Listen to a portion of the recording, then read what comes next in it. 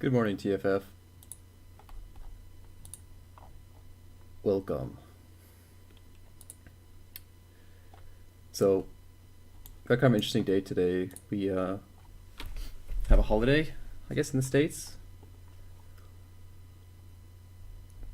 So I'm really excited to see what's going to happen. Considering we've had these all these down days in a row. I'm curious to see what's going to happen on a Monday. That's a holiday. I wonder if we're going to see any sustained moves or just going to be fake outs all over the place. It looks like we had a nice run up. Let me pull up the chart.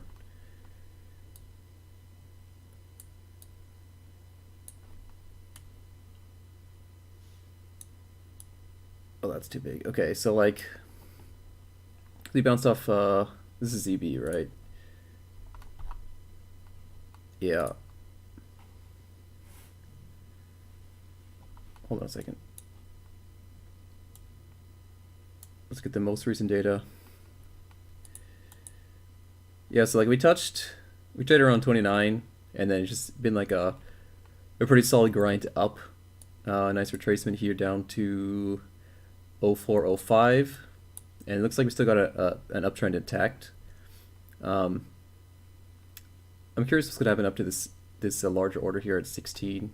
You see the 900 contracts on the offer at 16 on ZB. So yeah, I mean, I'm looking at maybe trying to take a long earlier on in the day, and then I want to see what happens if we do get back up to this 14, 15, 16 level. If we can break through that, then it's probably going to be, a recovery all the way up to higher prices. And if we don't, then maybe try and grab a short and cover near the lows of the day for longer term plays, like maybe around 28, 27, 25 if I can get a short on around 15, 16. So let me double check if there's any news today. I'm not sure if there's anything, but let's see what we got on the news front for today.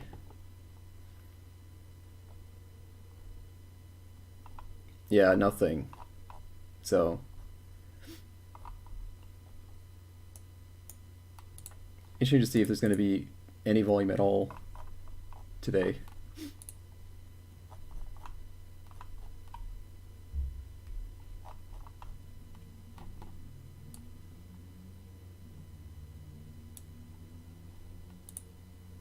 Good morning, Roger.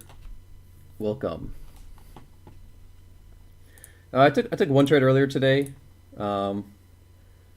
We kind of ran up from the lows overnight to evens. We were kind of chopping around evens in 01, so I took a short, hoping to maybe have a failed gap fill or whatever your retracement, whatever you want to call it. We traded down to 31s for a little bit, and there didn't seem to be any more down power, so I just took it off for plus 1.5 on 2 contracts.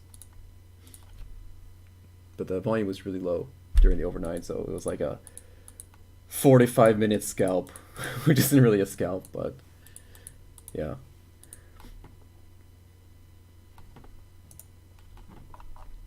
So ES has had a pretty big range in the overnight.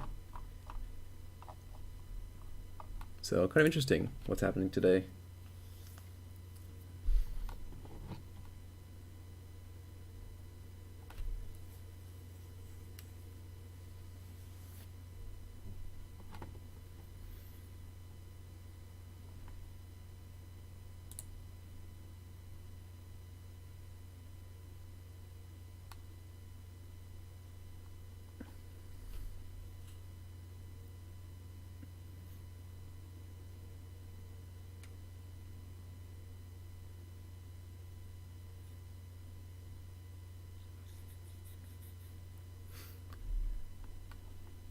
Let's go ahead and clear all these numbers, get some fresh data.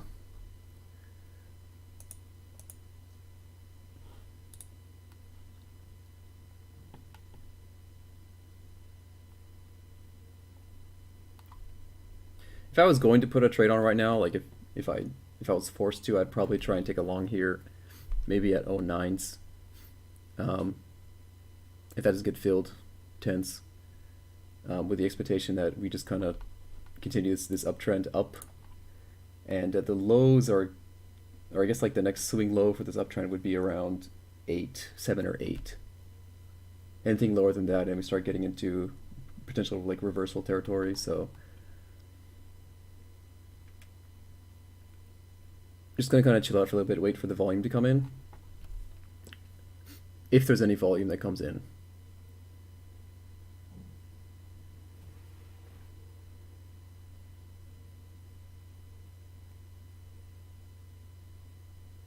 Maybe around equities open, we'll see some more volume.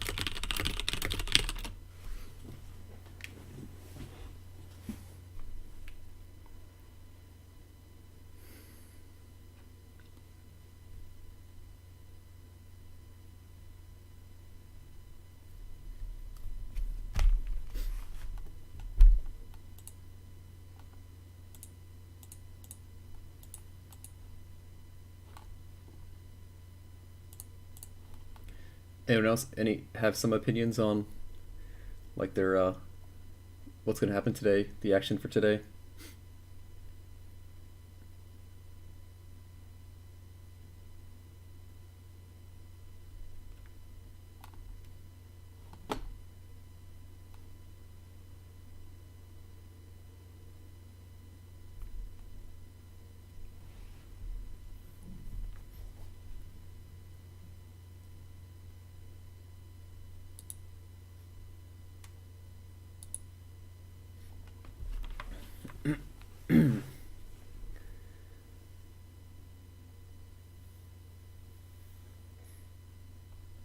Yeah, it's a pretty weird day today.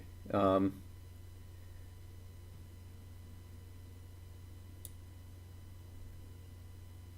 Especially with the amount that we've been dropping these past few days, the past week. So we sold off right when the markets opened on Sundays, and we just kind of slowly made our way back up. Okay, I think we opened at 05, I think, maybe 04, 05. So we opened somewhere here, sold all the way off down to 21, and then just kind of grinded up to evens 01 area.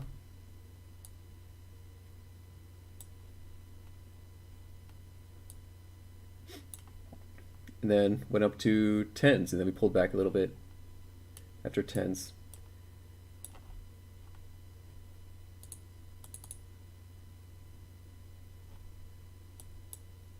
So we went up to 10, pulled back to about 4 or 5, shot up to 13, 14, pulling back to 9 and 10.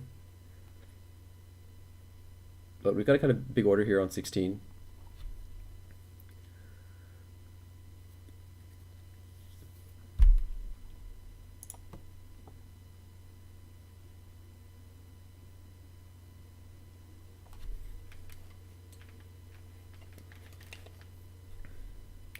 Yeah, like I said before, I'm kind of feeling along. Maybe looking to cover at 15 and trying to hold another second half or something higher if we go up there.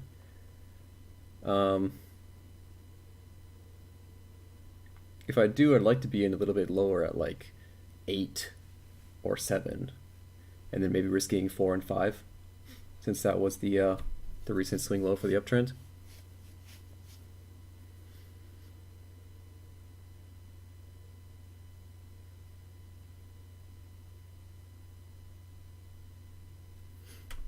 I'm starting to see some good buying coming out on ZN, but not really anything else giving me a good signal either way.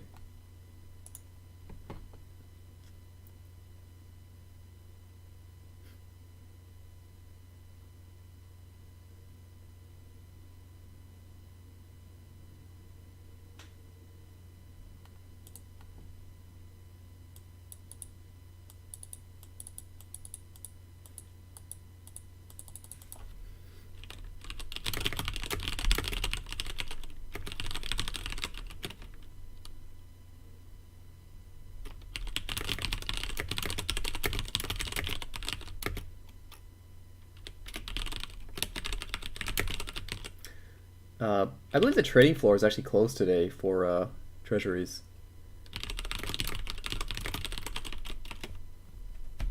which kind of makes you think that we're not going to travel too far. But looking at this overnight is like it's a pretty big range for overnight. So I don't know. Who knows?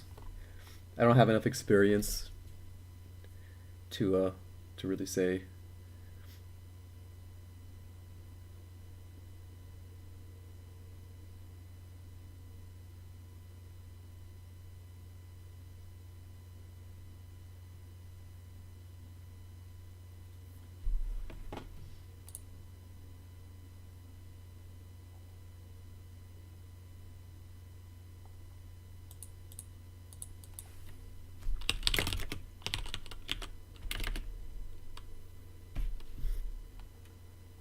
Yeah, I think this is in response to the Discord chat.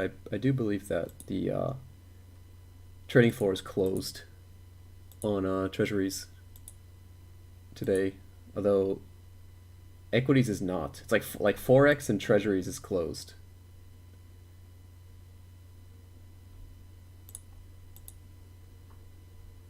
Let me see if I can find that.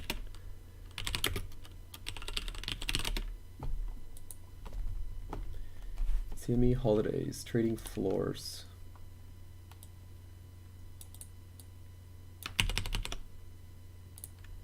Yeah. So, post the link in the Discord chat.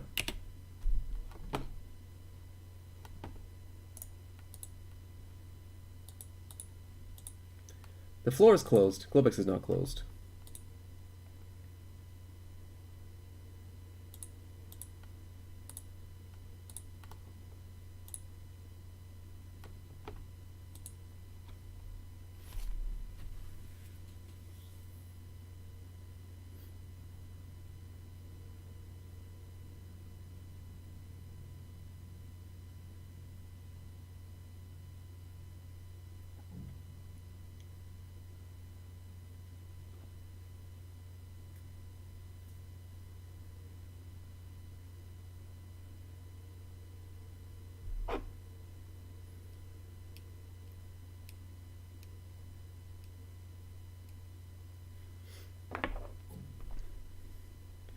Here, pretty slow.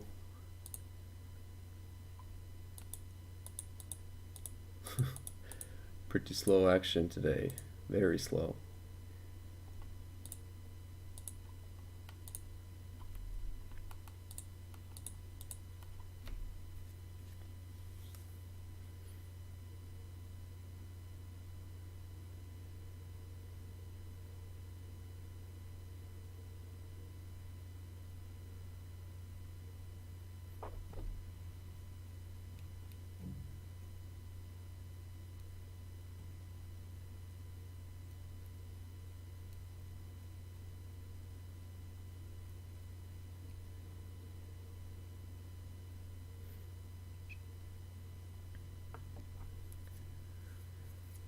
Looks like we might get another tick down on ZB if this selling holds up. Whether we go through sevens and sixes, I really have no idea. But if I can get filled at like 7 on the long, I'd be happy with that. Maybe risking 2 or 3 ticks.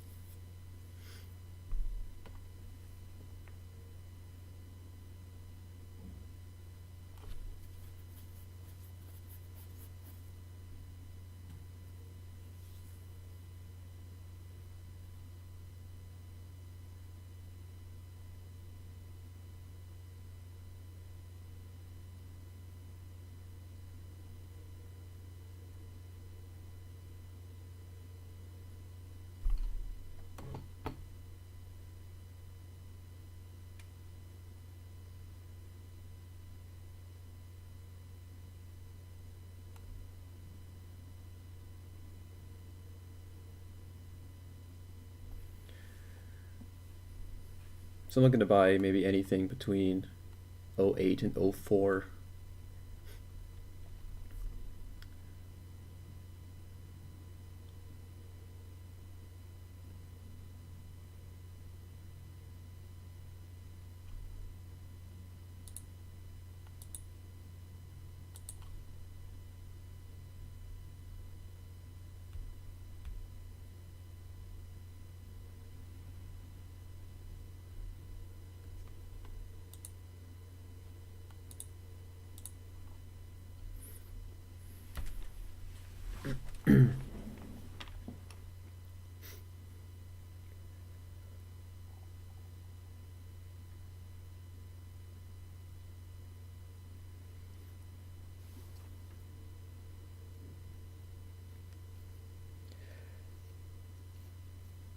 And there's a tick down to 0708.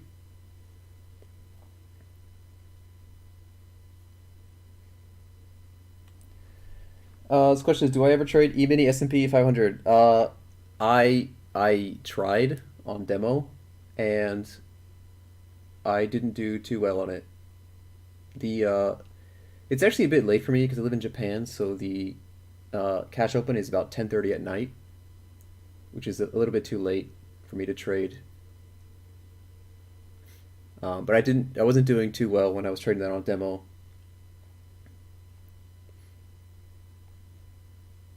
I wanted to when I first started. It looked fun, looked good. But the tick size and my accounts at the time was a little bit too small to trade that.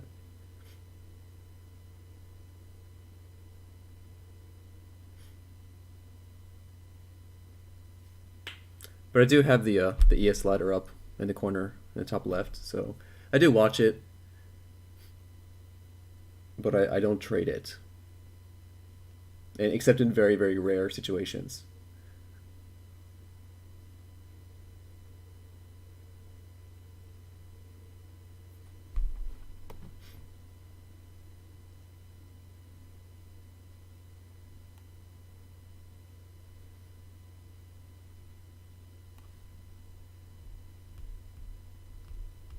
Yeah, I mean ES is great. It's I mean it's a good product. Um, I remember when I first came to trading the bonds, I was like, man, this is so slow. This is so boring compared to ES. Um, but if you have a small account and you're trying to keep your wrists really tight on ES, you just get like you get whipsawed out of the moves all the time, and I was finding that was really hard to keep like a good profit. I would have my stops way too close because I was trying to preserve my capital. This was on demo, so I mean this wasn't real, but at the time like I had my stops way too close all the time, and I didn't want to put them any further because it would have been like I would have been able to make like two trades a day, which is pretty crappy. Um, it just moves too much. It moves too quick for a small account, unless you're kind of like risking big on every trade.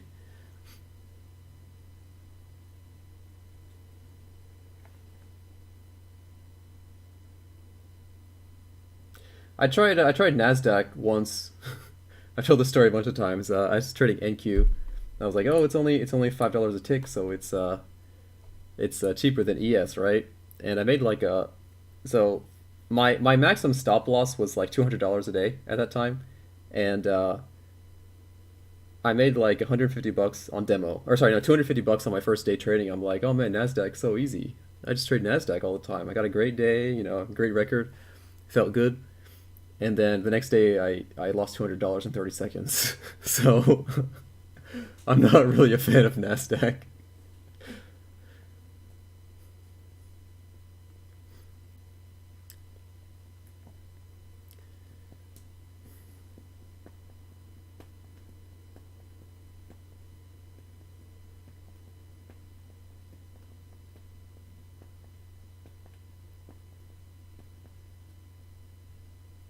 Are you trading live, or are you still demoing, or what are you doing?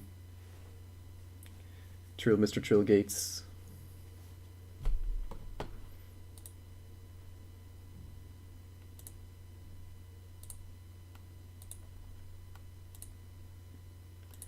Do you ever use margin? I mean, technically, aren't you always using margin when you're trading futures?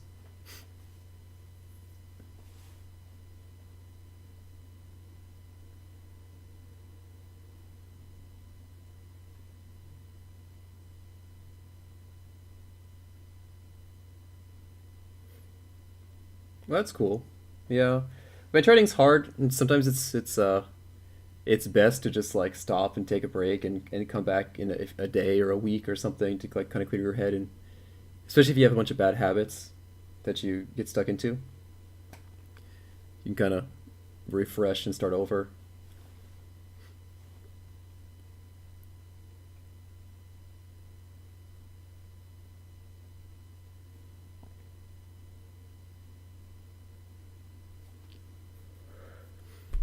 Yeah, so we're now I'm kind of looking at this the step here in the profile at 07 and 08.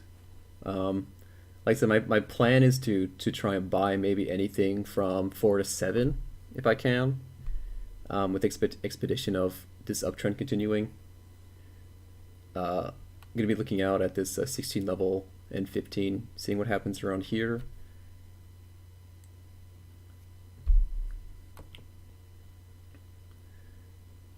But again, just kind of waiting for better confirmation. Probably not going to be taking any scalps today just because the volume is like really, really low. So I'm probably going to try and get on a 2 lot and hold it for a long time. This seems to be the play to take today. The trade I made earlier during the overnight was yeah, it was a 43-minute scalp for 1.5 ticks. So not very exciting, but it was a trade.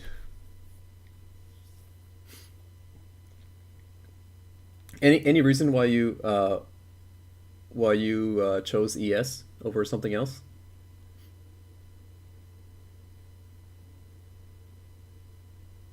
Like why you want to trade ES as opposed to something like crude or bonds or natural gas or gold or something? Is there a specific reason why you chose ES?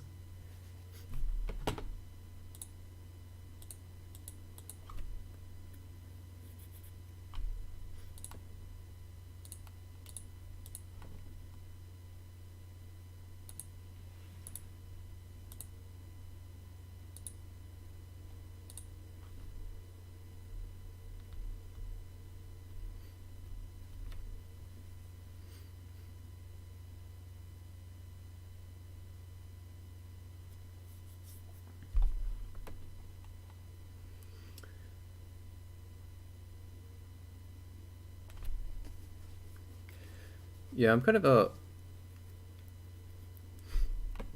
seeing these kind of these larger cells coming across on a ZF and ZN. I'm kind of waiting for like a buying opportunity. I'm kind of expecting to see a tick down on the shorter term, the 5 year and the 10 year, and then maybe I can buy in at '07 at on the offer. Um, Again, I'd like to get in like '06 or '05 instead, with my risk being at maybe 3 and 2, but just kind of waiting on this move to develop. For anyone that's joined late, we're kind of in like an uptrend right now. We traded up to 13/14s, and now we're kind of on the first retracement or the second retracement, whatever you want to call it, the retracement back down to these levels. So the previous low was around 4 and 5. So if this is an actual true uptrend, then the higher low should be around here at 7, 6, 5, 6, or 7. It could be here at 7. Okay, so there's our downtick in ZN. It's probably going to come soon here in ZF. They're just kind of slowly beating up that bid. We got an additional downtick on ZF, or sorry, ZB, which is interesting. But yeah, ZB usually moves a lot more than the other ones do. When I first started getting into trading, ES is one of the first things I came across, seeing people talk about online.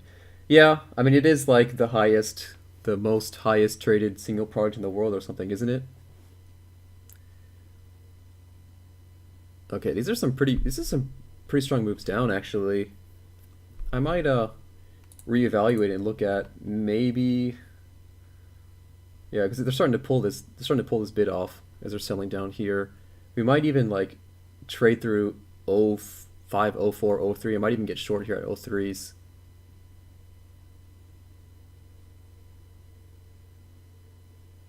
And that'll be kind of like a double bottom failing. I don't really want to see 03s trade and be in a long. If I see 03s trade, I'd like to be in a short instead. So these, like I said, these sells came in a lot faster. It was a pretty strong move down, and you look at the numbers. You know, we're getting like 12 people buying on the offer, 5 people buying on the offer, 6, 7 people buying on the offer, and then the selling is just like, you know, it's like 10 times bigger or more in these last few ticks. So still gonna need a few more time before I decide to put on a trade, but that's kind of what I'm looking at. So if we kind of slowly tick down, maybe try and grab a 5 or 4 on a long, and if we just kind of keep powering down, then maybe I'm going to be shorting 3s and looking to cover somewhere down here. I mean, we could even go, if this is the retracement or the like the gap fill, like we could go all the way back down here to 21s.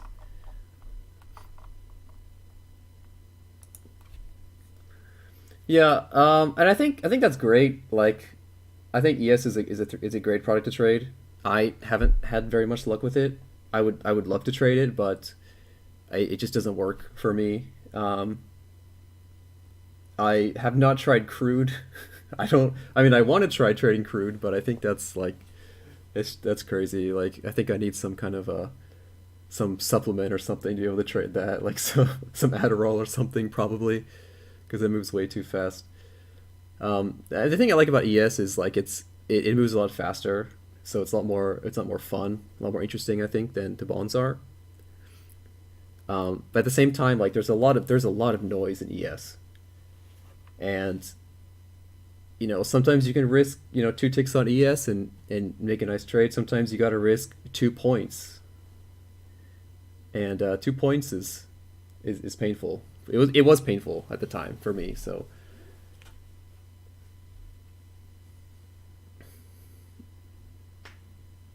I switched over. I started trying out the treasuries because they were recommended a lot by John Grady. A lot of the scalpers, they like to scalp the treasuries market over ES. Um, I had a lot more success with that because it's a lot slower. You have more time to read it, and I mean, it's not like you make less money because like ZB is like $30 a tick, right? So the tick to commission ratio is amazing on treasuries. It's like $3 round trip commission, and one tick is $31. So that's pretty good. I mean, you can go for ticks when you're trading, and you'll still like crush your profit over the commissions. ZN is like $15 a tick versus like $2.8 commission. So yeah, today, I mean, if this is your first time watching treasuries, then you're probably going to think it's super slow and really boring. And today is very slow and very boring, more than usual. It's a holiday in the States. So, um, I mean, some of the guys in the Discord are complaining that it's really slow today. The other nice thing about trading, the thing I like about trading treasuries is like you can scratch trades and you can take -1 a lot more often than you would in something like ES. Like in ES, I feel like you kind of have to just let it go and hit your stop, um, because there's just so much like ticking back and forth, so much noise.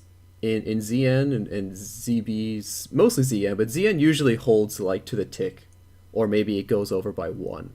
Like your support is legit support. It holds to the tick, or maybe like 1 tick over. So you can set your stops or your risk like really close, and feel comfortable that if it goes to that price, like you made the wrong decision. It's not one of those times where you'll get like whipsawed out. Sometimes it happens in ZB, but not as much as ES.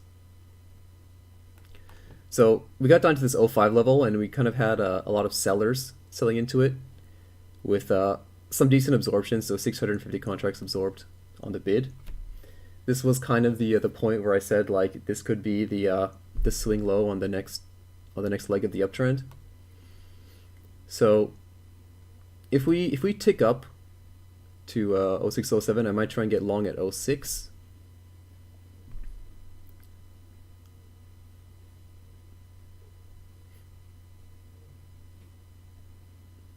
Starting to see the absorption, so it might be time to try and scale into a long.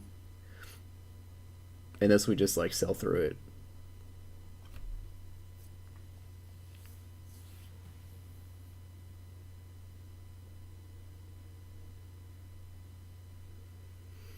Although I'm not too excited about long, seeing this 750 offered right above us.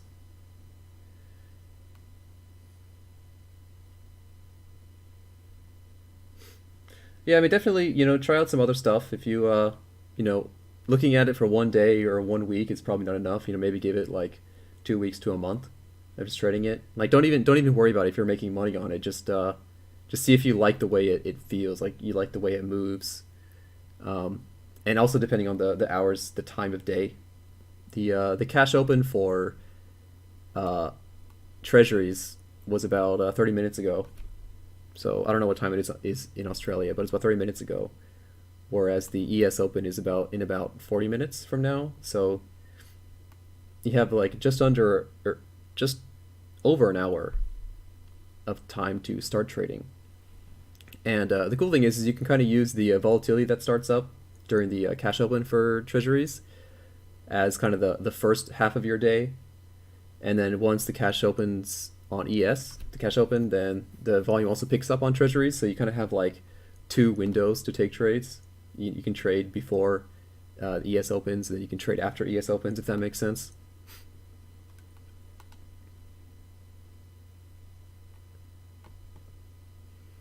Okay, so we sold through 05. This is going to be kind of the level now. So if we sell through 04s, I might try and grab a short. And if we don't, if this holds and we start upticking, then I might try and get long here at 5 or 6. The last significant spike down on this uptrend that I'm kind of eyeballing is 04. So we trade through 04s, uptrend's gone.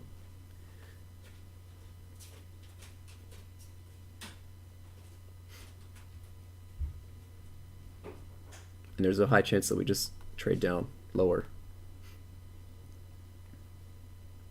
Maybe test the view up, test the point of control, or maybe continue further down.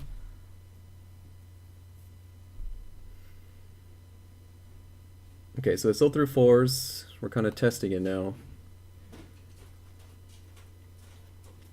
I would assume that there's going to be a lot of guys potentially getting stopped out around here, 03, 02, 01 area. So let's try and put in a short here at 04. And I'm going to risk maybe 2 ticks, 05, 06.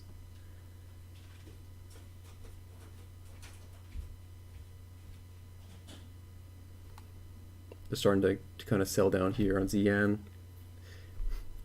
We've got a bit of a range here from 23 to 24.5 or 25 on ZN, so there's a chance that we just trade the bottom of the range and then go back up. But we'll see what happens. I wouldn't be opposed to selling 03s if I see a very thin bid here. But if I can get the better price at 04, yeah, that's good, right?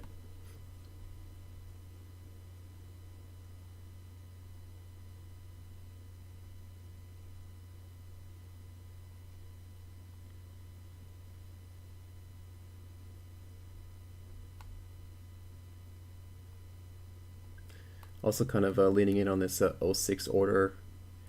If this is legit and it stays up, it could be some resistance preventing us from going back up, which does help my short theory.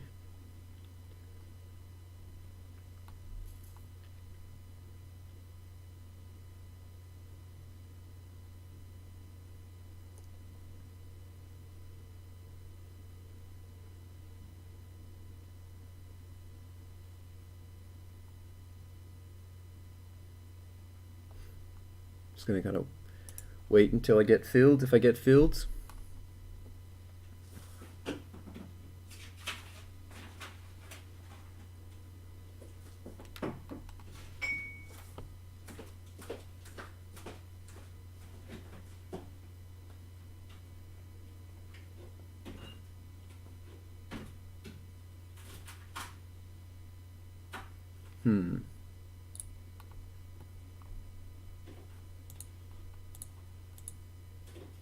Alright, man, you too. Thanks for hanging out and good luck with your trading.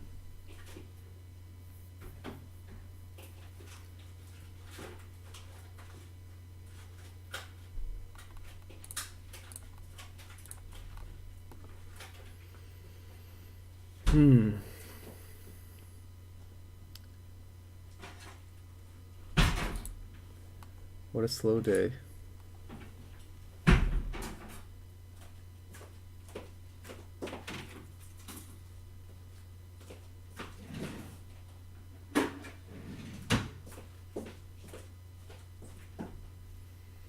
Okay, so I got my fill. I'm gonna see if we trade up into 0506 and then maybe just get out of the trade, or if I'm gonna hold on to this for a bit longer. Gonna put like an emergency stop in.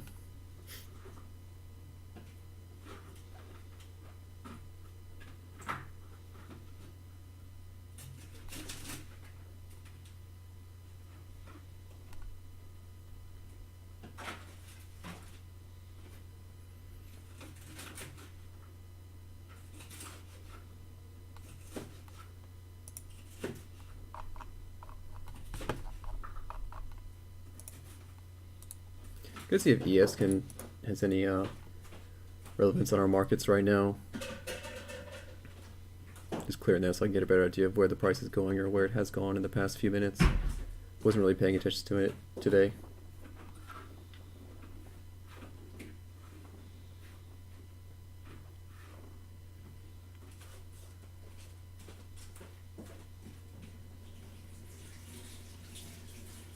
I may have just sold the bottom. It's very possible.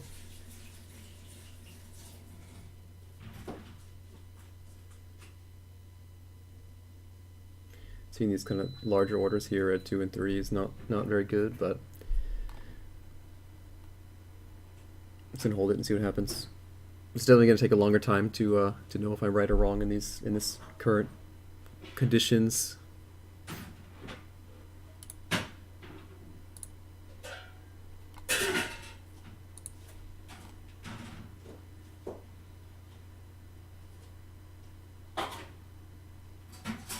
But there's probably going to be some chop around here because like we did kind of fail the uptrend theory.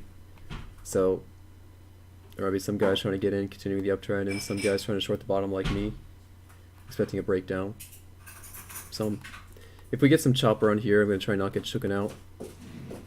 But if we start trading, you know, 6s and 7s pretty firmly and stacking up a nice bid, then it's probably time to get out of that trade because the uptrend's probably intact. And I should probably just actually reverse my position, maybe at 5s.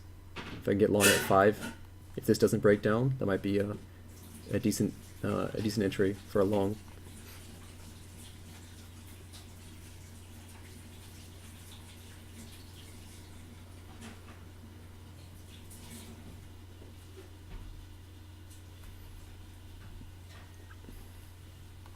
Okay, so we sold it back down. That's good. Again, we're starting to see some decent sell size coming in. You know, it's normal to see kind of like the big upticks on bigger size, maybe like every 2 or 3 ticks. It's probably like guys taking profits. So I'm not too alarmed with this 200 lot uptick that we had. If I see like, you know, 800 contracts trade into here and we uptick, then that's going to be kind of bad.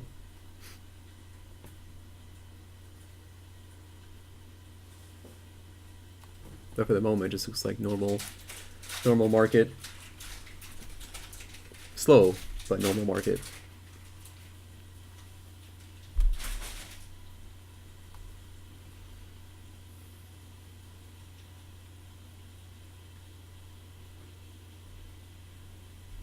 Got a big size offer here at 225.5 on ZN.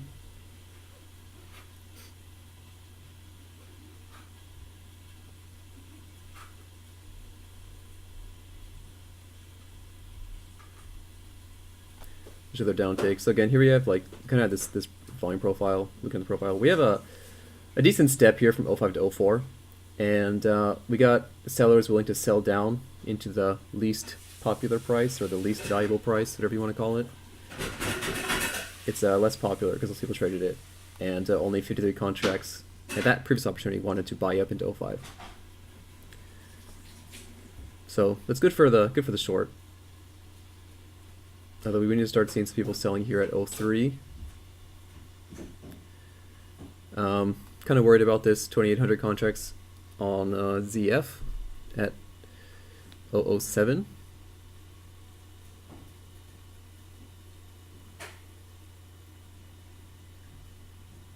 But again, just going to give it some time. These markets are really slow today.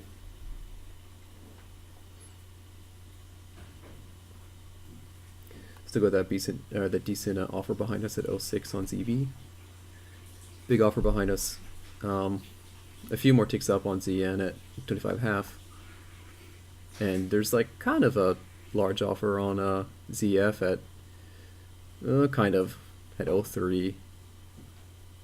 But like below us, we don't really have any of those large bids.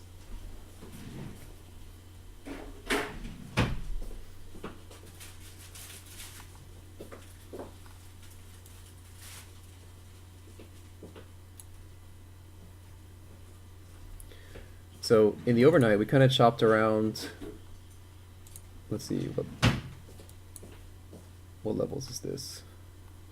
We're chopping around 04 area to 29.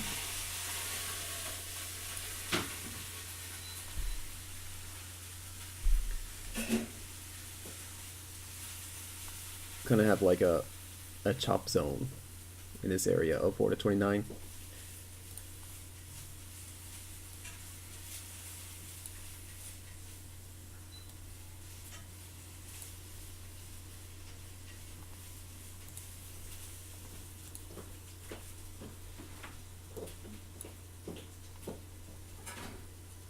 There goes a down tick.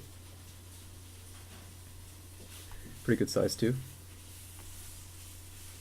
Nice seeing all the markets moving together. Hit the back tick, it's pretty normal, but instantly, you know, it's only a one lot selling, but we kind of see some selling across the board, instantly coming down into Treasuries, so that's good sign.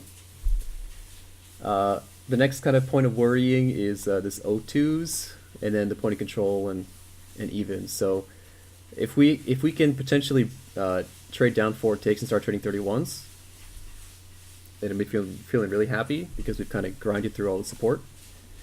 And I may even try and get an add-on maybe at evens or 31 in hopes of continuing further down. Try to maybe add on a second contract at 31 or evens. If we get down there. It really depends on if people want to sell through this O2 or not, with it being such a significant step in the profile.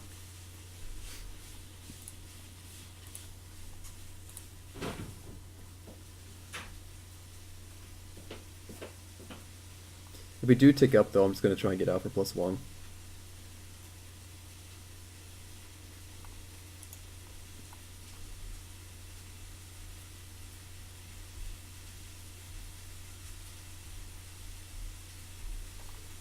Yeah, so if I can get a +1 on this. Yeah. Okay. It's kind of crappy to get +1 on that, but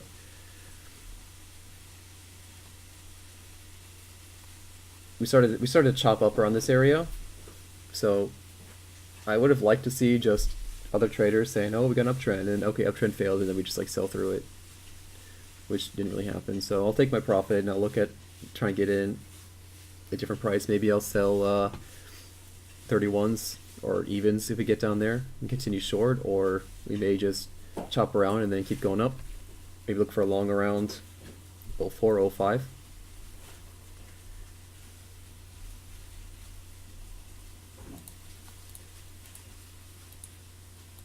Yeah, so I mean, one tick, whatever. It's profit. It's not a lot, but it's still profits. We're starting to run into some absorption here.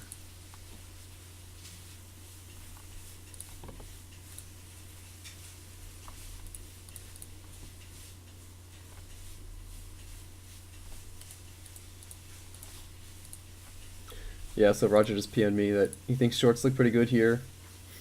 I think so. But I wasn't too happy with the way we went through. So I mean, I'm definitely still, I'm just trying to stay flexible. I don't want to hold on to that short. I can always just get back in at the same price because I was short at what, 04 before.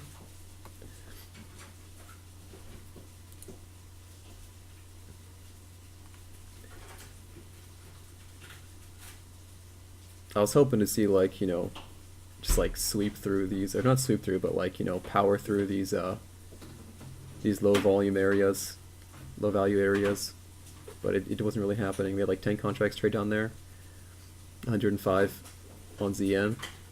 Wasn't really too appealing, and we ticked up.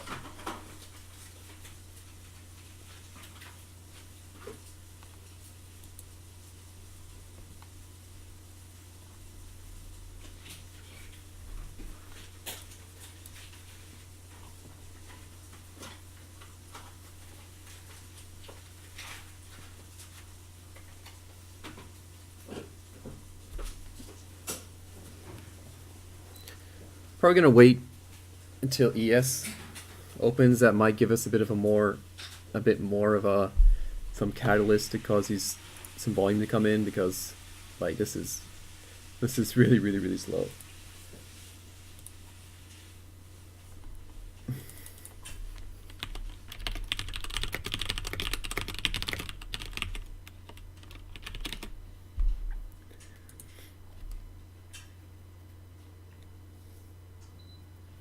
It's very possible that we could just be in a downtrend now, and 11s could be the.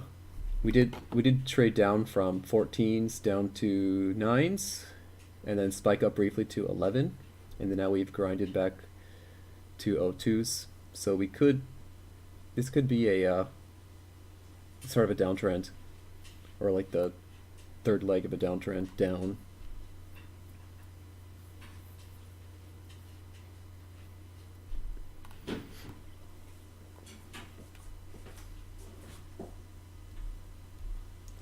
Getting short 5s might be a reasonable play here.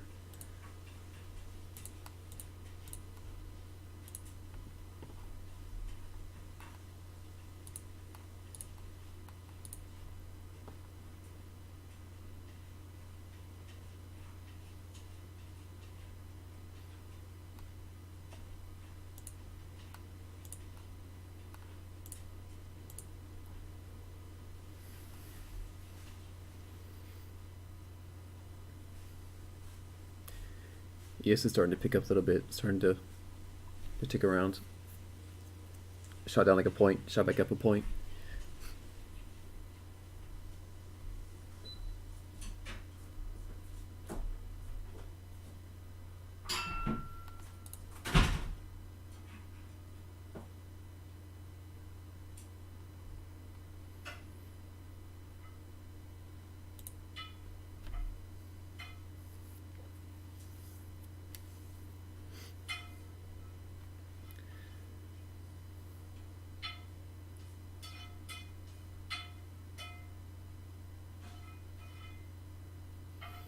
Other than that, yeah, not really much to say. I mean, if anyone's joined for the first time, it's it's pretty boring today.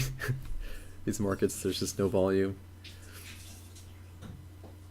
I was kind of expecting a lot more from this. I was wondering if there's going to be like some sneaky guys like trying to trade during the holiday, and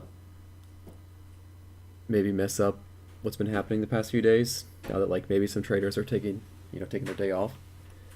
There's a good chance for like a sneaky guy to maybe corner the market and do something sneaky, but it's not happening.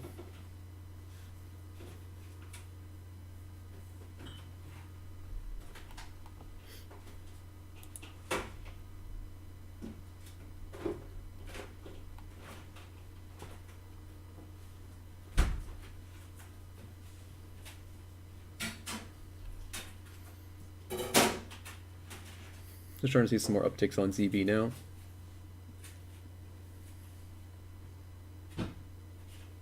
Some strong upticks.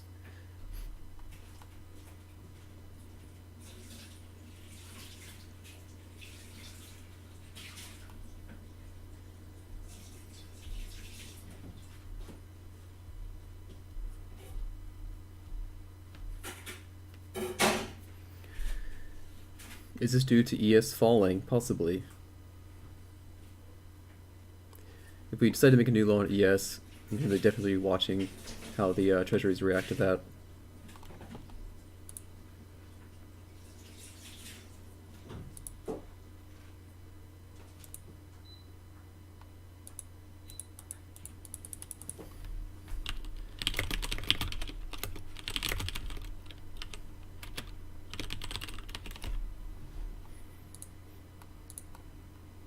Yes, that's also kind of having a pretty slow day today.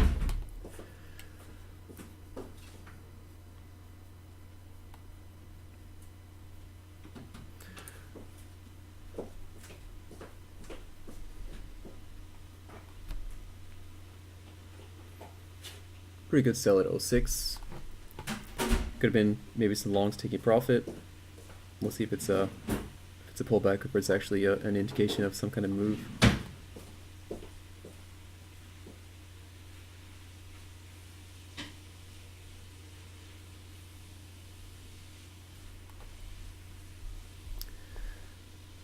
I definitely am feeling more short biased. I would like to see this market just continue to crash and like make new lows again, because we just have like no data down here, so there's like huge potential for good trades on the short side. But it's looking pretty strong now.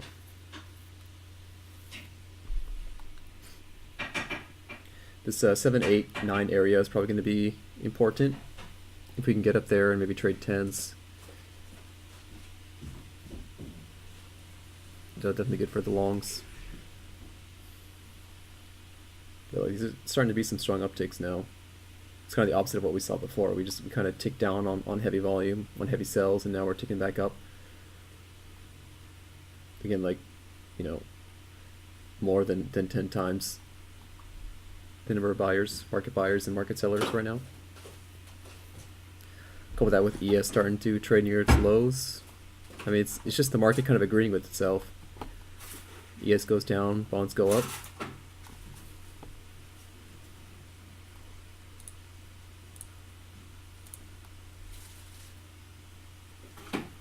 Just kind of standard stuff, nothing crazy going on.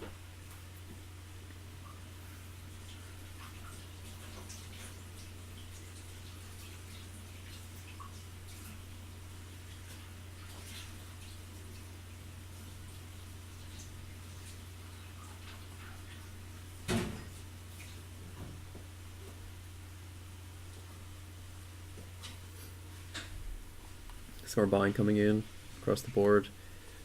A bit of absorption, but not too much. Just trying to get near the lows of the day. Could break through, could trigger a nice run up in treasuries if we start seeing 82.25 trade.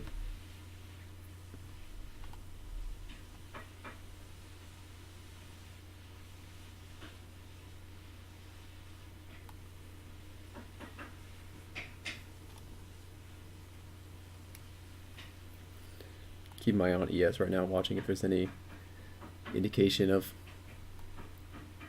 potential moves. This large offer is also kind of interesting. The 25.5 on ZN. 7K. I mean, it's not crazy, but it's the largest one that we have. So a lot of folks probably looking at that. ES looks like it failed to make a new low.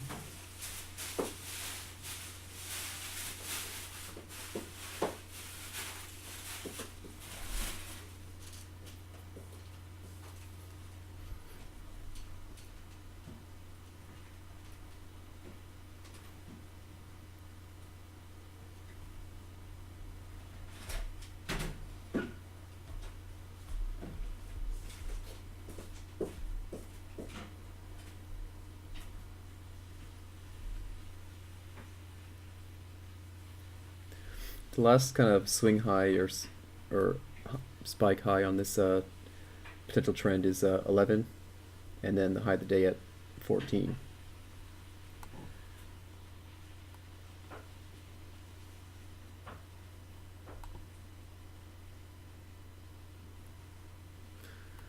Looks like ES kind of wants to recover off its lows of the day.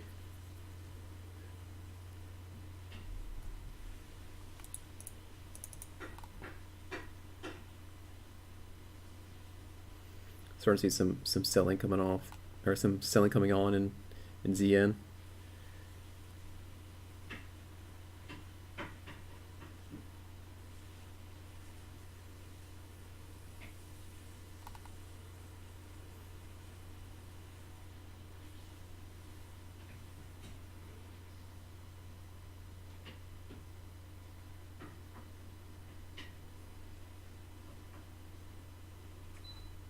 Alright, so we upticked on ZB.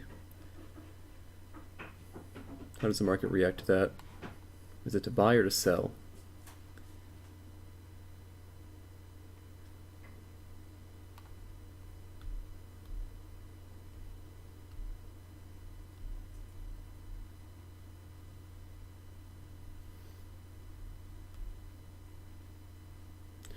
Seems like no one wants to do anything. Yes, it's trying to move down again on some. It's a pretty strong move compared to what we're seeing lately. Will it trade into 82.25 though? That's kind of the big question I think everyone's waiting for.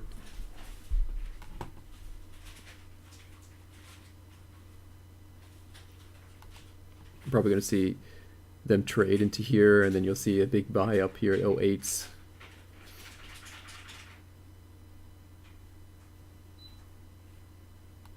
It's making its way slowly.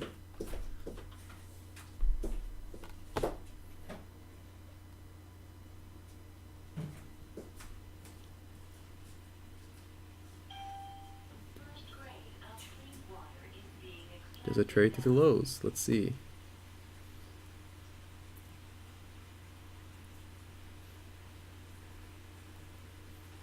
They are selling ES, they're trying.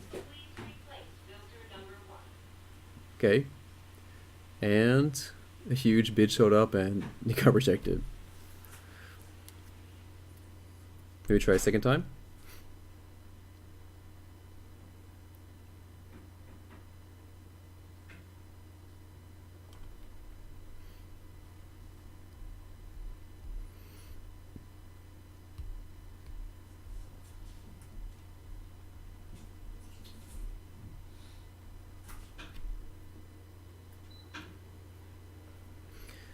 And they're starting to buy up and absorb at the lows on ES, it looks like, which would be a sign for putting on a short on ZB.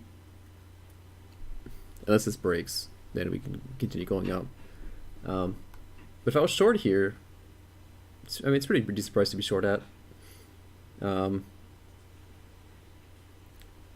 be better to be short at like maybe 9 or 10. But we may not get up there. We may just kind of test this this step, this 07, 08, and then trade back down again. Some selling again in ZN, although there's absorption to kind of hold it in place. Not really much commitment either way on ZB.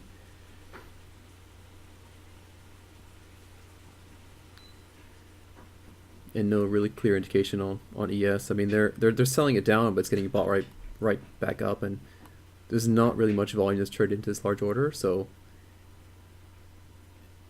it could be real. I mean, it looks like it's real. No, they started to pull some of it. He's having a lot of trouble getting through there, though. Getting through the lows. Decent buy.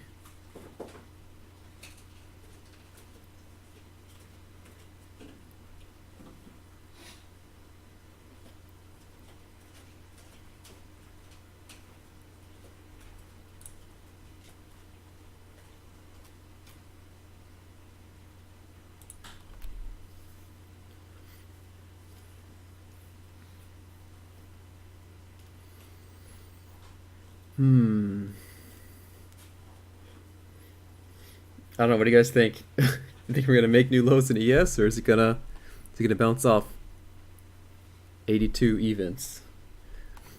It's a pretty big bid there, and they're holding it up just one tick above.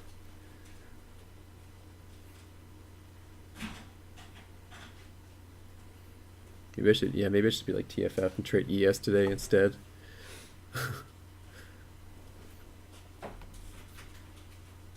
They are selling this, but they're absorbing it pretty good.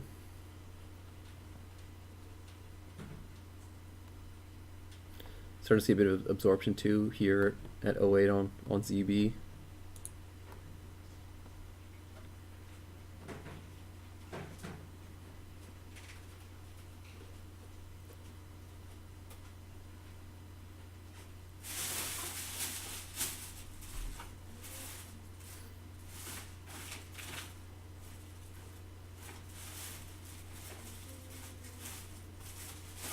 Okay, I'm just gonna kind of sit on my hands until I see better indication of what's happening.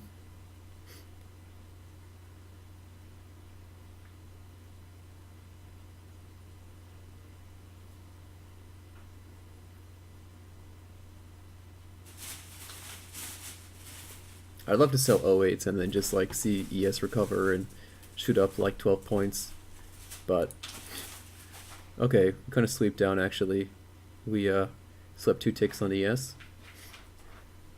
And the response was for a few guys to buy a couple contracts.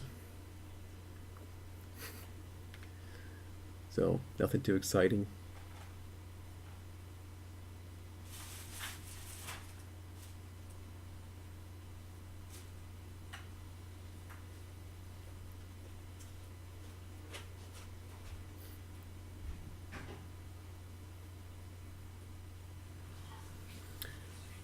I don't know, I'm really feeling like just trying to put in a short here at 08. But I wonder if that's just me being bored and kind of forcing a trade on. Um, you know, we moved up pretty quickly. We kind of had some trouble getting it like higher, right? A lot of people are watching ES. If this broke down, this would push us up, and it did break down a little bit. It broke down 2 ticks, and we got a couple more contracts sold. Or sorry, a couple more contracts bought across Treasuries, but like it wasn't one of those powerful moves. I've noticed we've had these kind of collections of like power ticks, like 4 ticks down, and then we'll have like 4 ticks up. So this may just be the end of this move up, and then we might just go down again. So I think I'm convinced myself to try and put on a short here at 08.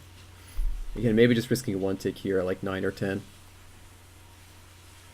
If I can even get filled. Because this volume's pretty low.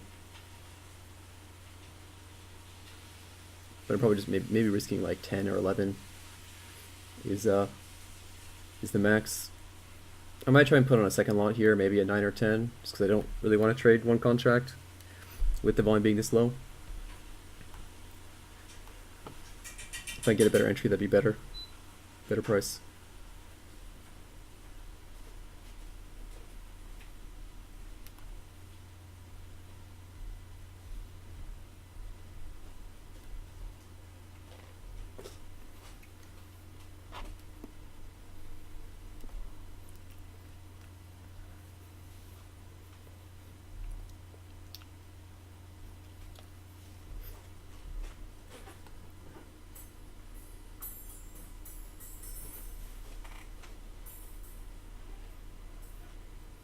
But we'll see.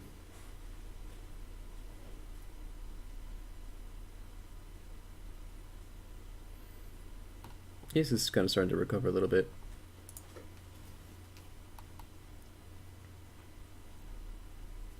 Got about 4 minutes till the cash open on equities. Hopefully that'll put in some volume. That was a pretty big buy.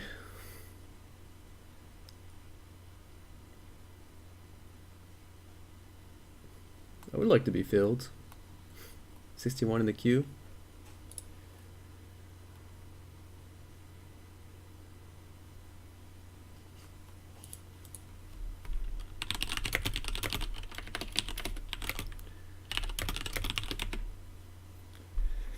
Yeah, TFF, I like that trade.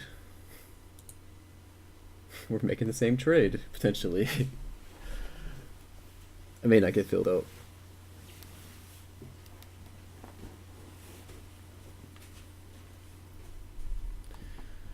$34 in the queue. We're almost there.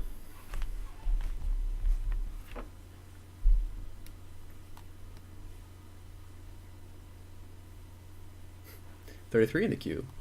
We're slowly making it.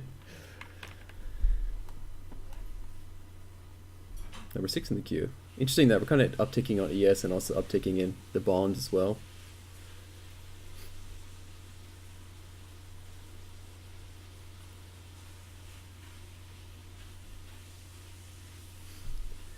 If I can get filled with like a 200 behind me, I'd be pretty happy with that. But yeah, I think 11 is probably the max risk. Depending on how it moves, like it'd be a stretch to like let 12 go, I think. But I might try and add at 9 or 10.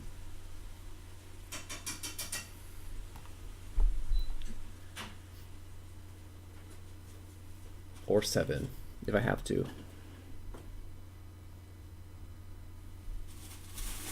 Okay, there's my fill.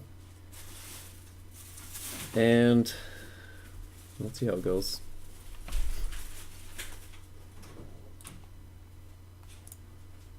I mean, if I get this, I'll be done for the day. I'll just pack it up and go. I'm probably not going to get that though, but you never know.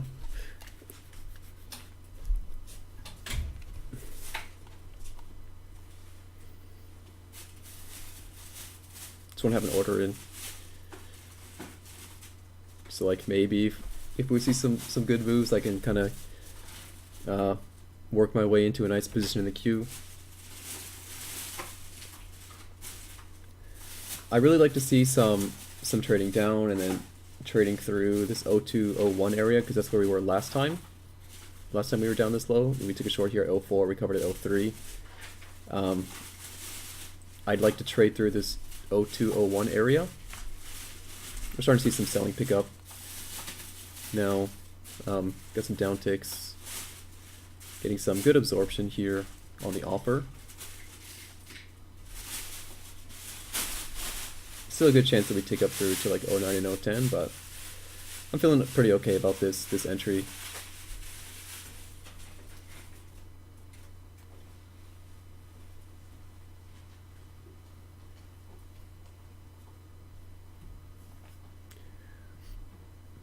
You started to trade near its lows again. Again, we didn't really seem to care very much when we sweep down 2 ticks.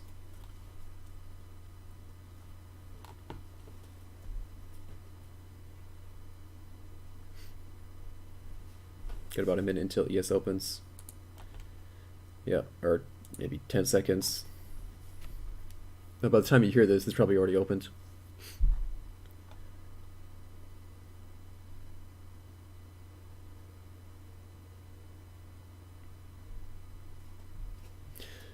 Yeah, so like, Roger, you brought up a good point. Offering 08 and getting filled, taking 07. I've noticed that like, if you can get filled at your limit prices, you can get like an extra tick in your favor. So it's usually worth it to try and get it, especially when you're trying to play these reversals.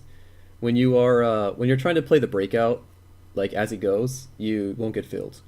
But if you're trying to, kind of like I said, we've kind of moved up, and then I'm expecting this to be kind of the top, like the next swing high on the downtrend. I think it's good to try and enter our limits in that situation. Just put an offer in, especially when you see some absorption happening. You can kind of like get in the middle of the iceberg, and it kind of gives you like a free look, because if you don't like it, then you can just get out. You just get out at the same price you entered. You just pay your commissions. That's it. Just scratch it instantly. If you fill the limit, you can scratch really easily. But if you're trying to catch a momentum move as it goes, then you pretty much need to enter at market, and so that would have been selling at 07. So like, my plan was I would have liked to gotten filled at like 9 and 10 and risking 11. I think there's a possibility that we never trade above 8s for now. So getting filled at 8 is good, but I'd be okay taking 7s here. If I start seeing, them pulling here, or some big selling up down across the other products, or like some swing up in ES, and I'd be happy to take 7. This question is, how do you, thank you, how do you identify the absorption without the snapshot columns? You look at the numbers. You know, you see 900 here, and then you see that there's still 500 up behind it. I used straight with snapshot columns. I've noticed they weren't really that helpful because, like, they might have added like 100 contracts, and then they'll pull 200, and you'll see minus 100, and you'll be like, oh, minus 100, that's not really that much of a pull. But they actually just pulled 200, or even more. Like, especially on ZN, they'll stack up like 3,000 contracts, and then they'll pull off like 5,000. You'll see minus 2,000. You're like, oh, they just pulled 2,000, but they actually pulled 5,000. If that makes sense. So it was actually messing me up. Just if you just watch and pay attention to the orders, the tape, and look at how the book is reacting to that, you can get a better idea of where the absorption is.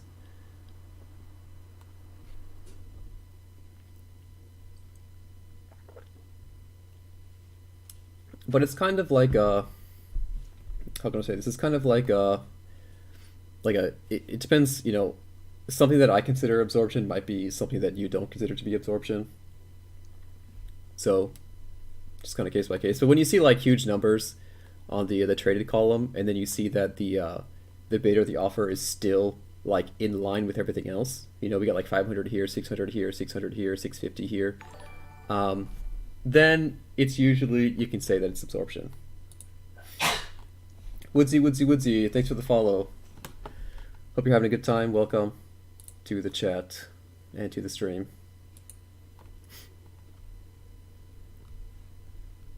So ES traded down quite a bit. The last low we were at was like at 79.50 or 79.25, and we were up a tick. They're still interested in buying the bonds here.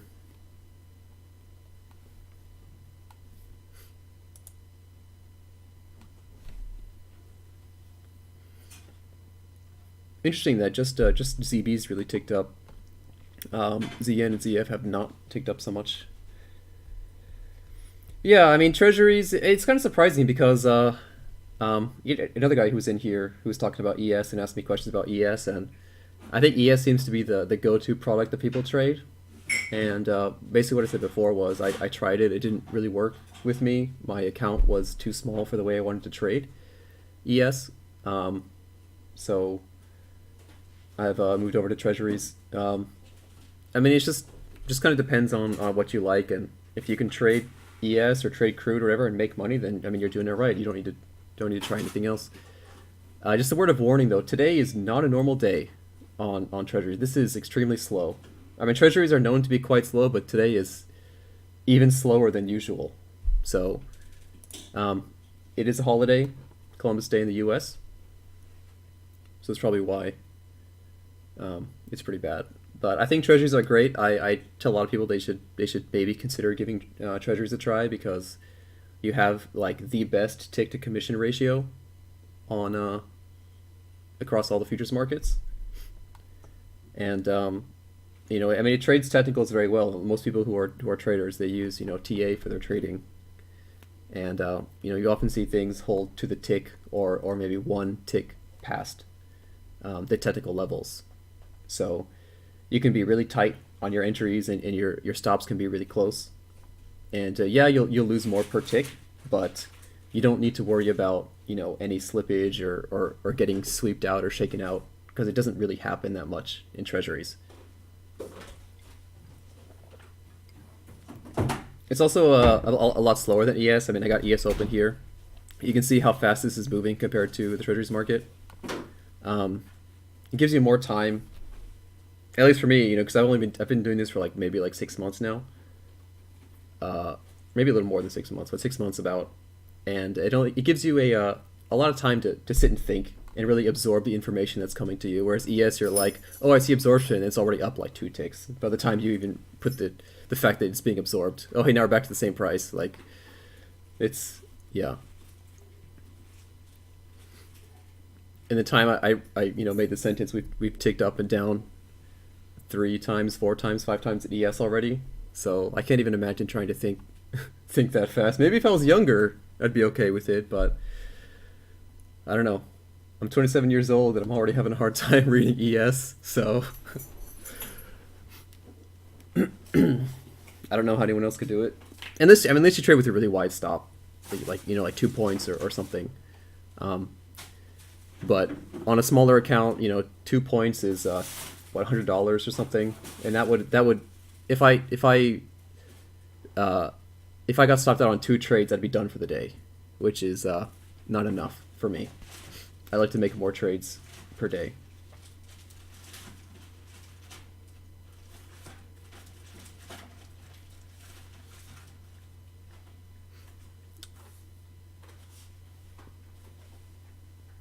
But yeah, there's a lot of guys that trade treasuries, and there's a Discord channel that I'm in, and I can give you the link to that if you're interested. But this Discord channel is like maybe 70% bonds traders or 70% treasuries. A lot of ZN and ZB traders in there. So we have a nice group. No one's in there today because again it's a holiday, but definitely a big fan. I keep opening this program. I gotta stop doing that. Definitely a big fan of treasuries since I started trading it. It does take a bit to get used to it, especially if you're trading something else that's faster.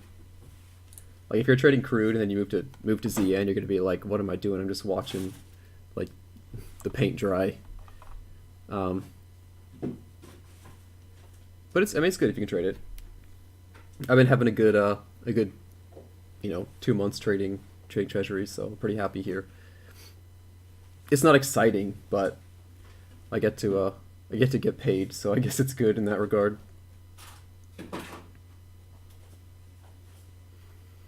I'm not really here to have fun anymore, so I need to do the thing that works best for my trading style or my personality or whatever. You're a crypto trader.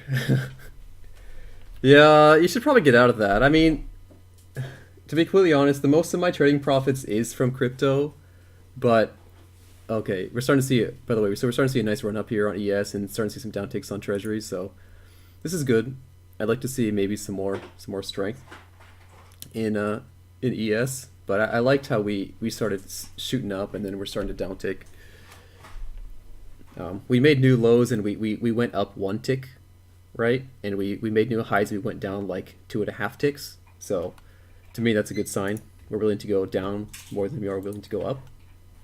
It's also holding with the idea of the downtrend. So if we can trade through O2s and O3s, then that's going to be a pretty confirmed downtrend, which is really good, looking really good for my short. But yeah, back to trading crypto. So yeah, crypto is interesting. I mean, are you trading the crypto futures or are you trading on like a BitMEX or something or Bitfinex, or where are you trading your crypto?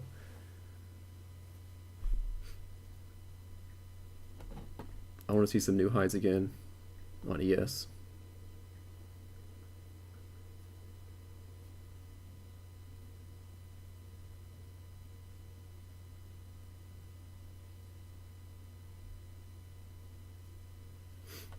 But I do know, like, some guys that do trade crypto, I mean, they do make a lot of money. So if you can trade it, you can definitely make a good profit trading crypto. The only like my only real opinion on trading crypto is like, and I don't know, maybe it's just kind of rude to all the people that trade crypto, but I used to work in the crypto industry, so maybe my opinion is a little bit different, but I think that crypto is using technical analysis for crypto is just like suicide, because you can't really use TA on crypto. Like, yeah, you can put support and resistance levels and like you can kind of trade off that, but like the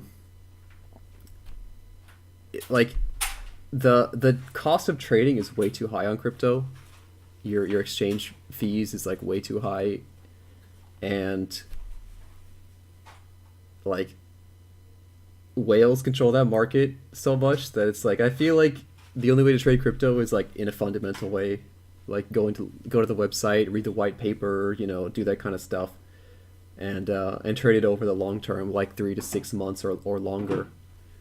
Um, because like trying to day trade crypto was just like just giving your money to the exchange because you're paying like it's like 0.5% or something of the cost. So if like you buy one Bitcoin for $8,000, you're paying like $400. So I don't know what the math is, but you're paying like a lot of money just in the exchange cost. Was it $40 or something just to buy and sell? Just a round trip is like $40. So like you need Bitcoin to move up $80 just to break even on your trade. Um, so the cost of trading short term cryptocurrency is just not there. If you're doing arbitrage and it's working, you got some AI or something or some bots to do that, then that's great. That's awesome. I know a guy who does that. He makes quite a bit, or he used to make quite a bit doing arbitrage between Japan and other countries because I live in Japan. Yeah, so not Mount Gox, but I used to work for a cryptocurrency exchange here in Japan called Mr. Exchange. Um, the website is actually Mr. Exchange. It's kind of a cool website. I was a developer for their exchange. But once the Japan government came in and started slapping on these regulations, okay, we saw actually we just saw some big selling in, and the bids stacked up behind us. So definitely going to keep an eye on this a bit more closely. They sold like maybe 100 or 150 contracts, and they also sold in ZN, but it held.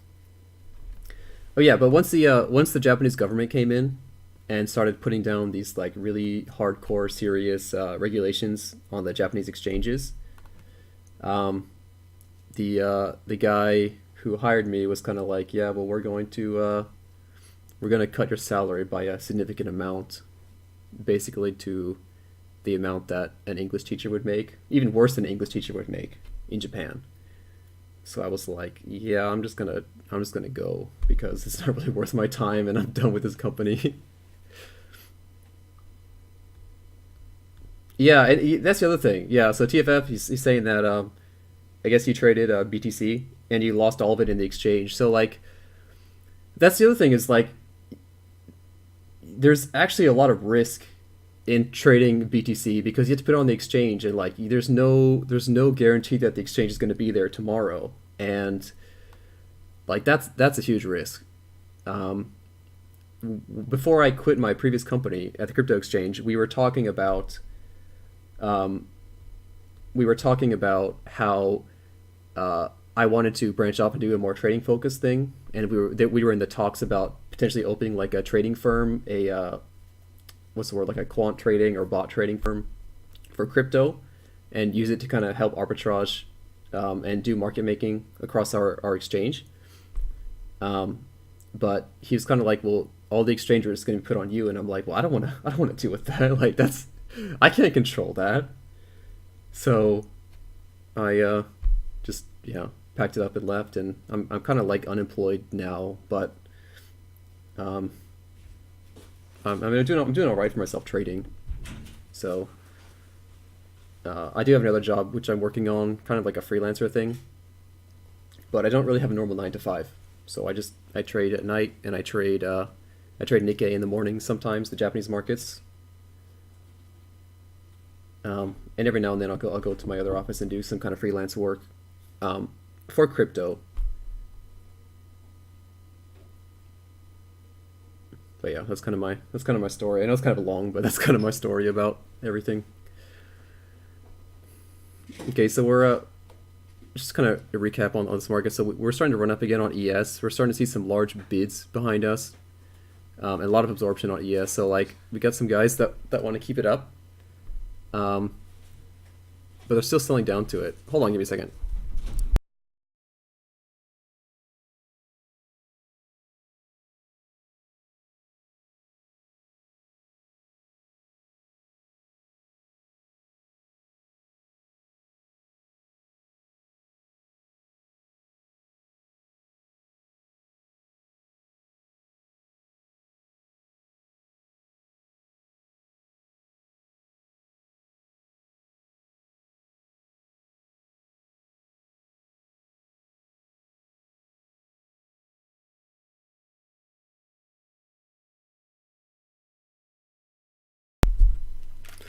Okay, I'm back. Sorry about that. I had to handle some IRL stuff. But yeah, so I mean the short's still looking pretty good.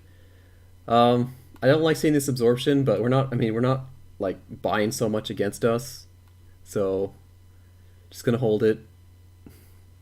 Today's kind of really hard on me mentally because it's just like there's just nothing going on. So yeah, they keep asking questions in the chat, keep me from going crazy and putting on trades I don't want to put on.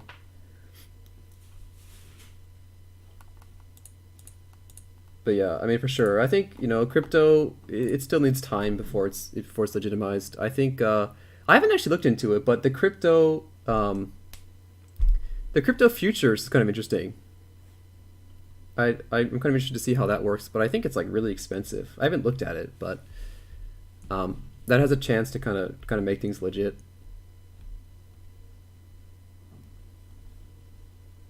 But for me, I'm not really a long term trader. I'm too maybe I have ADD or something. I don't know, but um, I don't want to just. It's I mean it's hard enough for me to sit in a trade for like 2 hours and 3 hours. Like that's hard for me.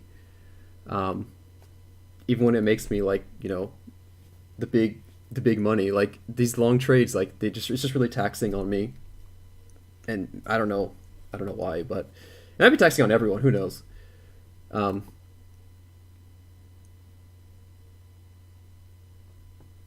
but yeah, it's like I get tired, I get exhausted, I start sweating, my heartbeat goes up, and it's just like yeah, I wouldn't be able to trade like a month or longer on something like crypto.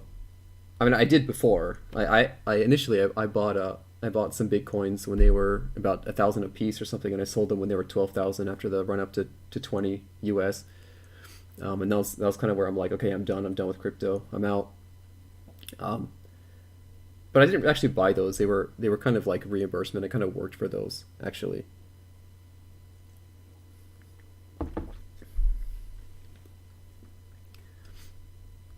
Yeah, I mean, if you're doing arbitrage, like that's awesome.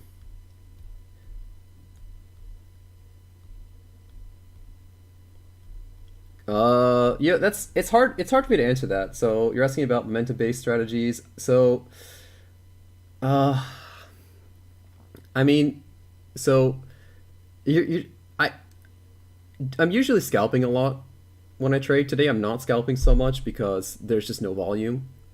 But scalping is pretty much like 99% based on momentum. So the only thing that we're really looking at is the order books and the prices traded at each level. So, I mean, do you actually know what you're looking at right now on the screen? Like, do you understand what these numbers are? I'm gonna try and get out of this trade. This is taking too long.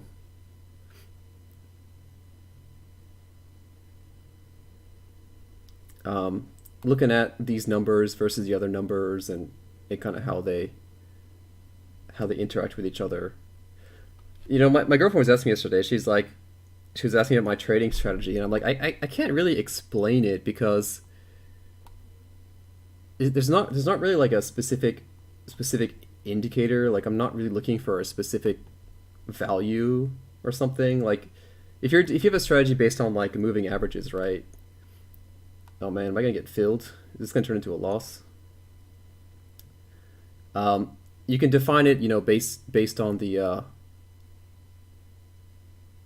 on like the numbers crossing over, the values crossing over each other. Like that's very simple because it's like a you can look for a specific thing to happen. Whereas like things I'm looking for is kind of like a combination and like the overall sentiment of the market, I guess. Um, that's probably an answer that you don't really like. So sorry about that. But yeah, like the things that I use for identifying momentum, it's not doable on crypto because the fees are just too high. Because I'm looking for like one tick or two ticks or three ticks on some of these trades sometimes, and you do that and you're out of the exchange fee. Okay, so I got a tick on that. This is a really crappy day. Oh man. Um, but yeah, I mean momentum is just catching a move in one way or the other. And I think I don't know. It's I like to trade using momentum. Um, but yeah, I mean, if you're interested, look at stuff like reading the tape.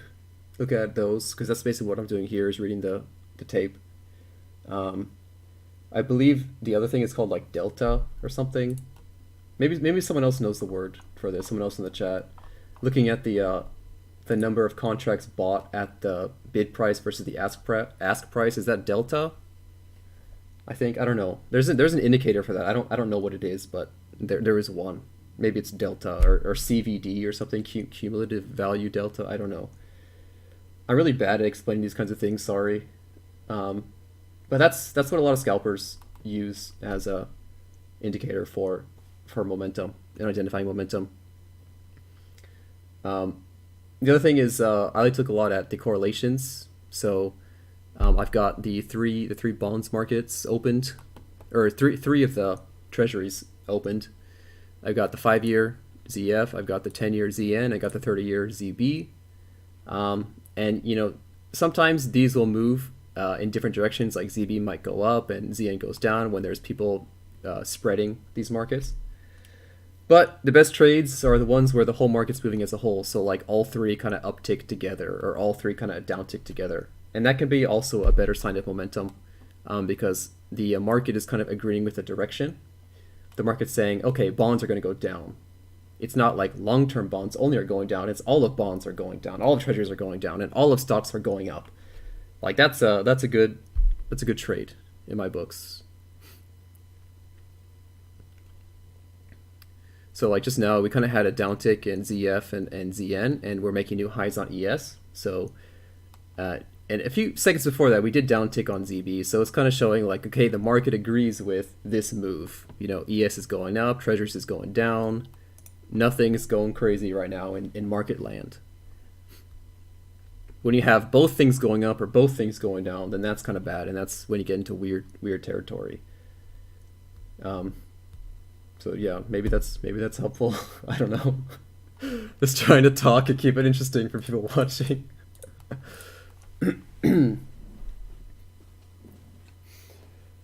But something I talked about this on Friday about momentum trading, and I think something that's very important for momentum trading is also finding an exit, because it's easy to identify the momentum, but getting out when the momentum dies or when the momentum reverses can have completely different results. Um, I talked about this yesterday. There's a video on YouTube about it, but like when you're scalping, you're looking for like maybe like 2 to 3 to 4 ticks on a trade. If it moves 4 ticks in your favor and then it stops moving, like you need to get out of that trade right away because the momentum's gone, right? It's not like the momentum down has stopped or the momentum up has stopped. Like it's all stopped. There's no momentum anywhere. So get out of the trade. And I've been pushing this so hard on other people because this has been the biggest increase in my profitability when scalping is just getting out of trades when the momentum's gone. So looking at the volume, not even that price, because like sometimes you'll uptick on low volume and sometimes you'll reverse on low volume, and like you'll go up like we could go up like 3 ticks, okay, in ZB, and we'll see 200, 200, 200. Like that's totally possible, but it took us 1,000 contracts to get from '06 to '05 and 1,000 contracts to get from '05 to '04. And these all have like different meanings in the market. Ticking up on low volume versus ticking up on high volume has a different meaning. One is momentum, and one is kind of like it's like a grind of like people like slowly pushing it up, and you trade them differently. And like trying to identify if you have a quick momentum and when it shifts, get out of the trade, or maybe give it a second, because if you give it too long, like it'll fill the gap and you'll be out. You'll be break even, or you'll even be negative in some cases. So, I don't know. In my opinion, if you're going to be trading momentum, you gotta. It's easy to find it, but the hard part is getting out before it's too late. If that makes sense. Or else you start holding on to trades and you start bag holding all these these things, hoping for a few more ticks, and then it goes against you, and you end up losing money or scratching.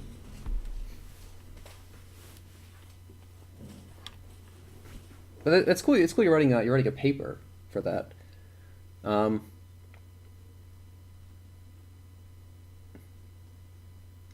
yeah, there's another guy who we trade with sometimes. He's in the Discord chat, and I'm not gonna mention his name, but he's a quant trader, and he trades a huge size, and he makes a lot of money, way more than I do.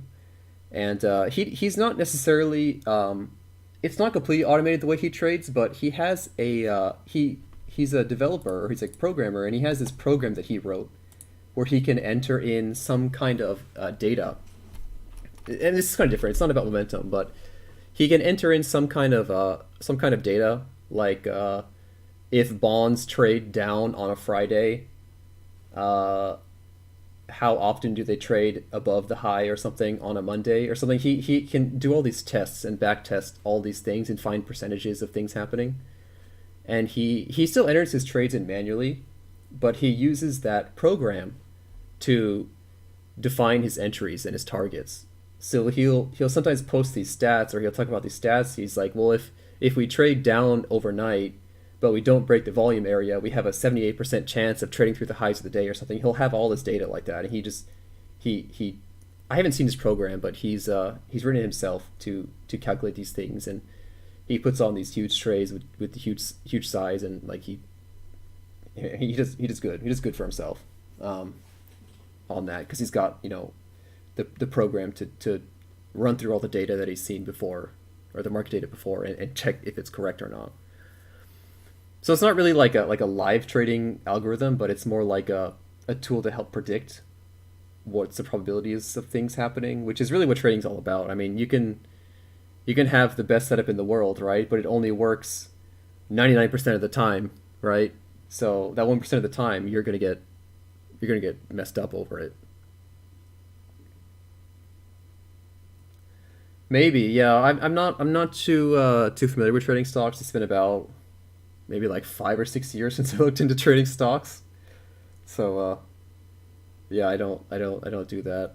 I initially started trading stocks. I think like a lot of people did, but uh, the that's when I was kind of like a really poor, fresh out of college graduate. Didn't really have much money to myself, so I deposited my money into an offshore broker with like 6-to-1 leverage. Blew my account up in 2 weeks or something trading stocks, and never got back into it.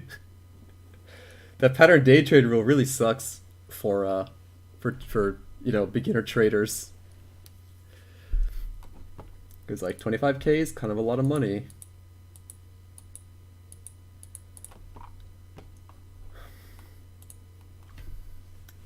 I was so excited to deposit my money. I'm like, oh yeah, I can finally trade without the pattern day trade rule with under $25,000, and yeah, I was gone in like 2 weeks, all of it.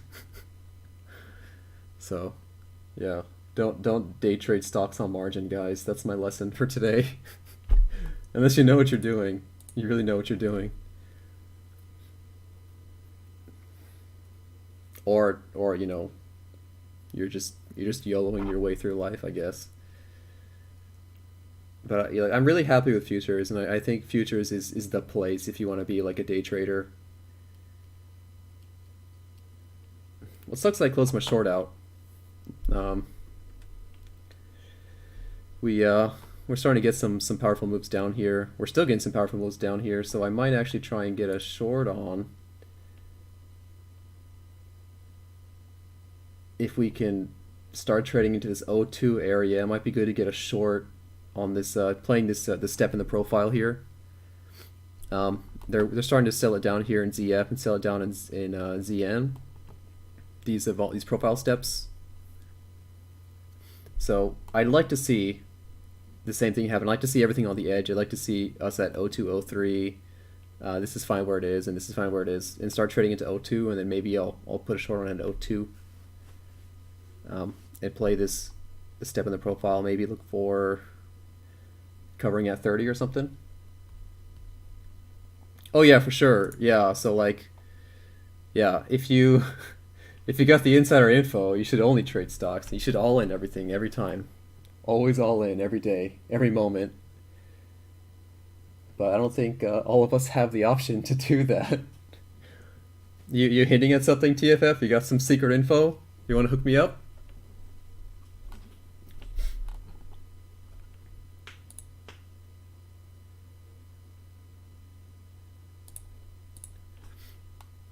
Somebody very close to me maybe has some insider information when this person trades and has made like 30% or something in the past year on their account. So I'm kind of upset about that, but whatever.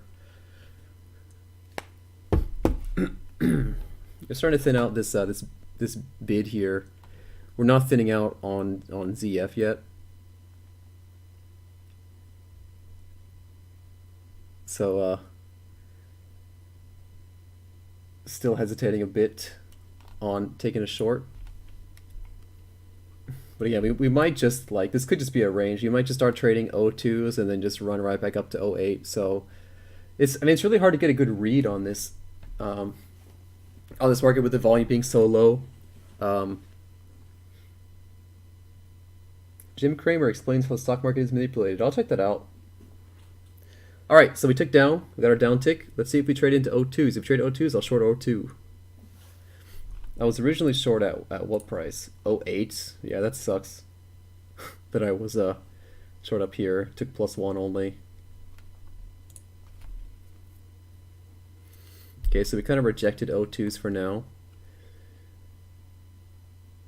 Seen a big bid on ZF. I'm not really looking at ES. I've been kind of disregarding ES for now, but it might be good to take another look to see how that affects us. Well, we got some agreement here on this O3 price. If I see some large size selling into here, I'll definitely try and get short O2. If I see pulling or some large size, like maybe a 200 lot come in, I'll definitely try and sell O2s here, and maybe look for covering at 30. Just this little range that we got going, this little D shape. 8 contracts is not really enough for me. This is like one of those as she goes kind of plays, so I'm probably not going to get filled. Actually, if I get filled at limit, it's kind of like the trade's going against me, so I wouldn't want to do that. I want to join the move down, so I'll sell at O2. I want to help push this market down instead of being the resistance. ES is starting to run its way up. Okay, that's a lot of size selling into this, so we did get some absorption. We got the 400 contracts sold in, and then the 175 kind of keeping it up with the iceberg order. This lack of selling in ZF is not too good. Okay, now it's starting to pick up. ES is starting to make new highs, so it might be good to try and grab a short here at O2. Yeah, let's take it.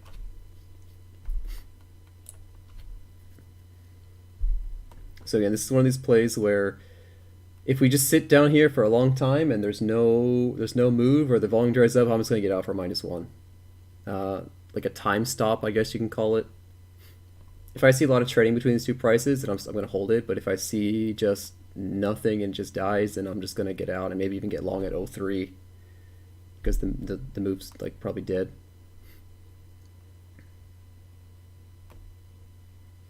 ES is kind of recovering off its highs, so I'm not too happy about that. But we still have some selling going on across treasuries.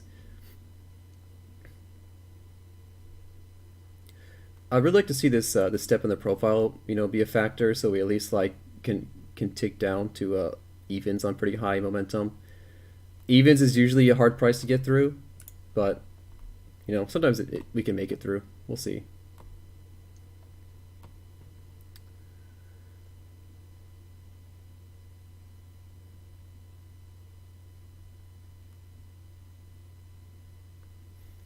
We're starting to see a little bit of buying now.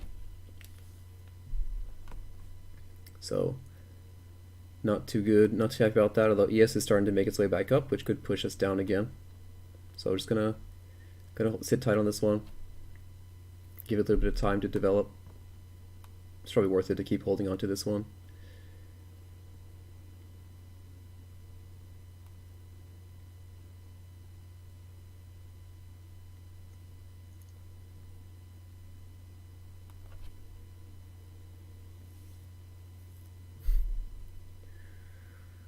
Okay,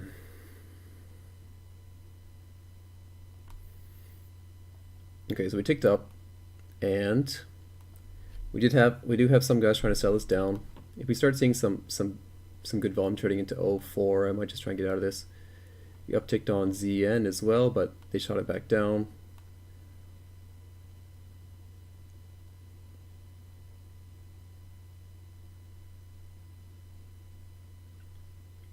Well, looking at this chart though, I feel like this could be a repeat of what we had on Friday, where we have this this support level set at 02, and there's some big buyer here at 02, maybe 01, and there's another seller who's up here at this price, and they're just slowly bringing it down. You know, I believe it's called a descending triangle, when you have like a flat line, and then you have like a trend line going down. So look at this chart. We've touched this 02, 03 area a few times, and every time we go up, it's a little bit lower each time. So there's actually a good chance that I want to add this short at, if I can get an add here at 04 or 05, with the expectation of eventually this big seller coming in and just slowly pushing down the market. And then we could finally get a day that goes negative. I believe we opened at what did we open at today? I gotta check what the opening price was. I don't have that marked in.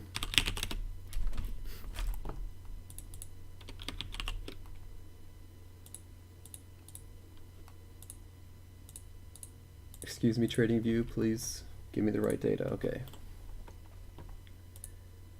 Oh my god, I keep opening that program. So actually we opened at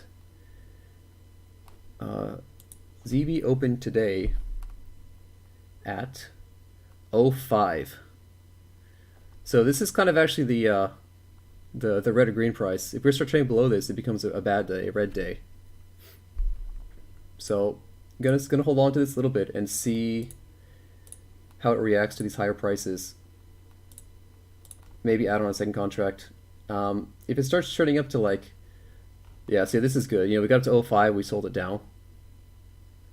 If it starts trading to like 07, then I'm definitely going to be out of this trade. But there's a chance of like a descending triangle in play. All right, Woodsy, thanks for hanging out.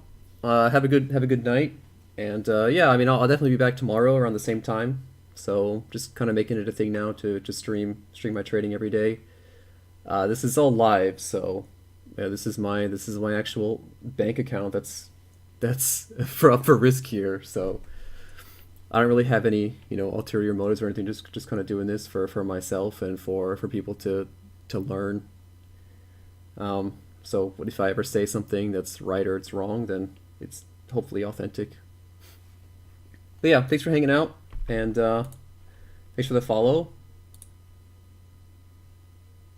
And I hope to see you again in the future. All right, so they're starting to buy up 04, which is fine. The price I'm worried about is like 06. So if we make it above 06, then it's time to get out and call it a day and probably take a loss today. And if we don't, then we got a lot of potential move down.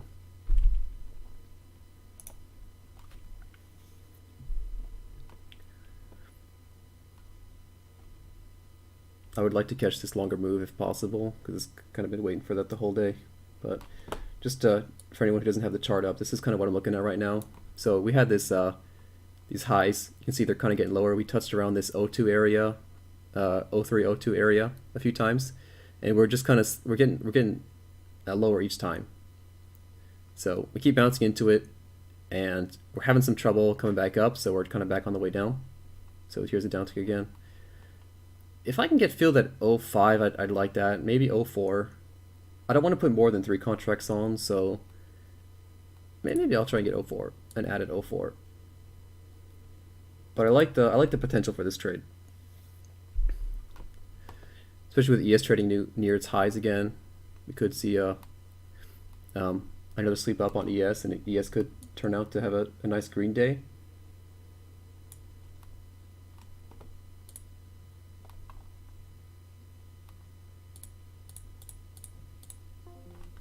So this is one of those things where where I'm averaging down, but I still have the play in sight.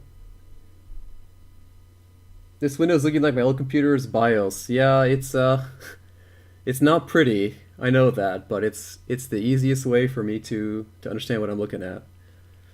I like having really big text, so there's like no question I don't have to squint my eyes because I'm looking at these screens for like, you know, 2 hours to 6 hours a day, just watching these numbers, these flashing numbers and lights over and over again. So you got to have this big text so it's easy. All right, I got my fill at 04.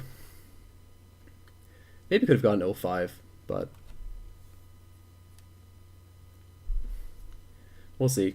It'd be great if we don't ever tick above 04 and just get pushed down again at or sorry, if we never tick above 05 and just kind of get shot back down here at 04.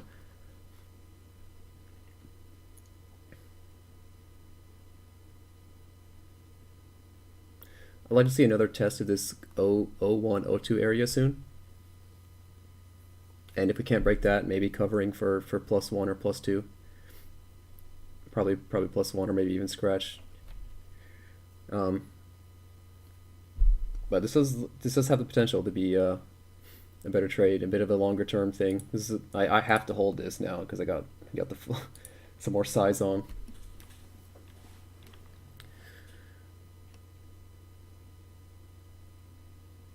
The UI designer's application used to commit suicide. No, he doesn't. It's showing exactly what I need to see, and it's clear.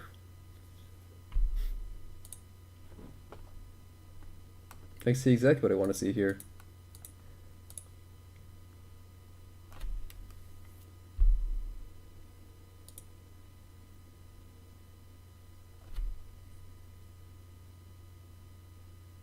I mean, for me, it's a lot easier to read than some of these other guys' charts that I've seen. Some guys have like charts with like 12 indicators up and like different colors. You got purple lines, yellow lines, green lines, red lines.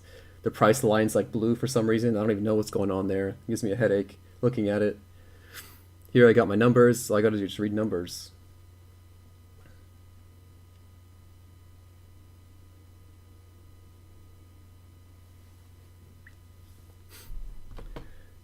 Read numbers is easy.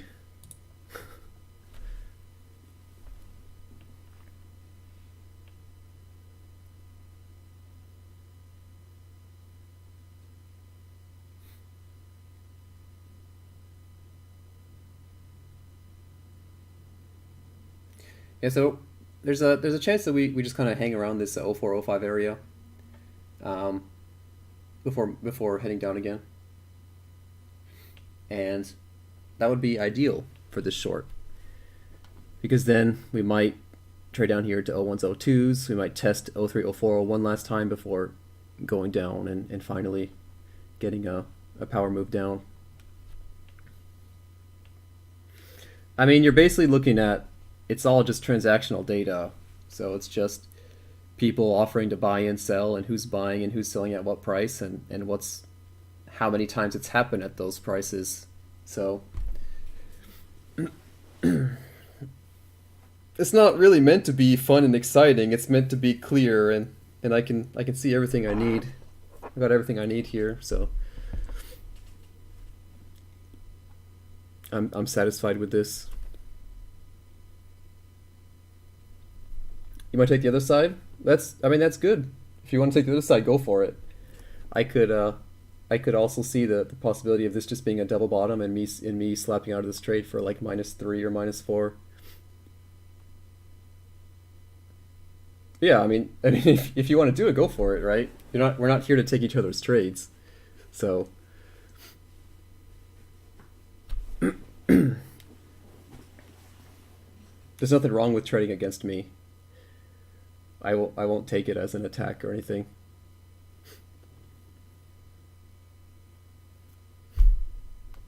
Unless you're trading like 600 contracts and you can move the market up, then you should tell me before you do that so I can get in my position before I take an extra tick. Do you have that much size? I'm the goblin who curses ES. That's who you're trading against. I talk about ES potentially making new highs and then it fails and crashes down. Yeah. I don't have any powers here in bonds. I got powers in ES. Making ES do the fake outs. But yeah, I mean, I'm definitely keeping a close eye on this. This is it's I mean it's got potential is the way I see it. It's got potential to go either way. So there's probably going to be a lot of guys around these prices. I'd really like to see a breakdown of 0201s. If that doesn't happen, if we do get back down there and it does happen, I'm gonna be looking to get out at 02 or 03, because it's been a long time for this trade to develop. Seeing the higher lows though, and the kind of this stubbornness of trying to retest this O2 level makes me content with the short.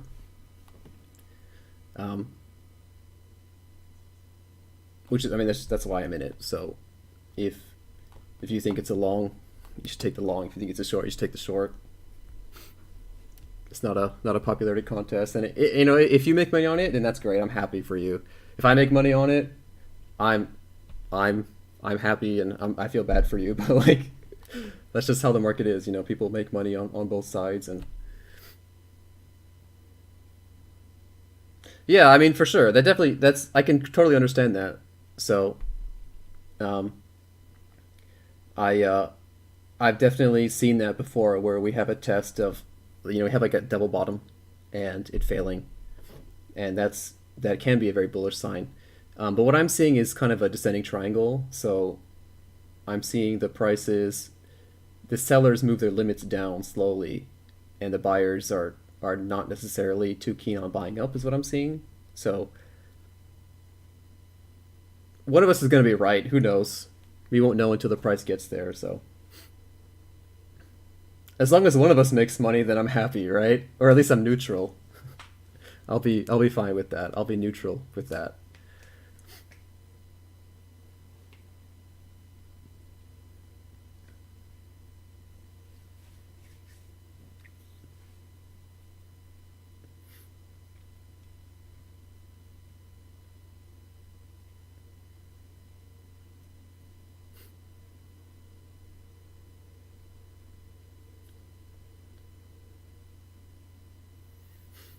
Yeah, Roger. I think the short from '04.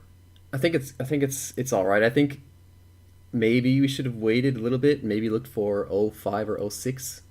But this seems to be kind of the turning point. I think we've kind of bounced around this '04 '05 area for quite a bit. So um, either the buyers get exhausted,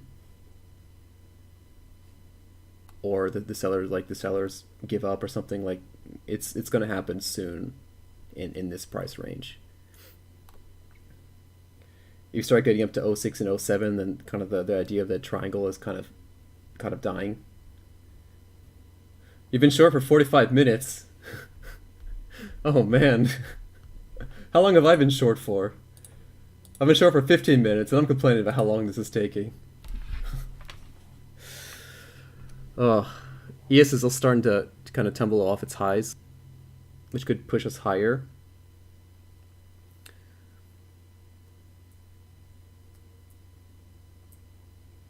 But we'll see. I mean, we definitely had a lot of buying down here at 50, or sorry, at '03 on ZB, and we had a lot of buying here at 21 half on ZN, and the same thing, 31 half on ZF. But like, I feel like it's kind of been low volume upticks, um, at the other prices. Like, we still got like 95. That's kind of absorption, I guess. 700 is all right, but we're still trying to sell it down. And then we kind of have this thing with the profile step, like, more guys are willing to sell down into the least popular price at 22 on ZN, and they're not really so interested in buying at the popular price at 22 half. So the fact that they're willing to sell the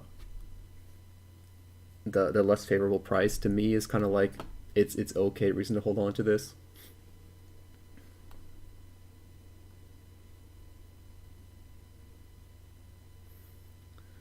But I'm just gonna give it some time. This is a really, really, really slow day, and I think this is probably my last trade of the day. Whether I make money or lose money from this, it's It's taken a long time.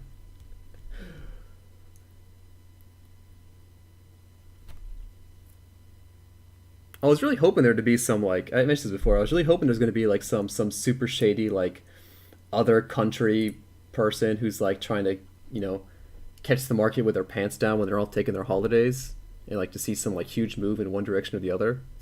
But that just didn't happen. So I'm kind of sad about that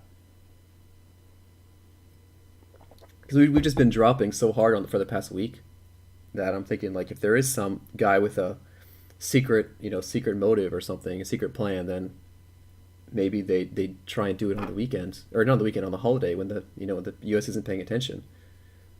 If I was a super secret like Illuminati market mover guy, I would totally do that on the weekend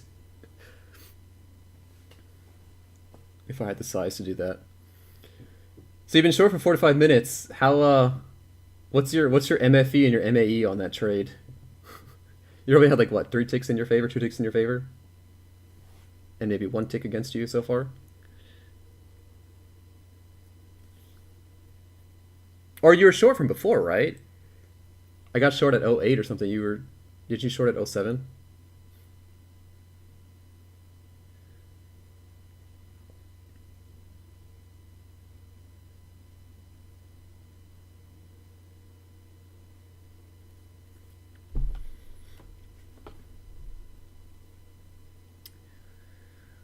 Hmm. But to me, this looks like this kind of move. I feel like is one of these like it's controlled by the limit orders. It's not controlled by the market orders. If that makes sense, because like there's just not any volume. So it's like some big player, some size trader is going to come in and push the market in some direction, up or down. Is the way I see it. So maybe now he's like, okay, I got tired. I'm trying to get filled at '05. No one's giving it to me at '05, so let me just sell it down and put my next offer in at '04. That's kind of what I'm feeling here, if that makes sense. Because we don't have any guys aggressively moving the market. We just have these guys passively, taking what they can get and trying to push it in a direction. And I got to, shout outs to Roger because, when you told me that who's in control question, Red Army versus Blue Army, that just like blew my mind. I know I heard it before like so many times, but um, when you sit down and you think about it, and you think about the attackers and the defenders, right? Both of these guys can control the market in a way. So, if there's no attacks going on, you just have your defenders moving up slowly, and they can kind of slowly push the market in their direction. If you got attackers going crazy, yeah, they'll overpower the defenders and there'll be some strong moves. But when you have the low volume, it tends to be these defender-based moves of just kind of slowly pulling limit orders down or limit orders up to push the price in the direction they want it to go. So if you see tons of absorption, it can be bullish or bearish depending on the context of the market. And I think that's what Grady's always preaching in all of his videos. Is why context is everything. And I think that's why a lot of people maybe they tend to be very hit or miss with their scalping, watching order flows, because they focus only on the attackers. They only focus on the defenders, and they don't focus on the whole idea of the market and really who's in control. To say, oh, there's a lot of attackers, so the attackers are in control, but it's actually like they're just smashing their head into defenders and not actually doing anything with it. So, absorption on the bid or offer, just to repeat it, can be bullish or bearish depending on the context of the market. So that's why you got to be flexible, and you got to kind of keep your mind open and think about, what does this mean? What is this telling? What is the market telling me when I see these numbers?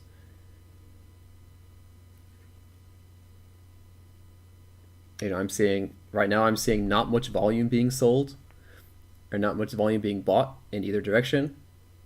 But I am seeing lower highs consistently over the past hour or so. And there hasn't really been much volume. So it's like probably a few players, big size players, just trying to push the market in the direction they want it to go.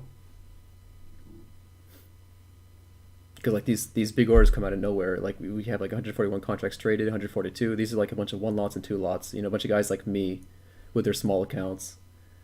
You know, trying their best, trying to make their living in the big scary markets.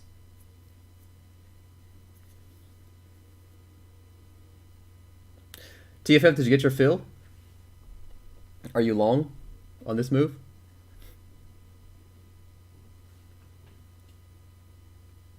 I'm not trying to like rub it in or tell you you're crap or anything, so don't take it like that. I'm just curious. Okay.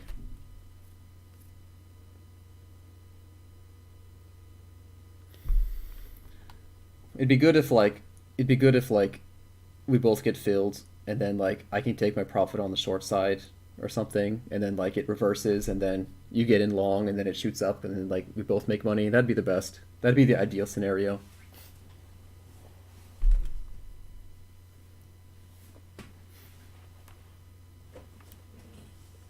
How long have you been trading, by the way, TFF? I've talked to you before. Didn't you still trade for like a bank or something before? You've been trading for a lot longer than I have, I think. Well, I think everyone's been trading longer than I have. It's been like 6 months or something. 3 years on your own? Yeah. Okay.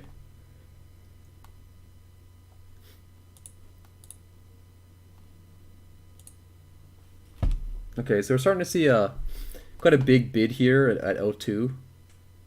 This kind of came up out of nowhere. And I'm wondering if this is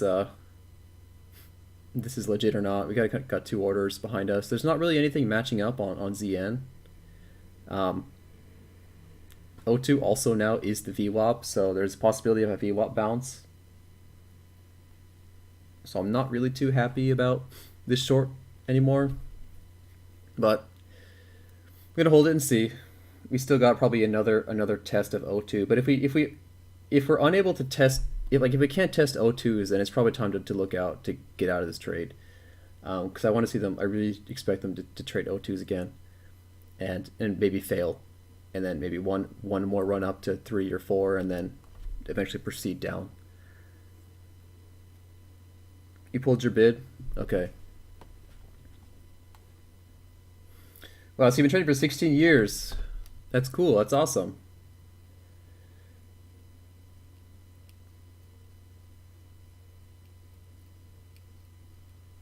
I've been trading I've been trading futures for like 6 months, and I was doing I did like a little bit of forex for like maybe a year, just like demo trading. It wasn't a year, but it was like on and off for like over a year, maybe like once a week or something. I was doing forex, and I did stocks for like a few months before I blew up my account.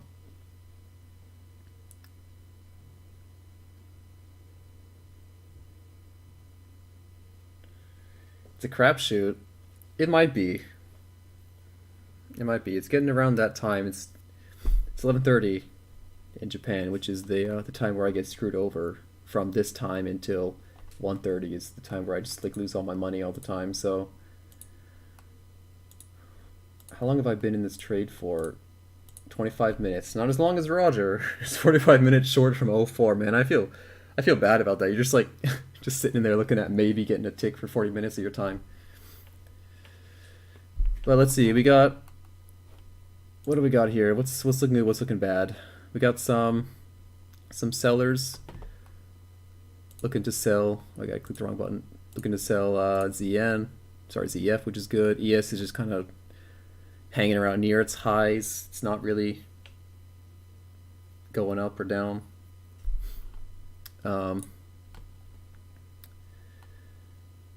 It's pretty balanced here on ZN and ZB. I mean, it's also pretty balanced. I like that we got a bit of sellers kind of overpowering the buyers right now at 03, but again, I think this is more of a big boy limit order kind of move. So eventually we'll just see the limit orders. We'll see this all sell down and then a decent bid stack up behind it. It's not going to be like a bunch of 2 lots and 5 lots selling into it.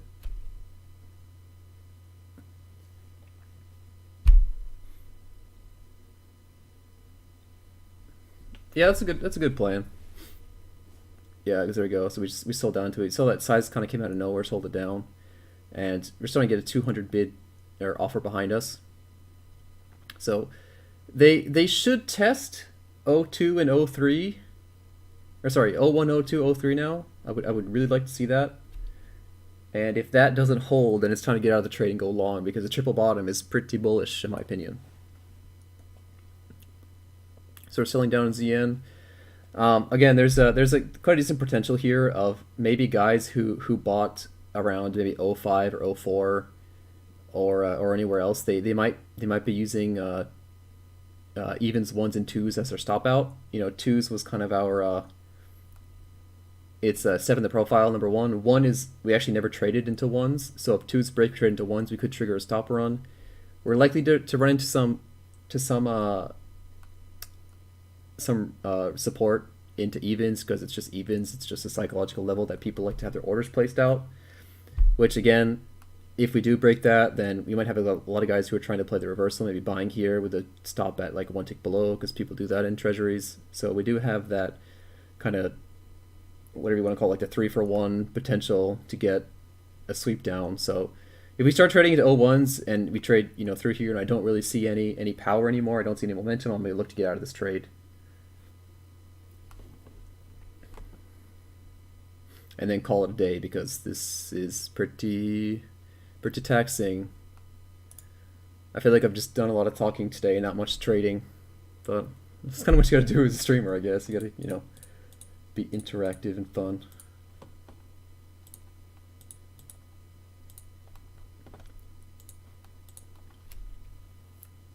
Is anyone else currently trading right now? Are the guys watching? Are you guys trading live, trading demo, learning about trading? You trading ES, crude?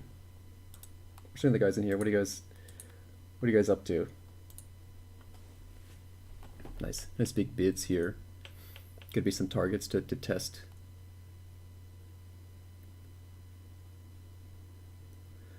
I know Roger's he's a bonds trader. DFF's trading UB. A couple other guys in here who were kind of asking questions about ES and crypto.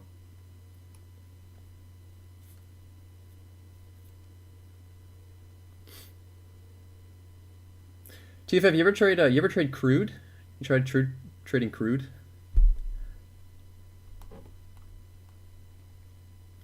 Kind of interested in like maybe looking at trying crude, but at the same time I feel like I'm just gonna get myself in a bad place by trying that.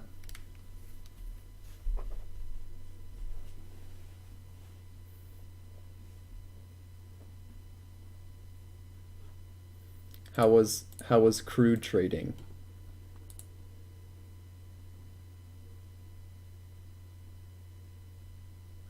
Oh, Roger, I just saw that trade.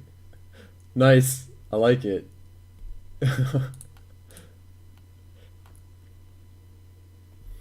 Yeah, crude. Like, I I'm just trying to imagine, like, how do people get into? Yeah, that's a joke that I make. I'm like, anyone that trades crude is like an Adderall slash cocaine addict, probably, because like the like it just looks like so impossible to try and get any read on that market.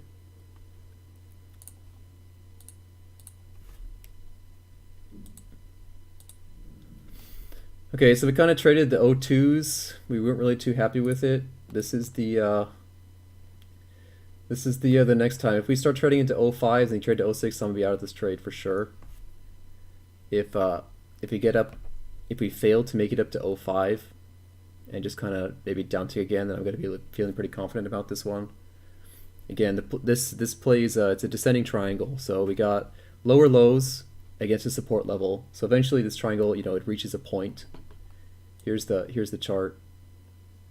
So here's our support level right here at O2, and we have this series of lower highs. So maybe in about 10 or 20 minutes we will get down to this O2 level and the lines will collide and we will start trading through the bottom, the lows of the day. Probably, you know, hopefully getting a bunch of people stopped out as well, because it's been a long time since we were below this price.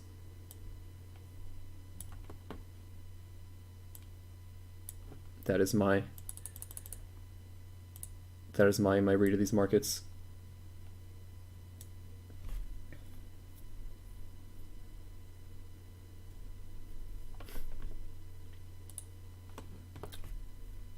Yeah, I mean, we're also getting a triple bottom here at on ZB at O2s. So like I mentioned, if we start trading, O5 again, then that's going to be a sign that yeah, we're going to hold this bottom. But if we don't, if we hold O4s, right, or like we trade at O5 and it gets rejected, then that's going to be a pretty significant signal for the uh, the sellers just slowly stepping down their orders and finally taking the lower price because they're getting impatient. See, Roger posted me a chart.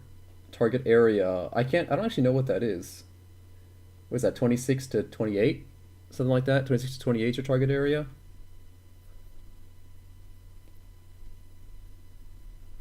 Yeah, I can see that.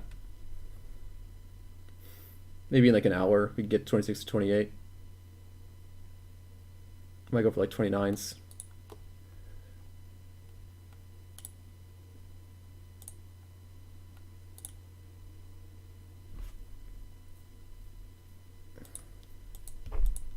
Yeah, so actually this is what happened to me yesterday at TFS, or not yesterday, but on Friday. So if you remember, um, I took two longs in a row and failed on two longs, and then I eventually got short on that stop run that I was talking about, and I made some pretty decent profit. Then I misclicked and lost myself $125. If you I don't know if you remember that from yesterday or for Friday.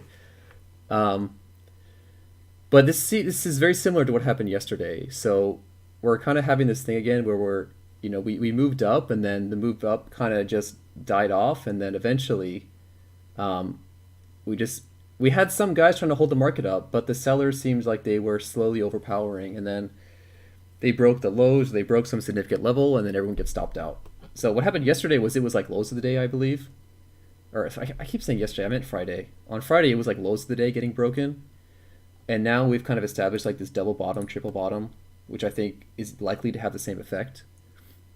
Again, my plan is that if it does break, I'm going to be watching this really carefully to see, do we sweep through these prices, or do we just kind of slowly trade through it? If we slowly trade through it, I'm going to try and get out for like +1 or +2. If we sweep, I'm going to looking to get out at maybe 29, 28, 27, maybe 30s, somewhere else below evens.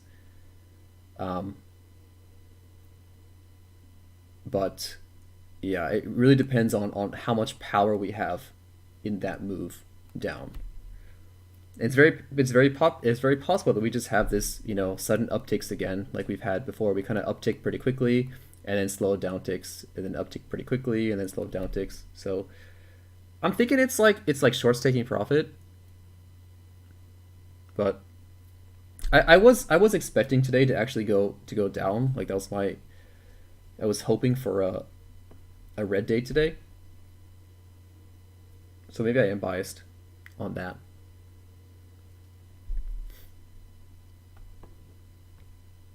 Because I think like everyone's just trying to play the reversal. So like the potential for those people all getting kind of screwed over. Maybe that makes me a scumbag, but all those guys getting stopped out of their trades is good for someone trying to be on the short side.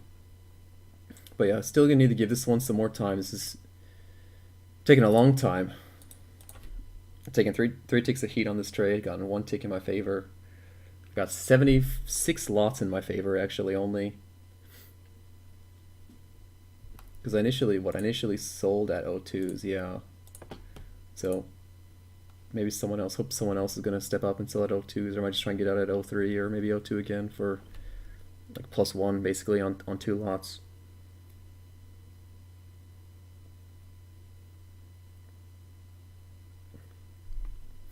I don't really want to put on an extra contract.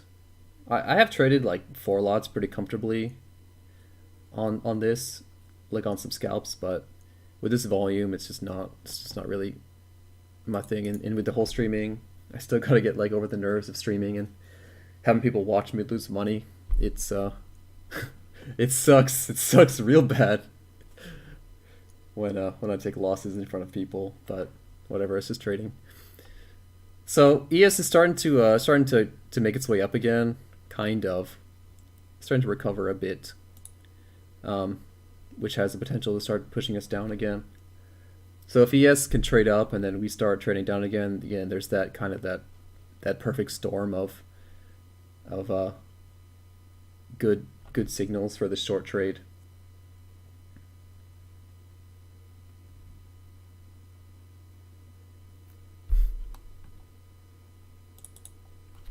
Just gonna put in a target. That target's pretty far out, but I don't I don't usually hold it until these targets get hit, but sometimes I do. Just depends on what the market looks like when we do get the move that I'm looking for, if we get the move I'm looking for. But it's nice to have an order waiting, because if these guys ever like pull their bids, then you could potentially get an easier time filling, like right at the tip, right at the bottom. Sometimes you can kind of use a nice Q position to help get you into positions better. Like if I kept this order in, maybe we come down here and I can like scalp a tick or something. If I get to like 10 in the queue, I can just like try and scalp a tick between these two prices. Kind of like market making. Sometimes it's possible, not always, but it's good to have it there just in case. So we've been spending a lot of time down here. We did not trade above 04s. So again, that descending triangle idea is still there. It's just taken a really, really, really long time to develop.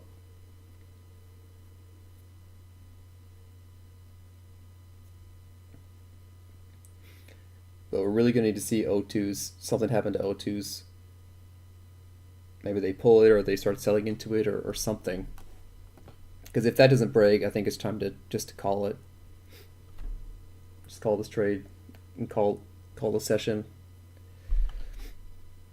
Try and get out with my profits today, which is not too good, but I mean, profit's profit.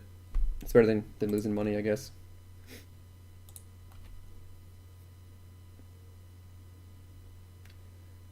ES is starting to tank. Didn't really recover like I wanted it to. Oh, this could just be a bit of some range action going on. We got this curve in the profile. If it starts trading down here to like 87.50, then we could say it's broken down. But there's a high probability that it just, bounces around here and then makes its way back up to 90 even, and kind of back up and down here in the range.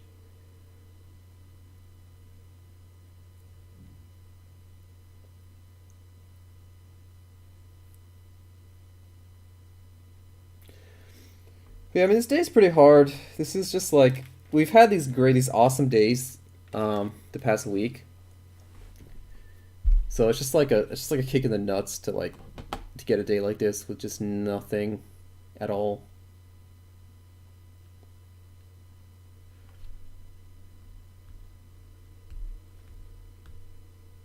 Yeah, so ES is maybe going to recover off its kind of a range, go back into its range. Although if it fails to trade into a 78 or 88.75, then that is pretty bearish for ES, which is bullish for bonds, potentially.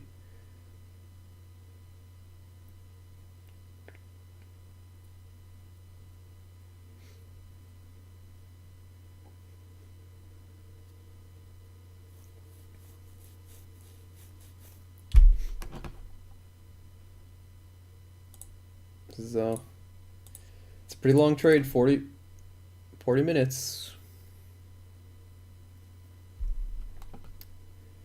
Pretty long one.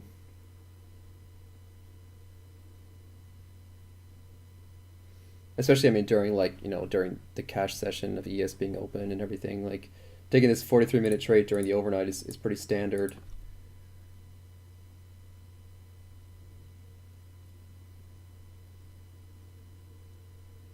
Okay, ES is starting to tank quite a bit.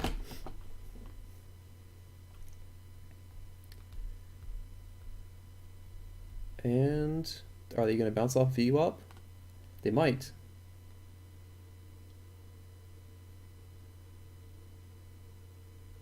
You just give it like 3 ticks before I consider it a breakthrough. It looks like they're going to... Well, they might bounce. You just give like a point to consider like a bounce on ES. I think 1 point is like considered an overshoot. It overshot the target by a point. It seems to be pretty safe on ES. So if they start trading into 50s like that, then yeah, I'd say it's a breakthrough. Okay, so we're back here at 05s. Of course, I'm not happy about that, but it doesn't break the idea of the trade yet. If it starts trading 06s, then yeah, I'm out. But if this holds, if we got absorption here, or if we sell it down, we reject it, then I'm okay. Just gonna have to sit and hold it and wait. Wait and see. It's very likely that this buy was due to the ES kind of breaking through VWAP. People might be considering thinking it's gonna go down, which will push bonds up. Okay, so we're getting some absorption here at 05.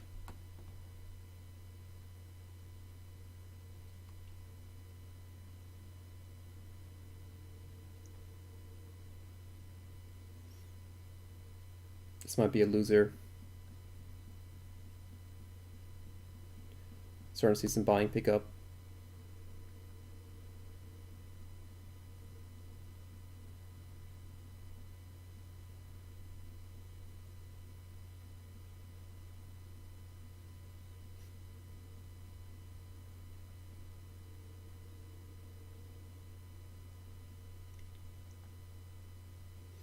Well, we do still have a decent offer behind us. We've absorbed 500 and we got 300 still, so 800 potential contracts in the way before ticking up, plus the other 95 that kind of that on the iceberg.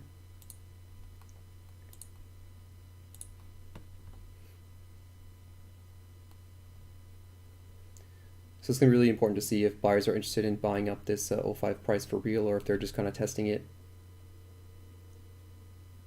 This could be the last kind of spike up before we do finally break down below the 03, 02, 01 area.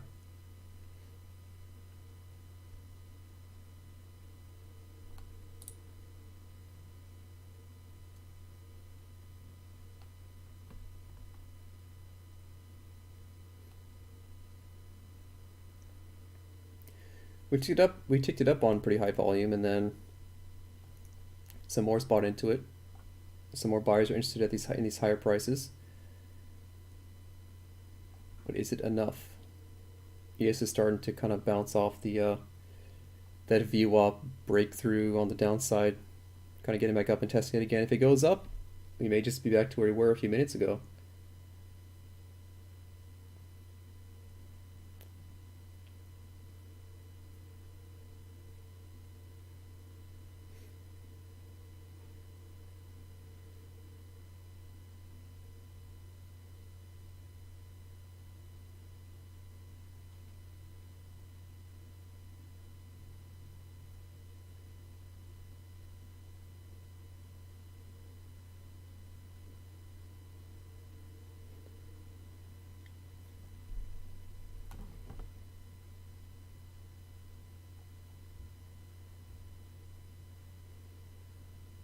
It's trying to recover.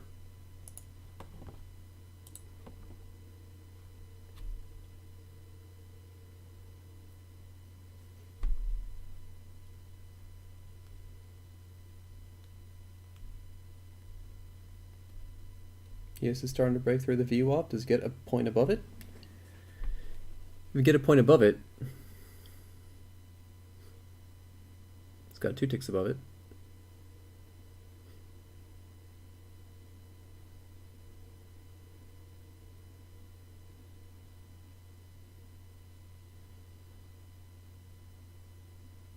We're not really seeing any orders refresh behind this this offer here at 05, which is pretty bad.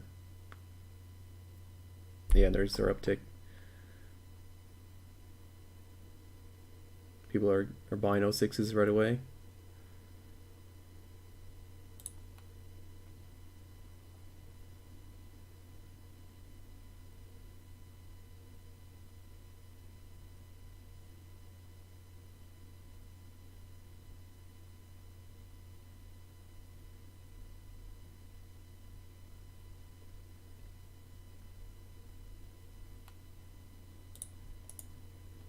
Yeah, I think it's time to get out of this.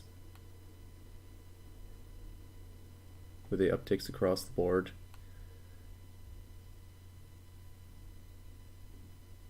We're starting to pull this, pull the offer.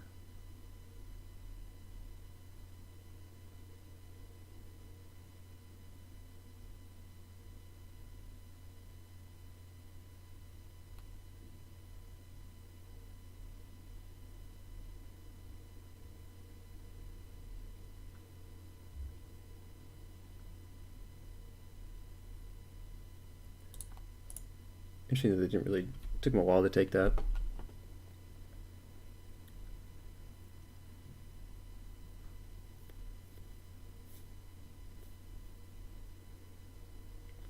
May have to pay up and take 07s. I might even reverse actually on this and use that that triple bottom like TFF's talking about.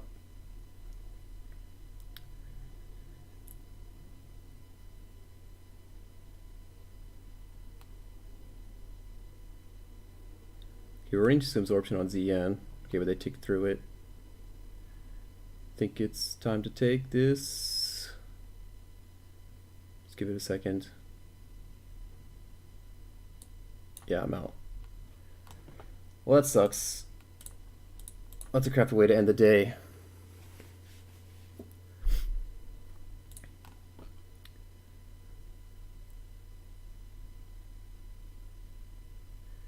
Interesting. So, huh.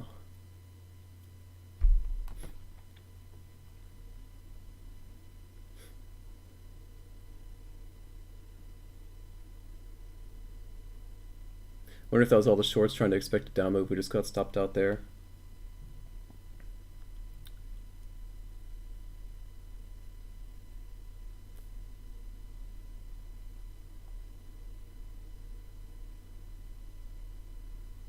We got some big buyers behind us, and the big seller is at 13.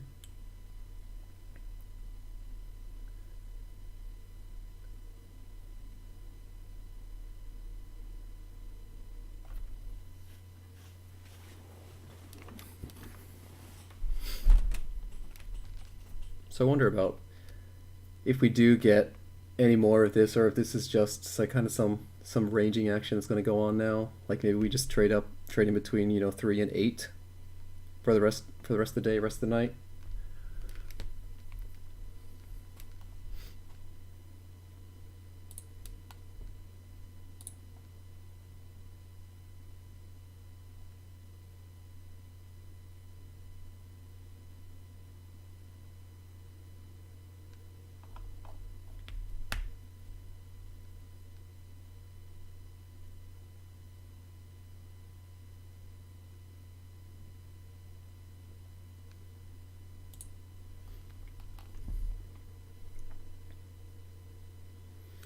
And maybe the long is the right play now,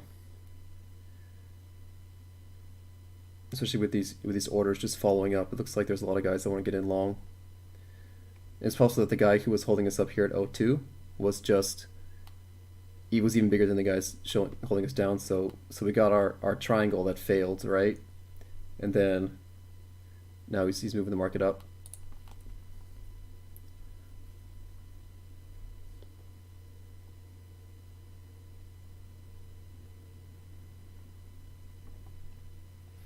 This 900 order behind us is pretty solid.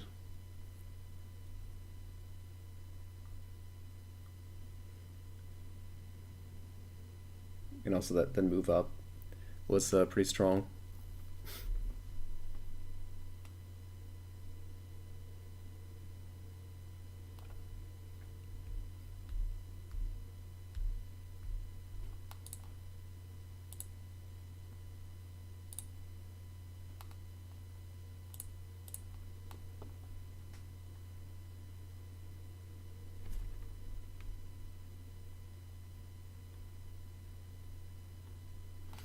Kind of 100 lot spot into ZN. We got some absorption, not really absorption, but they're still kind of holding up on ZF.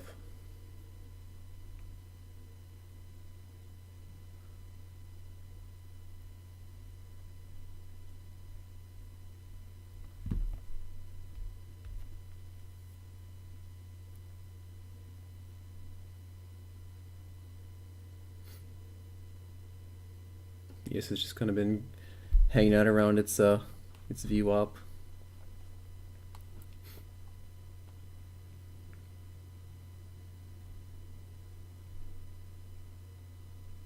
The bid's starting to stack up behind us now. It was like 400, or now it's, I mean, they're pulling it now, but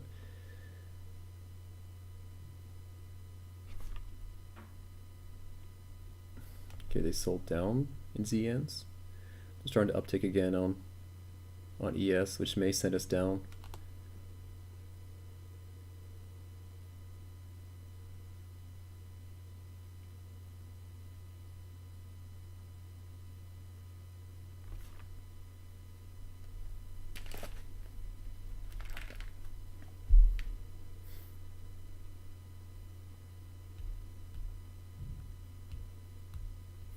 I mean, it's so salty. Like if I'm supposed to be short here at like '06, and then we go and eventually break that price like I was waiting for, I just got like shaken out of the move.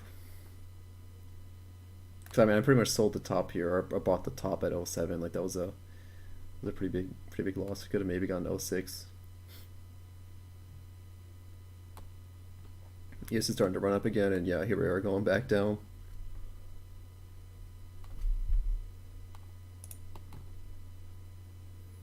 So I could have been out at like, -1 or something instead of -4. Oh well.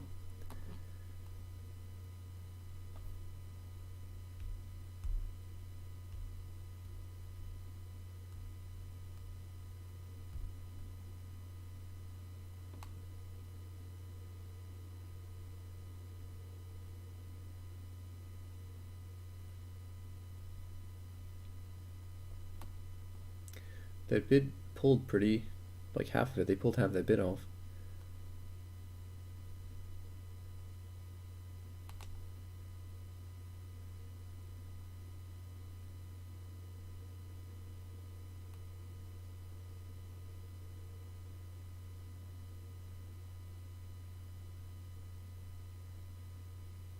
Hmm.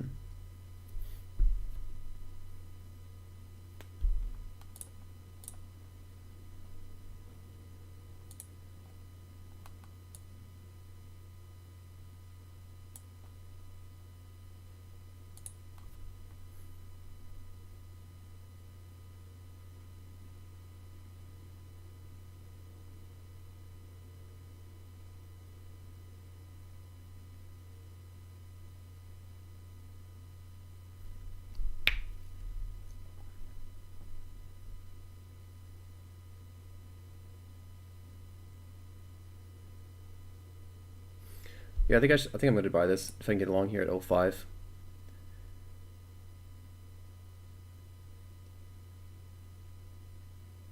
This looks like it's probably just like the profit taking from the longs. If there's any longs that we're trying to scalp around, this could be profit taking. And then, I mean, I may end up reversing here at '02 and '03 if we get that break that I was talking about before, which is still possible.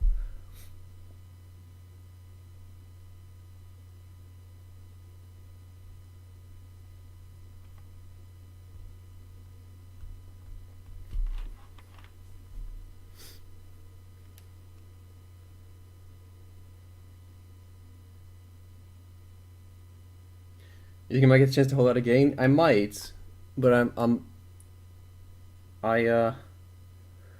I mean, I'm okay. I'm okay selling like '02s and '01s again if I get that opportunity. Like if we start trading on there, like I'd be okay selling those prices. But that move up, I didn't like that move up, and I didn't like all the bids stacking up behind us. So I'm still I'm still not completely against that. I know that if we do break down, then it's likely to have quite a large move down. But with ES, going down here, the triple bottoms, like you've mentioned, it seems like, and the fact that we broke over above 5, to me, that's like, again, I was trying to trade that like descending triangle, and the triangle's gone, so I'm out of the trade. Unless they just sell it back down now, they might. That would be pretty infuriating if they did that.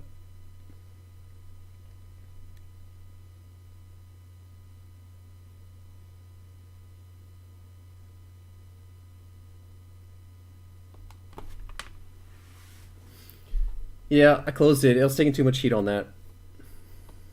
I might have just been shaken out. So like if I got a better entry price, I might have been okay holding on to that. But I didn't want to risk too much more than that. So that could have been me having my stop too close or getting shaken out. And I'm long now at 05. They are starting to slam into this though, so I'm thinking maybe I should just be short again.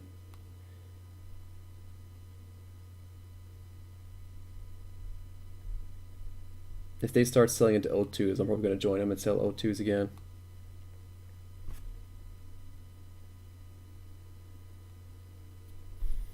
But this move up is like, it was kind of random, came out of nowhere, which I'm really upset about. Because like I said, I bought it at 07s, so I basically could have gotten out of this trade at break evens probably right now.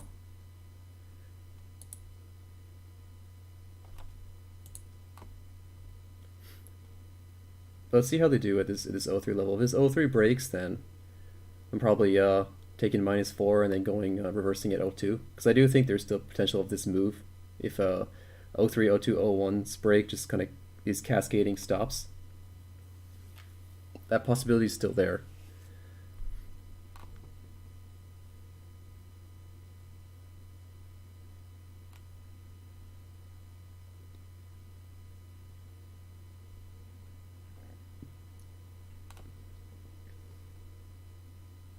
Yeah, I mean, I get what you're saying. It's like it is a bit of a crapshoot right now. So I'm trying to like, I'd really like to be, what's the word, like a bit safer and try not to get swept out of these moves like just happened. Like if I just held on to that, I would have been, or in fact, if I would have added to that, I would have been in a profit right now, which really sucks. Um, but I didn't really want to put on more contracts with this low volume, because basically anything up until nines would be an okay hold. But with this low volume and like, you know, averaging down is not like there hasn't been a higher high yet, so I'm okay with that. But like if I start adding contracts, then it goes up and breaks anyway. Then I'm just like digging myself a deeper hole. So like, ES is like going down, and we're like kind of going up a little bit, and I'm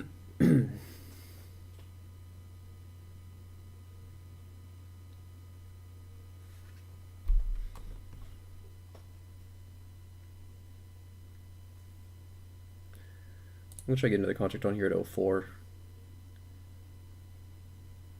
I think with ES taking a dump like it is, we have some still potential for the upside. Again, I would like to reverse if we start trading down to these levels, because I think that potential downside is there. We just haven't gotten there yet.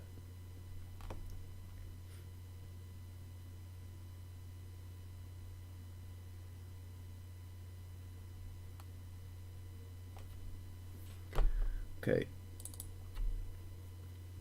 This is me just trying to get myself back into the green for the day. Because my ES is moving. ES has moved quite a bit now. And we're starting to get some volume picking up here in bonds.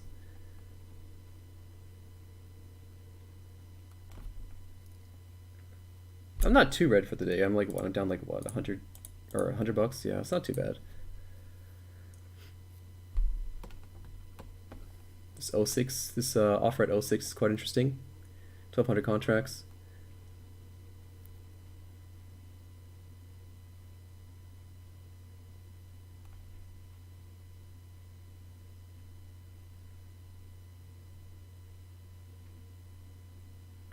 ES is looking like it's on its way down again,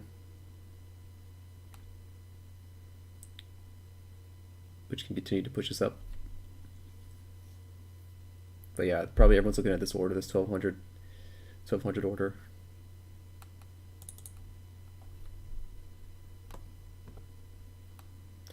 We previously had a huge order here at 16, but that's quite far off from where we are now. TFF, usually how long are your trades when you trade? What's your average hold time?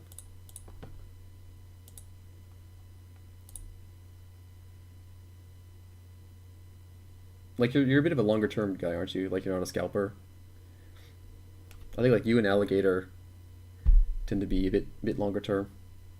Oh, it's less than 30 minutes. Okay.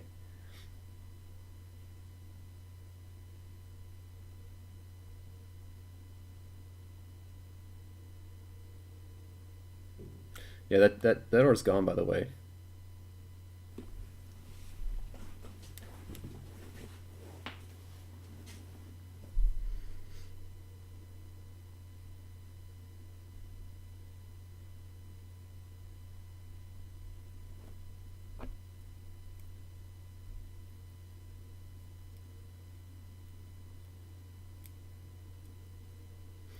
It would be really great if the bottom of this move was 03 or 02, like that double bottom that you mentioned, because then we'd finally have like a level to work off of.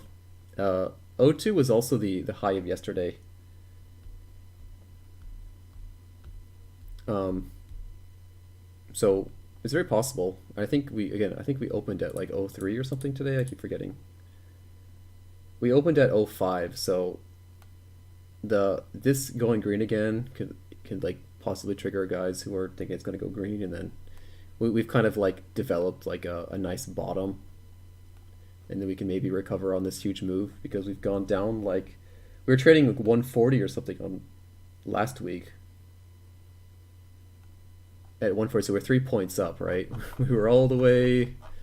It's gonna take me so long to scroll through. We're all the way up here like last week, so after this huge move down, it'd be nice to get, you know, another recovery.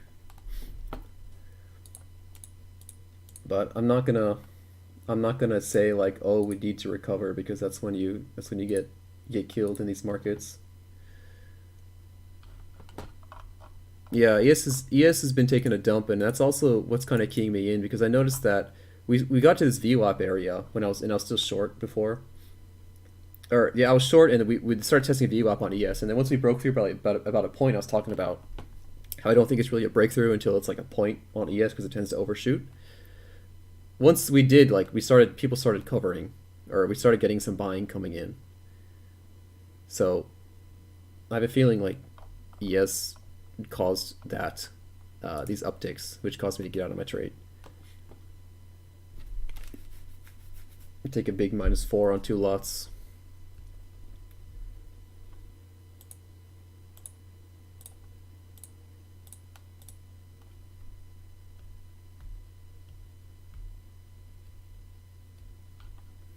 But looking at this chart, um, we tested 02 3 times and we failed, and now we've tested 03 and we weren't able to test into we weren't able to tick down into 02. So,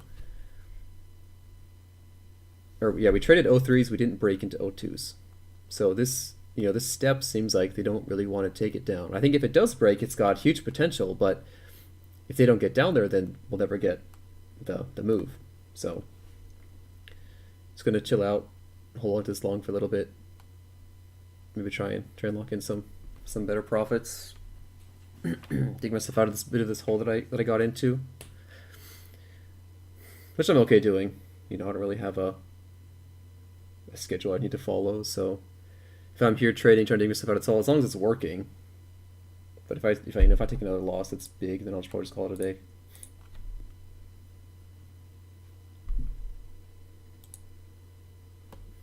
Okay, ES is recovering, and they're starting to pull. They pulled and they sold the bonds.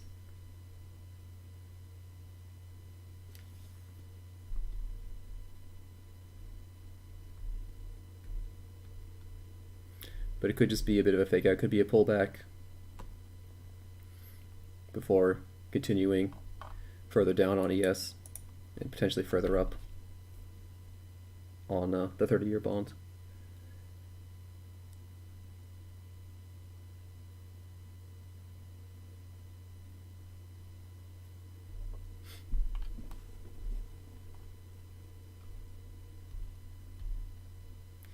We did have a huge order here at 06, a big offer at 06, so it's possibly run into some absorption there.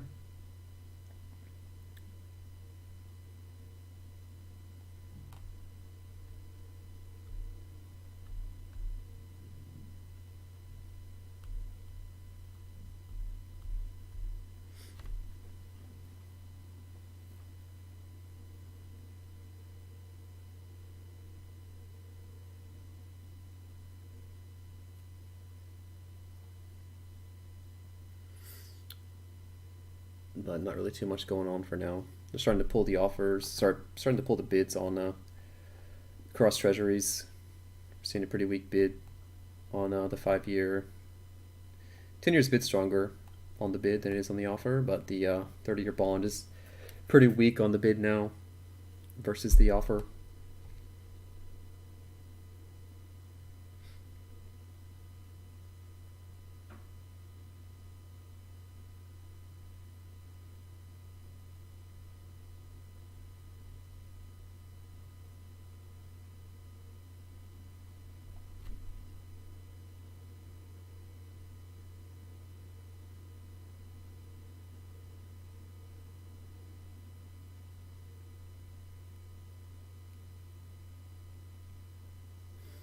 Let's see if ES can trade its way up back to the VWAP area.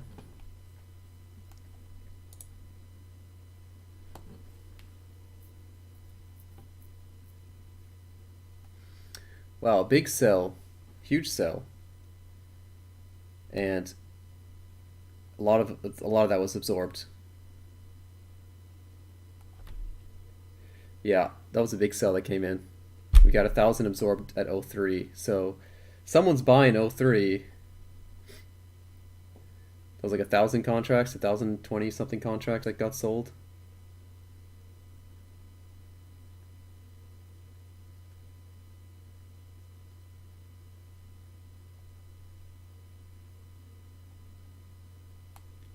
Interesting.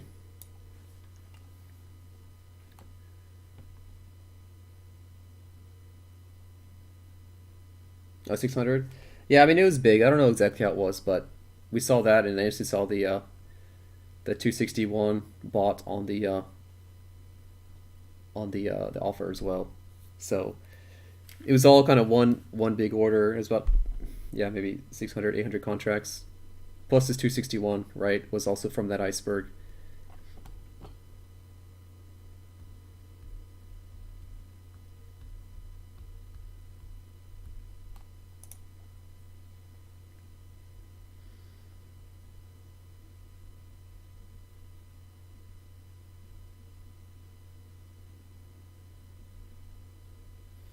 Would have been nice for anyone trying to buy at 03. They would have gotten everything they wanted there.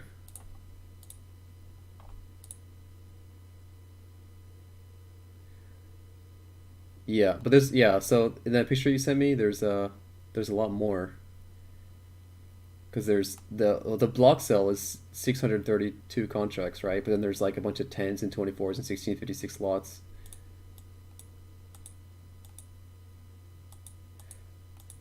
All right, TFF. Hope you had a good day today. I'll catch you next time. Have a good day, have a good night, whatever time it is over there. Thanks for hanging out. Later.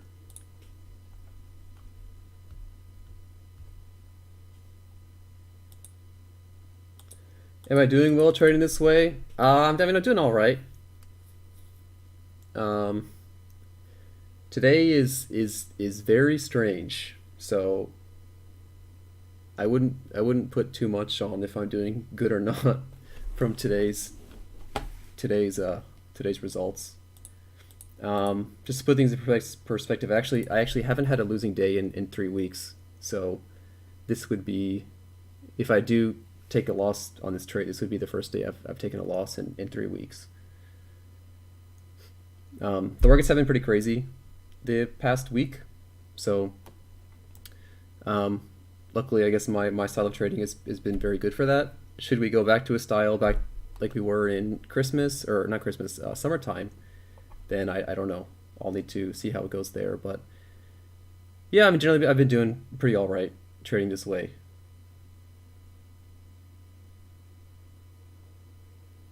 I mean, I could always be trading better, right? But I don't think anyone can trade these markets perfectly.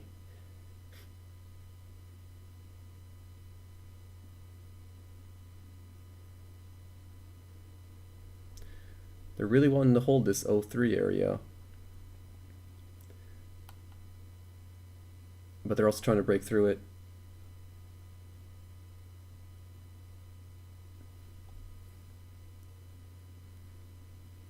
So I'm really curious if we're finally going to see that that breakdown of the evens 01, 02 zone like I've been talking about.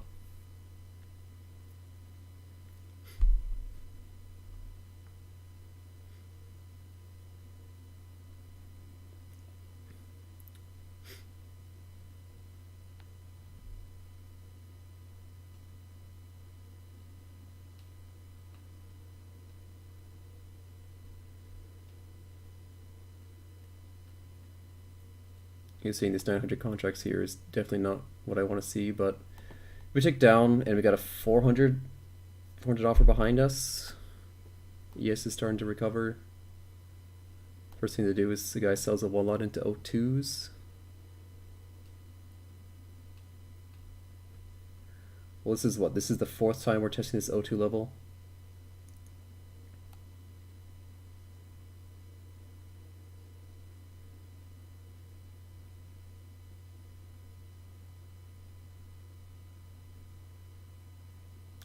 Yeah, that really sucks that I like got out of my short here at 07.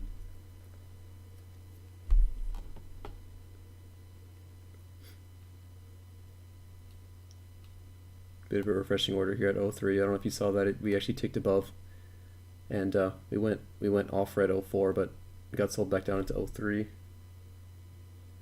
Although if we don't see a downtick in ZN and ZF, then this is probably just maybe some spreading or just kind of a fake out. We're likely going to tick up. We need to see one of these tick down and this one to tick up.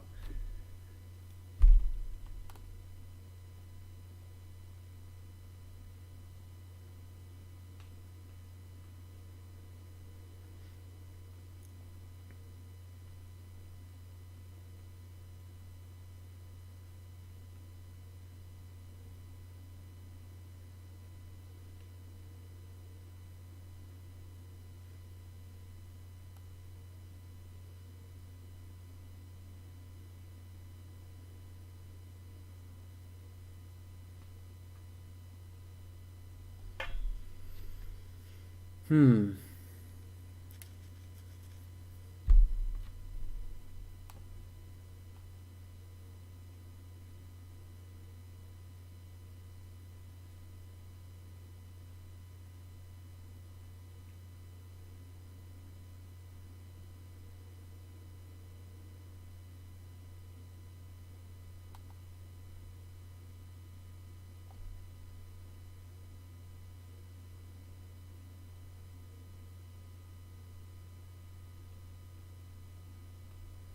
It's really quiet right now because I'm trying to pay attention to this O2 area from O2 to evens.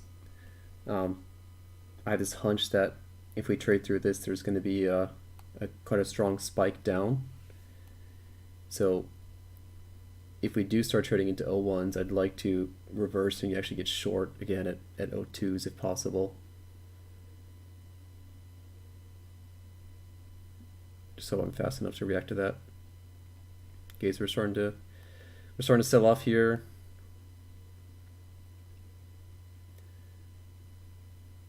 There was not really that much of a powerful move down there. We're starting to pull this. I think this might be it. Yeah, let's get short.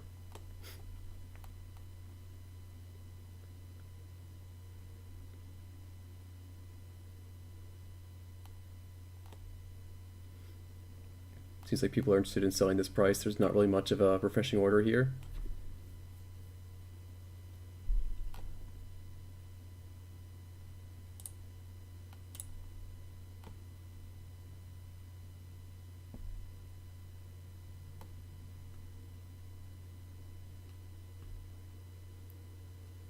We've got this entire step in the profile on ZF to potentially send us further down. It's kind of at a step here on ZN.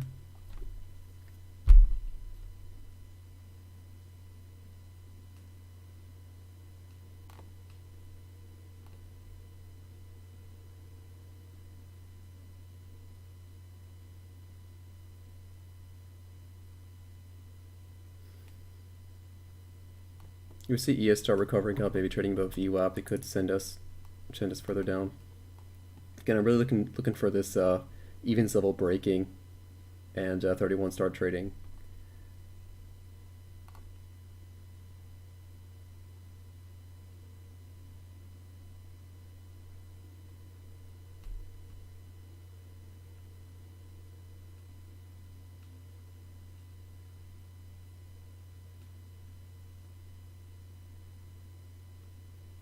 I mean, I got stopped out there. I wonder if anyone else is getting stopped out. Maybe one step below is the price you get stopped out at.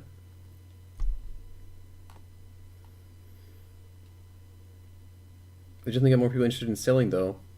The offers or the bids are pretty weak, and we got people market selling here at the low volume area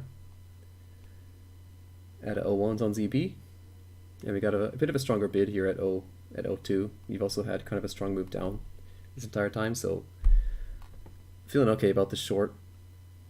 Again, one contract against me is all right. Of course, nobody can really predict if the 400 lot comes in and buys it all up. No one really knows, except for the guy doing it.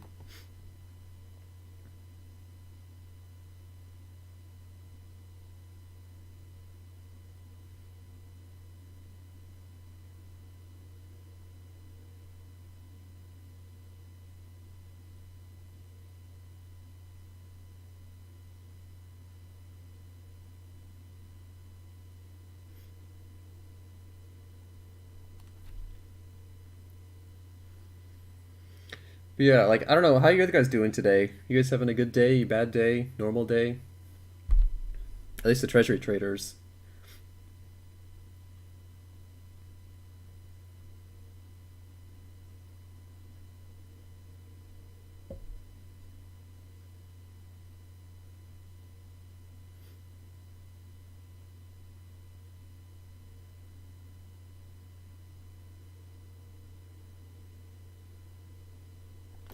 This bid still hasn't stacked up, so there may not be any more than 150 orders here. You added to your short? Where are you short from? You still short from 04?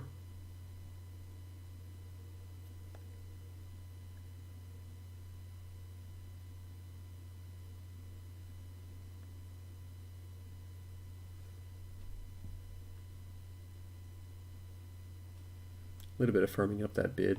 Though they got a pretty weak bid across the board now. Pretty even on the 5-year, but it could still go. Are you still from 04? Was that the same short that I took earlier today that I got shaken out of?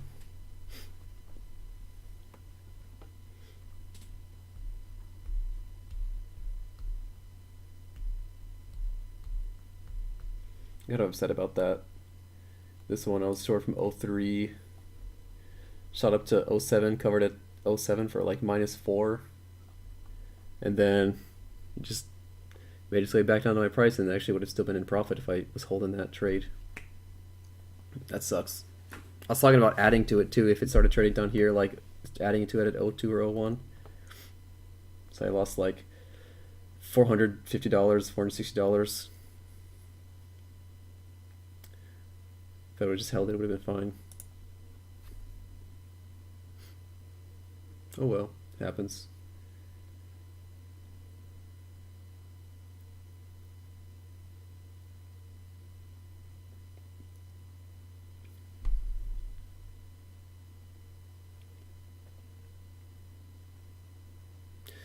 Although we don't really seem to care very much about ES right now.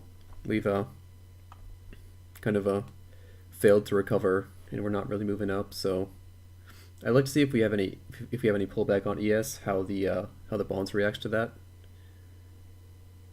Maybe we trade back into the value area like 82.75 or maybe 83 if we see some more selling coming in. That could be a good sign of the correlation kind of being one-sided again.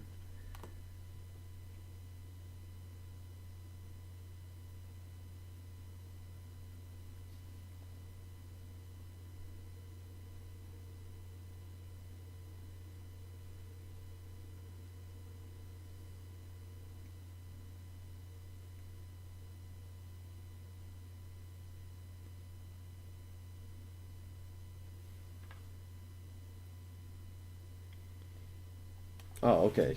You've had it for a while then.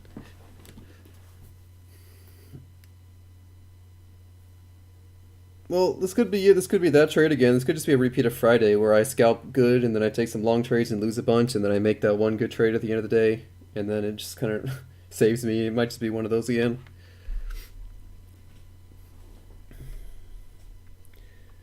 Again, evens breaking and 31s like the fact that we don't have people like, you know, wanting to buy this up again considering we just had like a triple bottom fail is good, but the fact that we're not just like, you know, having a bunch of guys puke out at 0-1s is not really good for me. But again, that puke out can be anywhere from 0-1, evens, or 31. So I was expecting a bit of a puke out at 0-1, but it may start happening when evens happens, when evens trade, if evens trade. And if the puke out at evens, you know, triggers orders at 31, then 31 is going to probably cause the second puke out, which will maybe send us further down to like maybe 26 or something. So I'd love to get down to one of these prices, and if I see a puke out, then add on an extra contract or an extra 2 contracts down there, and maybe target like 26, this 26 area, anywhere from like 26 to 28, and then maybe even the lows of the day.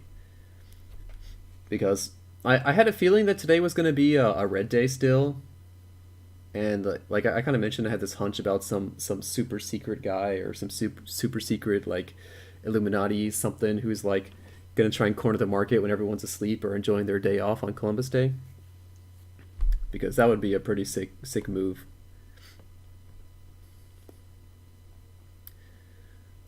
Or it could just fail to break out and then start trading up. That's also a possibility.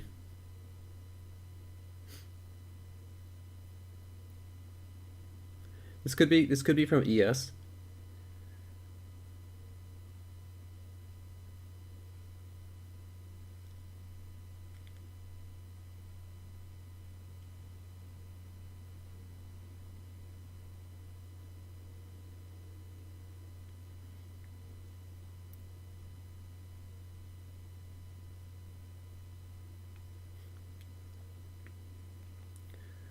Okay, so they rejected the price on ZB. They sold it down again, and it looks like they're trying to sell it in the other ones, but the bids are just a little bit too strong. Okay, they sold it down on the other ones, so we're good. Could be the last uptake before we finally sweep down. Because there's got to be other guys who have got like stops around here, you know, like 20 half and 31.2 and the other contracts as well. So, I mean, it's got potential. It's got potential. Like if we start trading evens, then we got that potential for that down move.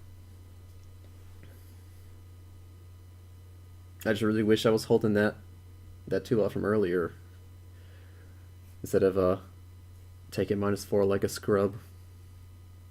Because that was the top, right? It got up to, or I guess it went up to 08. So that's the bad one I'm talking about. This is not as bad, but it's still pretty bad, those 2 trades. I was telling myself yesterday, maybe I should just size up for my scalps and then size down for my longer term trades and just plan on scaling into them, because I seem to have a pretty decent record with these scalps, these early scalps in the morning. Maybe I should be trading like a 3-lot or a 4-lot instead. So I seem to have a much better record with those.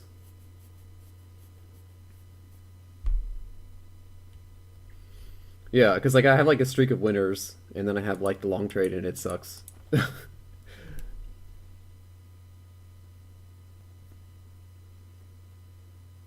like trade full size on my scalps. So I'll trade like a 4-lot when I scalp, and then uh,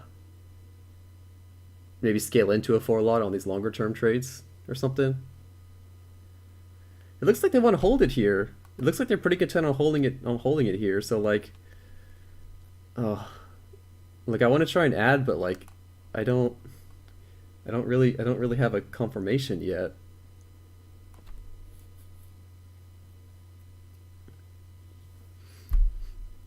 ES is still going down. It's gone on even further, and like we're still where we were.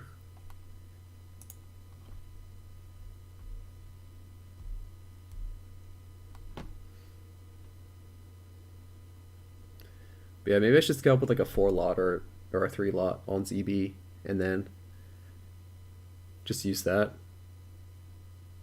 And then scale into a longer trade. Maybe take, ladder in on like a bunch of 1 lots for the longer moves.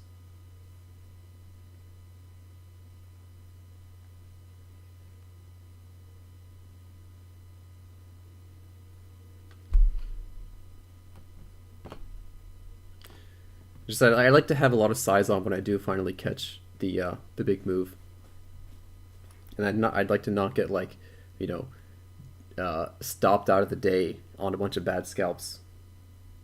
So maybe I should scalp a 2 lot.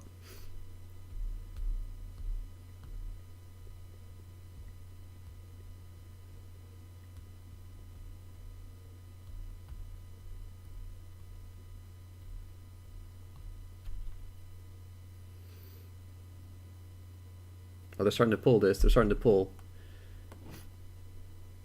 They started pulling the bids. Very small iceberg here at 01. Starting to sell evens, but there's no puke. Maybe it's 31. Maybe there's no puke. That was a pretty crap pull though that happened.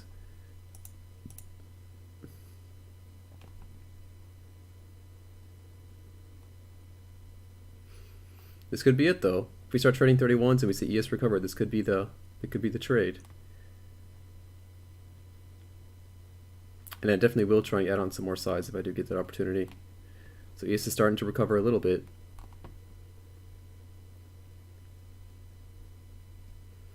Starting to see a bit of selling. They're not really interested in buying here. It evens on the 5-year.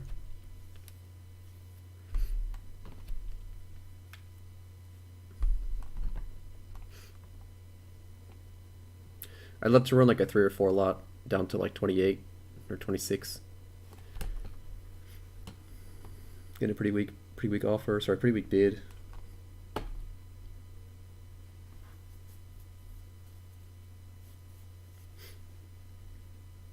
This triple, quadruple bottom we have, like I'm surprised no one's like really trying to buy it anymore.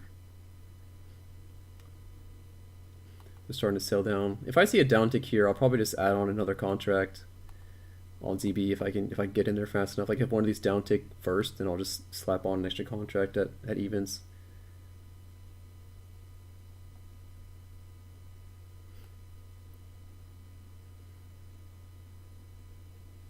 Yes, is still making new lows.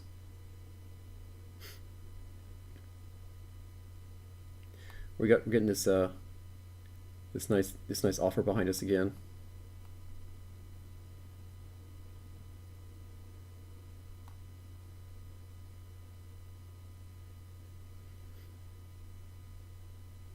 I don't know. I don't want to be like too excited or anything, but this the fact that we're hanging out down here below the lows, I feel like we're just waiting for something to trigger it, right? It's probably going to be ES.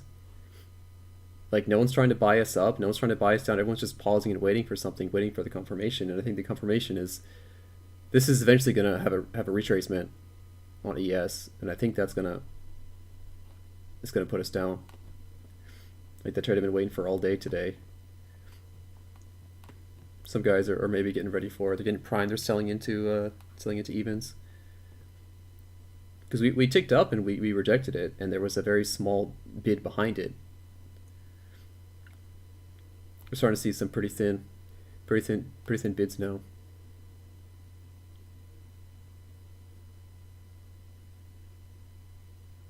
Okay, they upticked.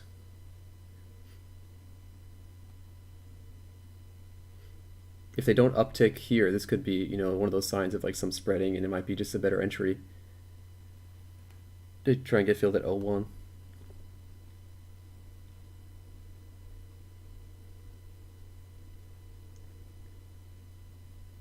We got 400 sellers down here, right? 200 that's been taken already, and then another 220 on the offer.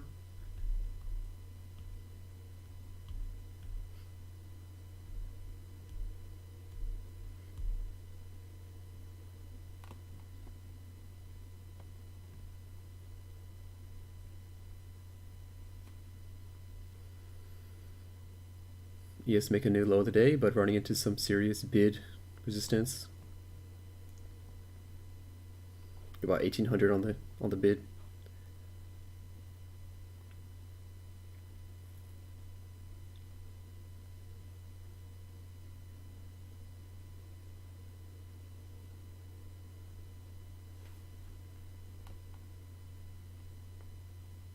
Let's see if I can get add here at one. I'm going to try and cover this contract pretty fast, maybe at like 31 or 30, just to see if I can scalp like an extra tick.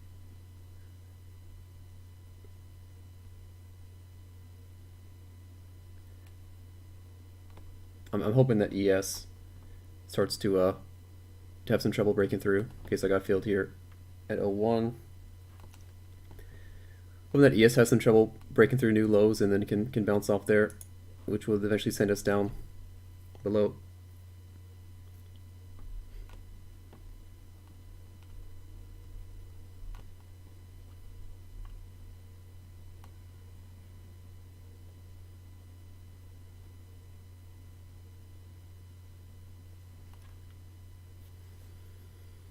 Maybe look at try and cover at 26. Could be a bit ambitious, but like I said, I just have a hunch. I gotta, like, my spidey senses tell me there's gonna be something exciting at these prices, 31 and 30. If we get there, we may just never get there. But the fact that we've just been hanging out here for a long time, I feel like someone's trying to gear up. Maybe this guy, he's trying to wait, tries to see if he can get any fill at 03 before he pushes the market down again.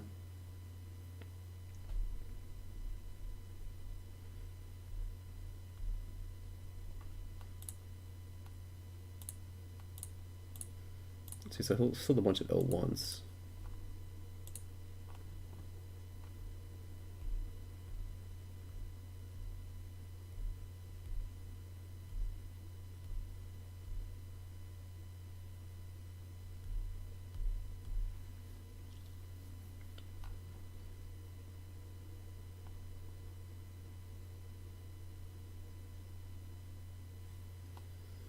Upticks across the board, starting to see a bigger bid.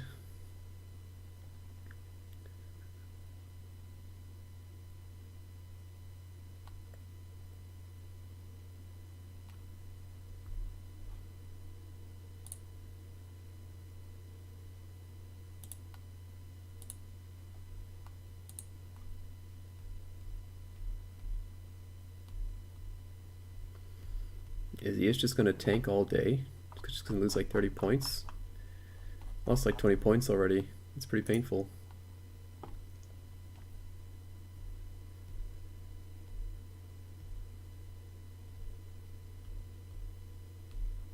We have had quite a few moves though in the past few days where we've had, okay, that's a big sweeping going on at ES.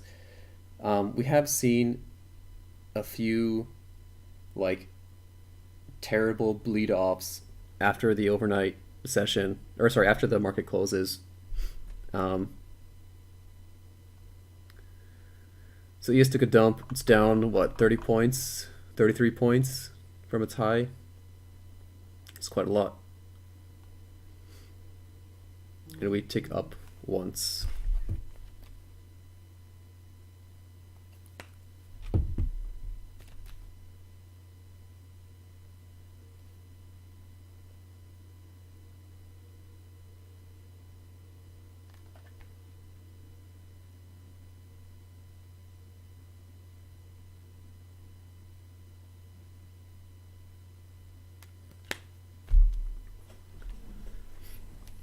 Okay, so ES had its sweep, it's getting its pullback now.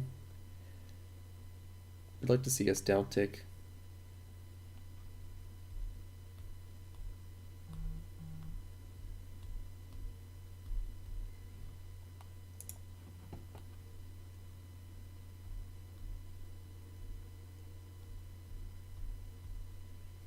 Okay, we pulled a bit of the bid.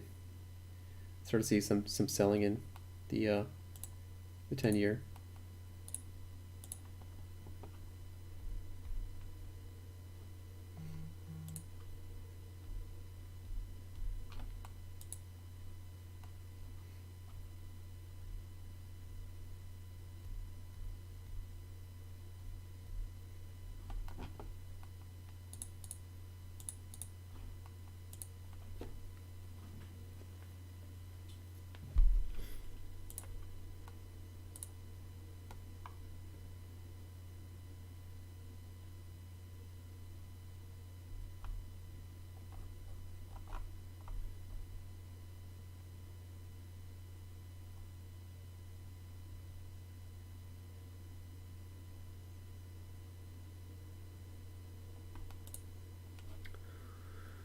Hmm.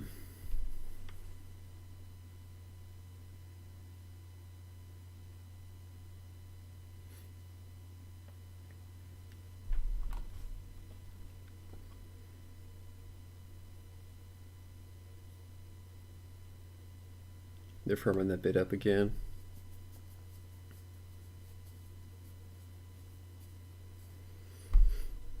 Yes, might come crashing down and make new lows again.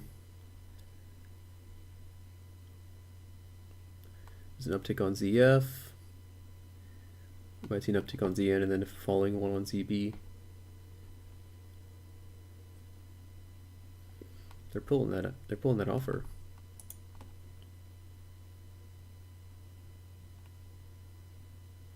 They're also pulling the bid on ZF.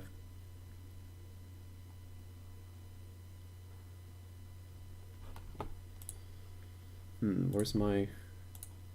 Take a look at my chart.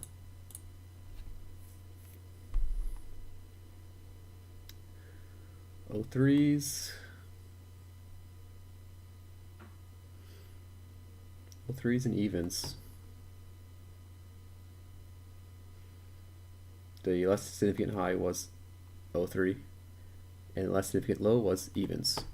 In the kind of the less, we have a bit of a range forming between these prices, these 4 ticks, evens and O3.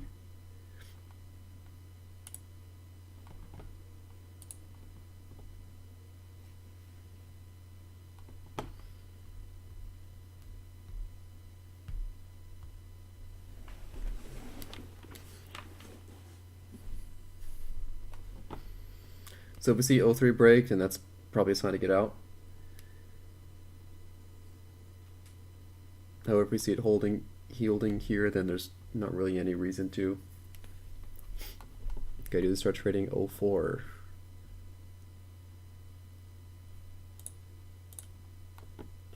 Yes, they do.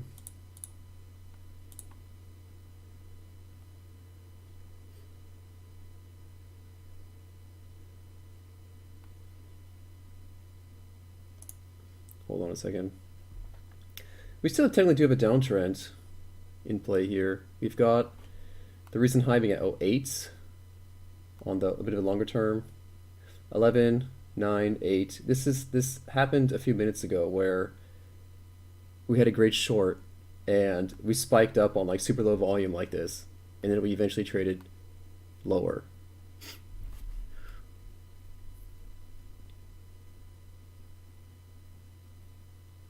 Question is, do I want to push it? I mean, getting pretty close to my my daily stop out, so I'd like to not do that. But if this if we trade 09s, then that is, the trend is totally gone. But we actually do have a series of lower highs and higher lows, and I basically just got stopped out of this move before, and I would like that not to happen again. So that'll be me not learning anything. If it does happen, then that's just, that's me playing the market. But yeah, we're starting to downtick here. So let's see if I can scalp maybe a tick off of this. So I got to pull up this window. So I sold at 06. Definitely getting out if we start trading 09 or 10.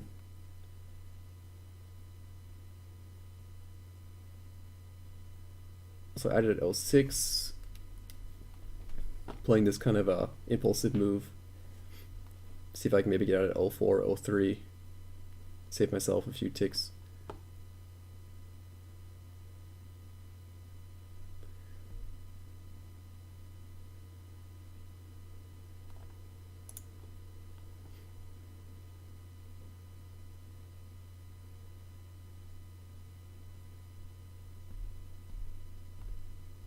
We downticked on the 5-year. We're starting to take a dump on we're starting to rally up on ES, which could start pushing us lower again. So I might, oh, that iceberg is not good. I don't like that. If it breaks, I might try and get in another contract here at 06 and then maybe try and scalp something at maybe 04 or 02, depending on what the chart looks like.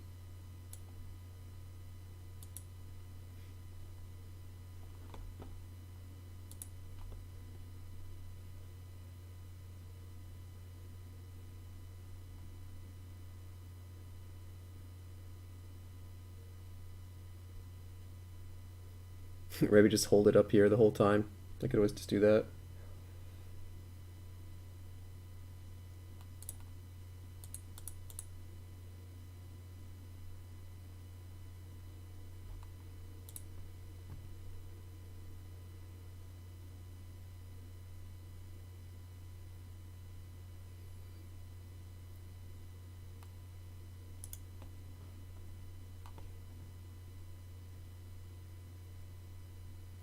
Uptick on the 5-year.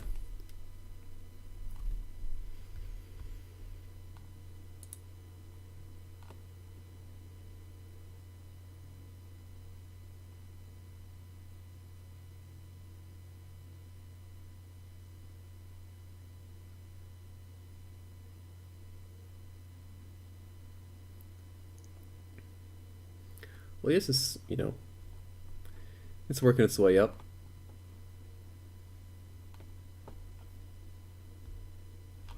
Slowly working its way up.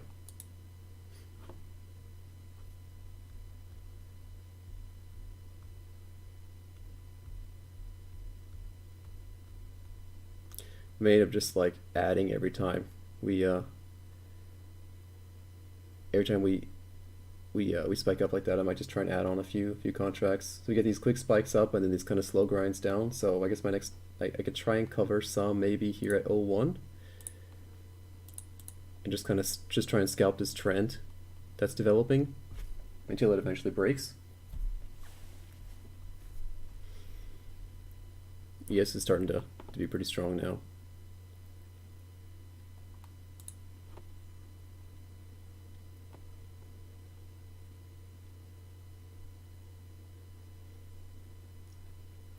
People aren't really too interested in buying these 07s right now,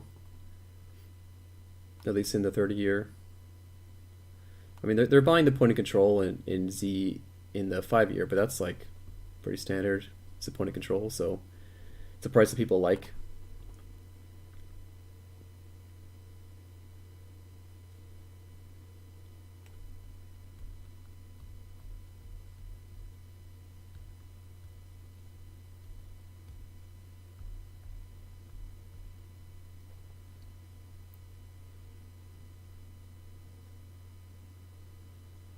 Yes, starting to pulling back a little bit. Do they start buying into 012?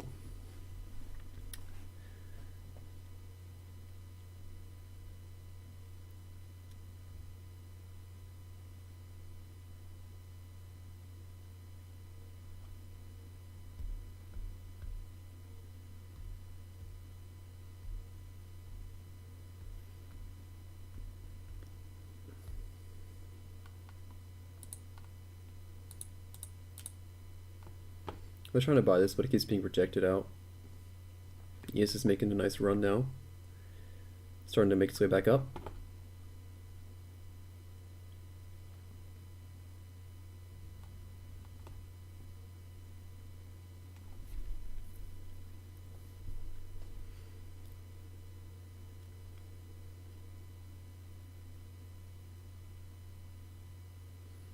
It's pretty strong ES. It's really strong. It's starting to sweep up. Probably a bunch of guys getting stopped out. So probably a small pullback, maybe down to 71, and then continuing higher.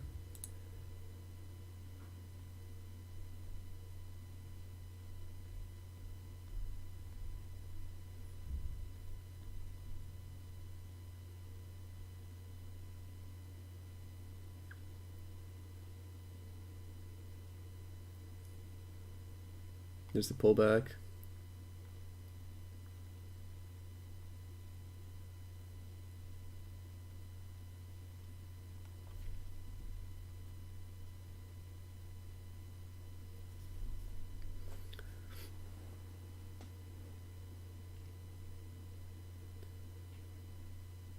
Looks like it's having some trouble.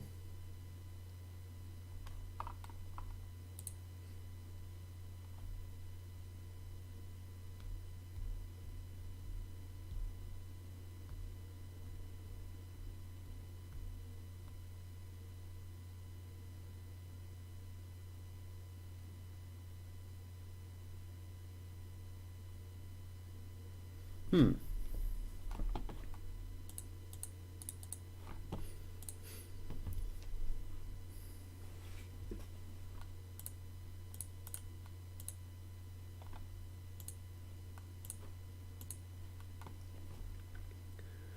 All right, so we're up to these 008 here again. 09s trading is the final call on this.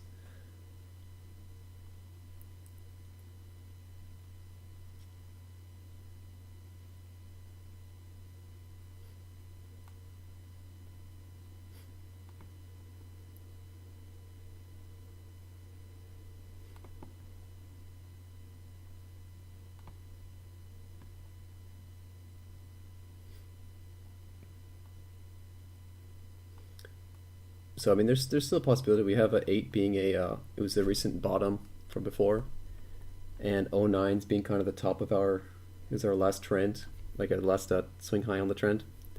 So this is one of those times where it's like, if it holds, it's going to be a really painful hold, and I'm going to sit here and I'm going to be sweating and really upset about sitting here with this holding. That was not too. I didn't really like that at all. So it looks like I'm going to be taking another loss on this. But if this 09 area holds, then the lower highs is still in play.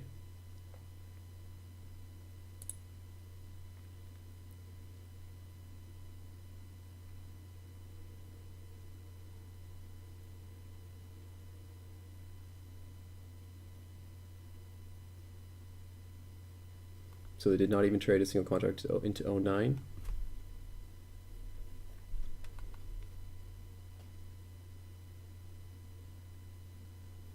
Okay, they're trying to buy it up, but they're not trading up there just yet.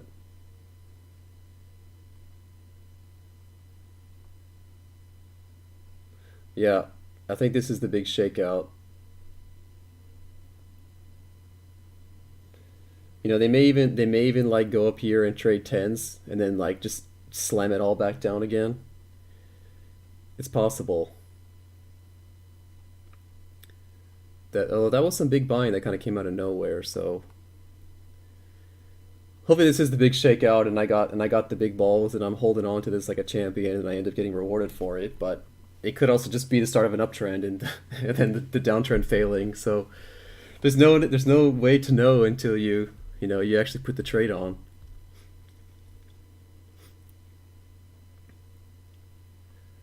But yeah, I have seen this happen before where we have a huge shakeout, like we touch the top and then we just bam sell all the way down to lows of the day. So I don't want to put on another contract. I mean, I really could, but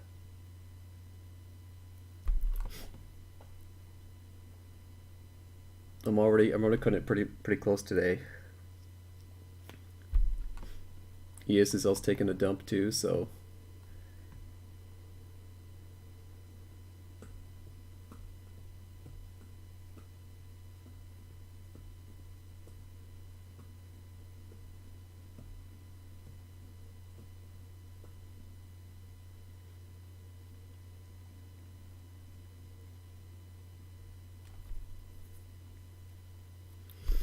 that offer 10's gone.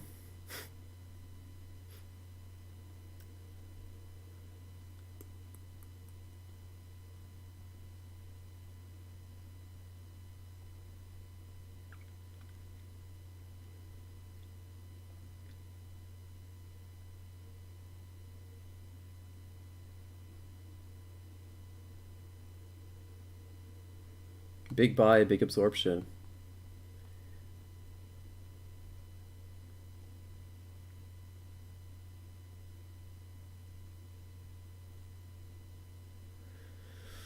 I don't know, man. I'm just kind of watching this tick against me. That was a pretty strong buy right there.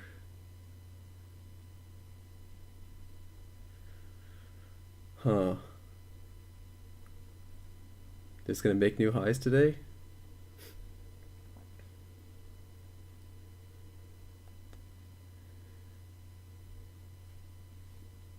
There's a big offer there at 16. Could just be a bait again. Could just be a guy trying to get long.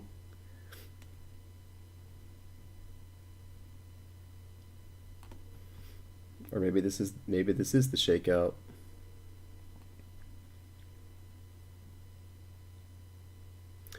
Yeah, but like the thing is we've actually been having this kind of action a lot lately. Like we've, you know, when it gets really late, the sellers or the buyers, like they're still there. They're still moving the market. EOS is starting to make another run though. So am I gonna get a profit on this trade? Maybe not, but am I gonna be able to probably cover at a better price? I think so.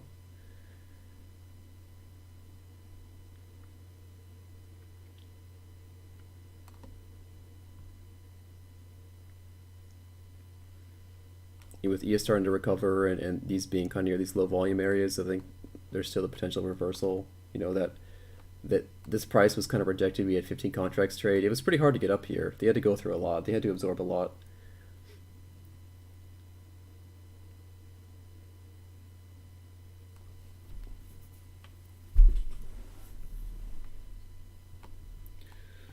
Well, this very could likely just be, they broke down and then the shakeout was this actually for the longs and then they took it up higher. It's very possible that we're just on the wrong side here. Because, like I said, everyone was kind of looking for that trade, maybe trading into 31s. And then they buy it up because now ES is tanking again.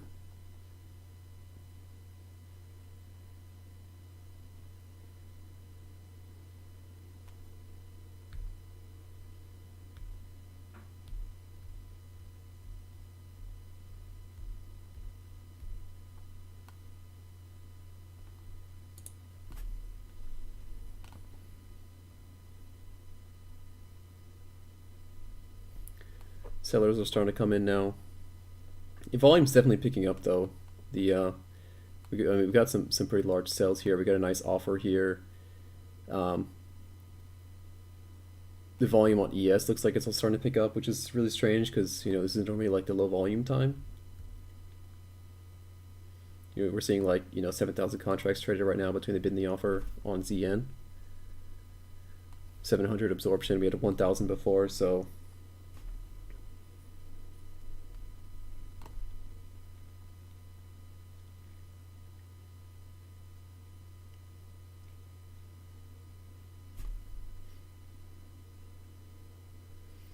It's not really a new high. The new high would be 15 for today, or maybe like 14. 14 is the high.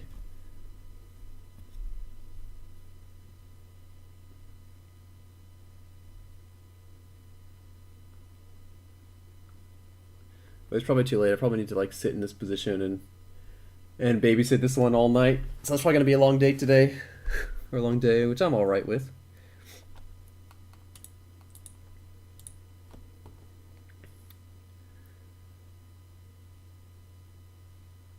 Gonna need to trade myself out of this position.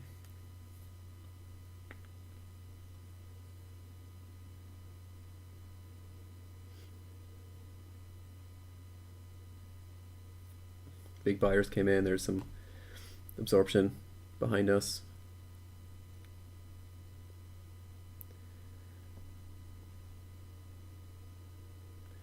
ES got a nice 1,300 lot, trying to hold it down, and then 1,100 lot a few ticks above it.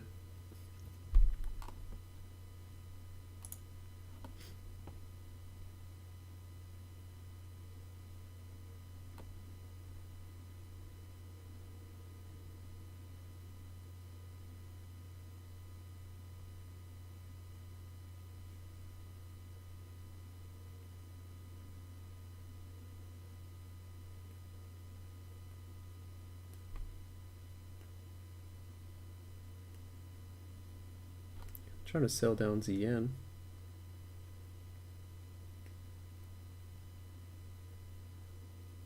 Also starting to sell down ZF as well.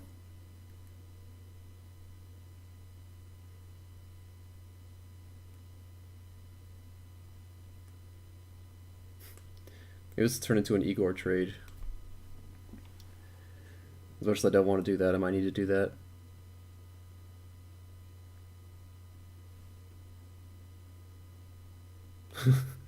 Yeah. I mean, it's holding up here pretty good now.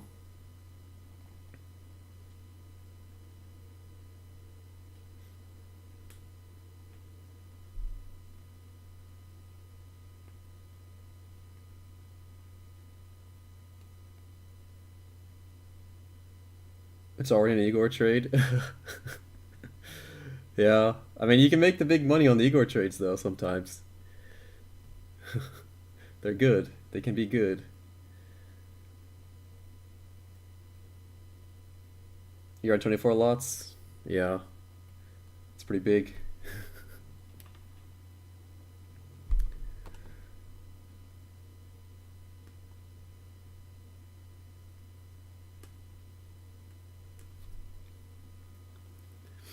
I'm really curious about ES, though, because the, it's, we topped out at 93, right? So we're down, like, 30 ticks or something, 30 points.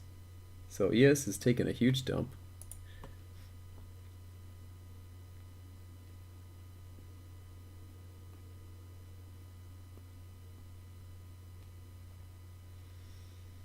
All right, well, we're potentially topping out here.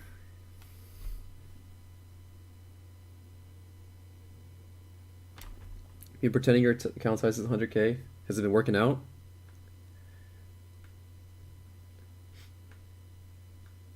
Yeah.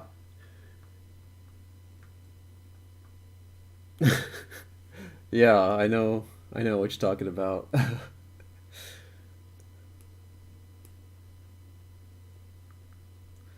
I mean, I could do an Igor trade, but that's just like I have seen your journal ticks, yeah, but like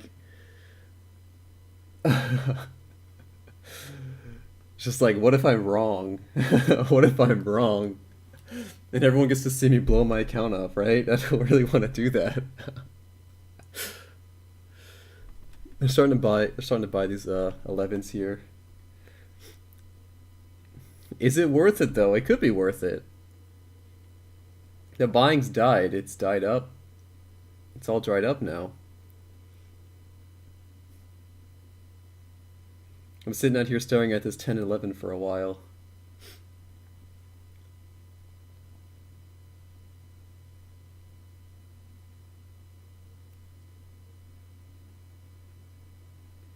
I mean, I've done the ego trades before. I mean, I got up to a 21 lot, right? That was a bit different though, but I was still trading 21 lots.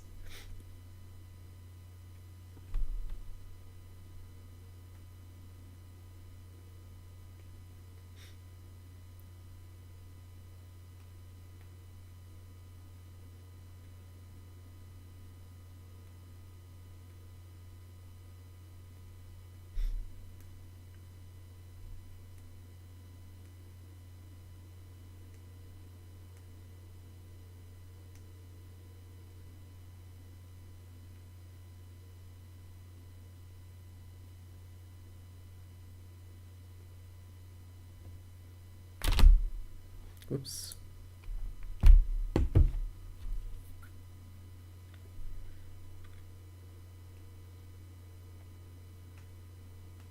I don't know, I I legitimately have a feeling that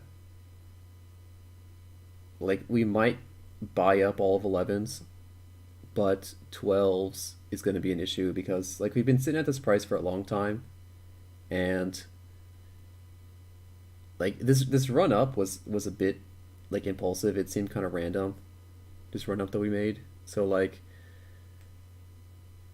I'm very curious of if we actually continue higher or not. We've had some decent absorption on the ask side. We're not really seeing much commitment at these prices from either level. So maybe some guys who are long are thinking about just taking their profits and selling into tens or 24 half or a one half, and then we may just continue back down.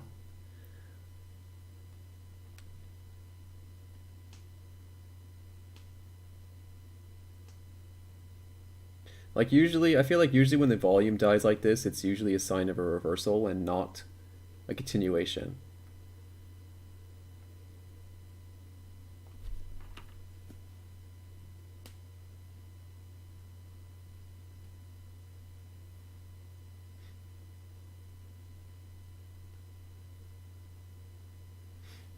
Yeah, see that they're starting to sell down in ZN.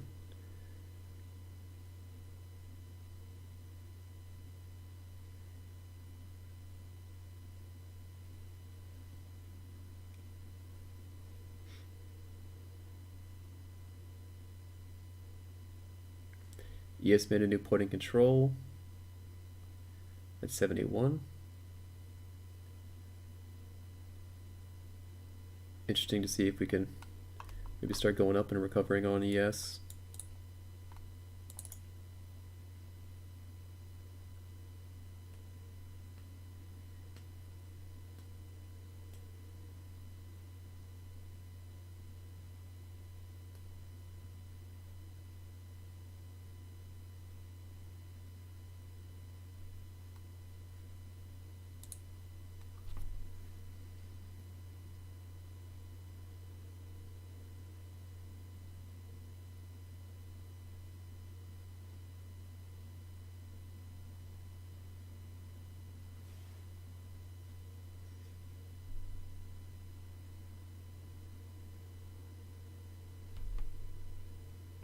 Hmm.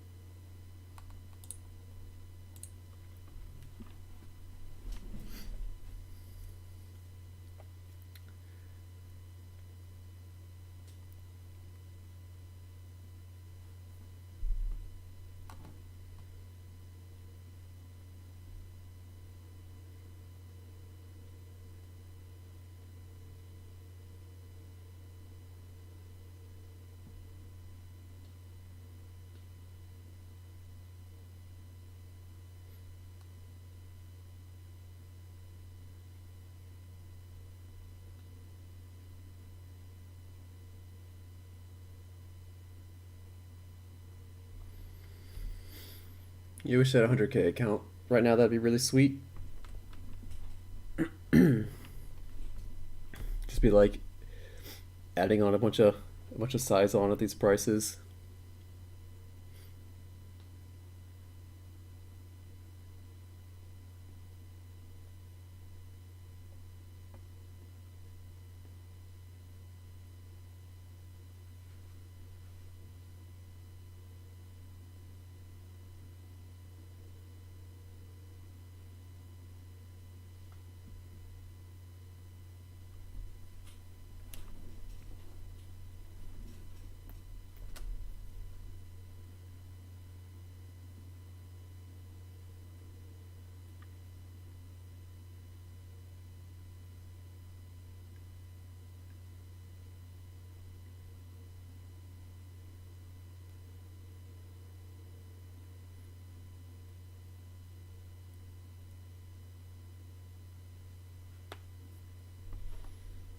Hmm.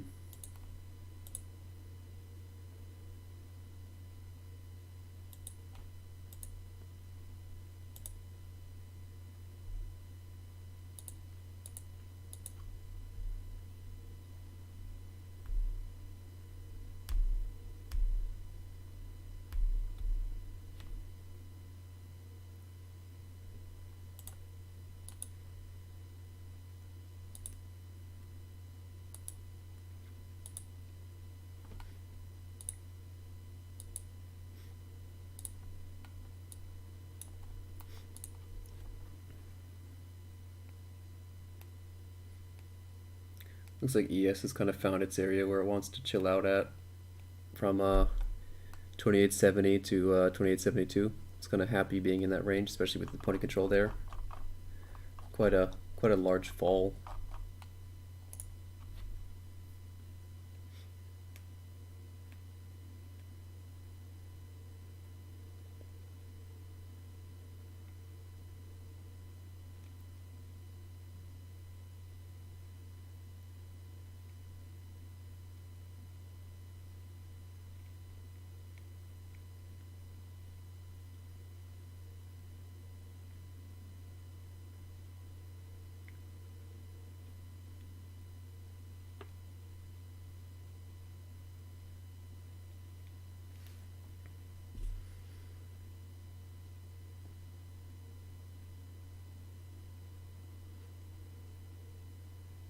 We gonna tick up, or we gonna chill out at these prices? I think we're gonna chill out. Looks like we're gonna chill out. Unless ES decides to start trading up to maybe 73 evens. It could send us back down. Okay, he's trying to get to 72.5. Does it get to 73?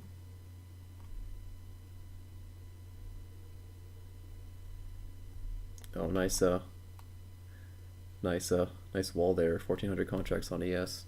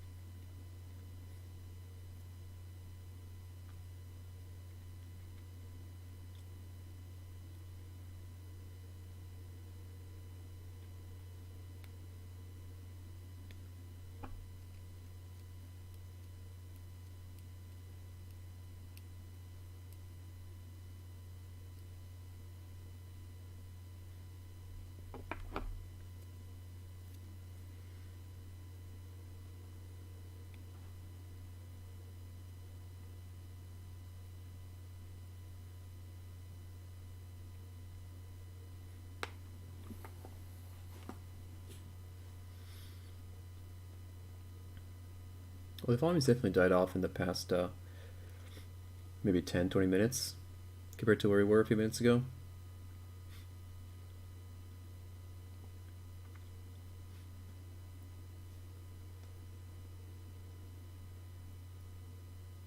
Starting to see some buying across the board. ES is starting to head down again.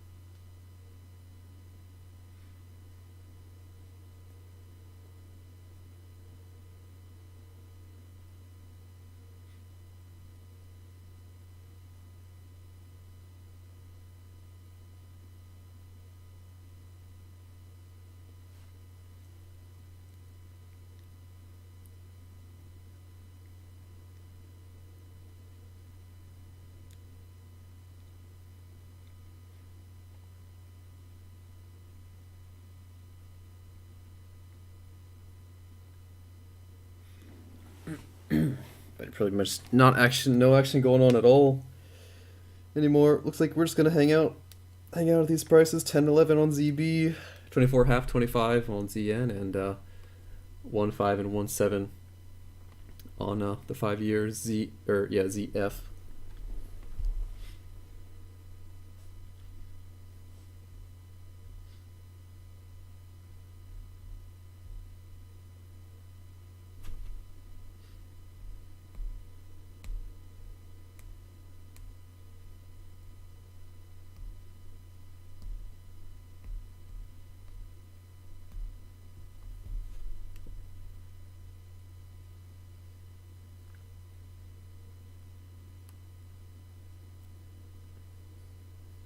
He's kind of testing the bottom of its range again.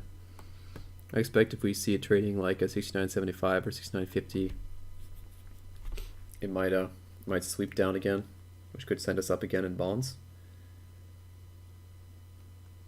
if it gets there.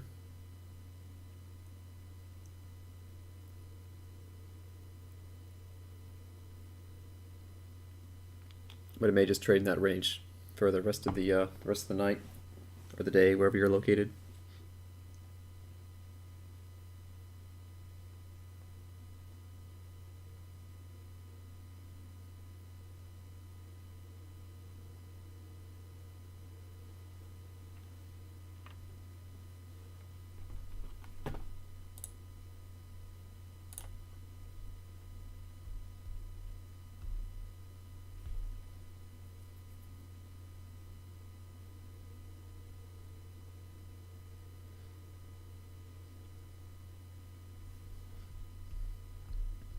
We'll test the bottom of its range, and it's kind of rejecting that, so I guess we're not going to move for another while.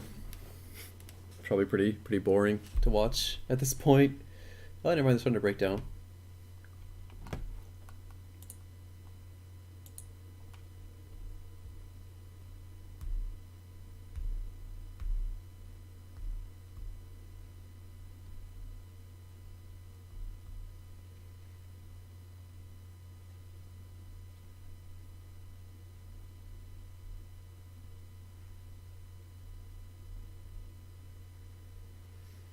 Yes, it's kind of breaking out of a range, but it's not too clearly defined.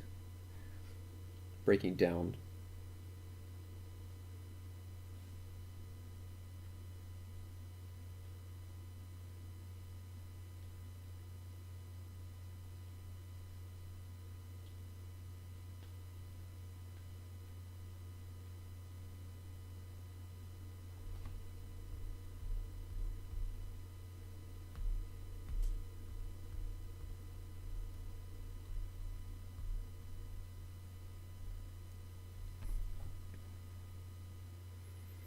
Interesting.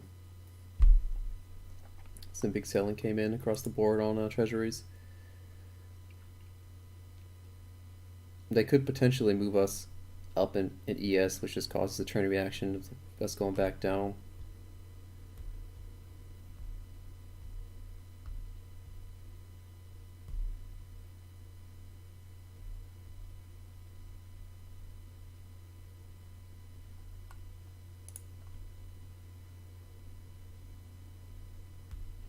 Yeah, I mean, like we got these thin bids now behind us. There wasn't really much interest in 11s, taking it any higher in 11s in that volume profile step. Looks like.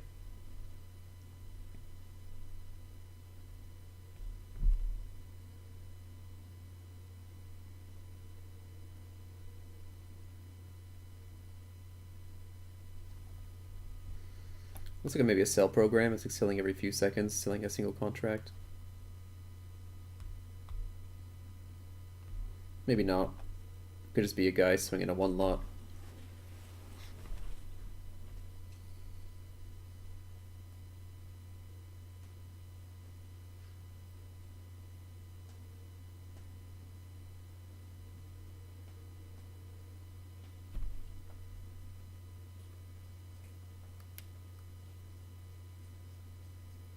So the bottom of this range is potentially O2 or lower to from anywhere from O2 to evens. If we look at this chart and say that it's a range.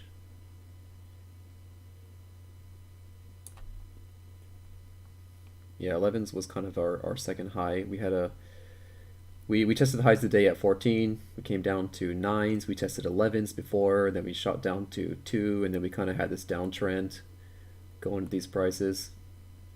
Testing the low at evens. Then we shot up to the highs at 11.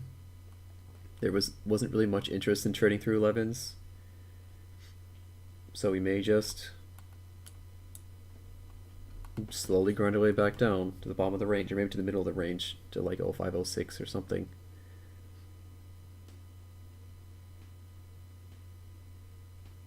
Yeah, there's some big selling coming across. ES is starting to break out now. If ES can break that 1,000 order, that's very bearish for bonds again. It might just do it. Usually you'll see these huge, yeah, there you go. 1,000 lot just bought, went up 2 ticks.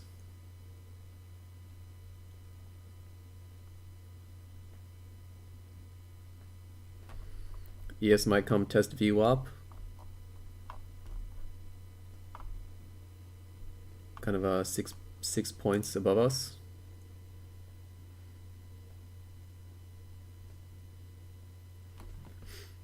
Yeah, this could be it. I'd like to get another yeah, let's add another one. Oh, I added a 4 lot. That's cool. I did not want to add a 4 lot, but now I got 8 lots.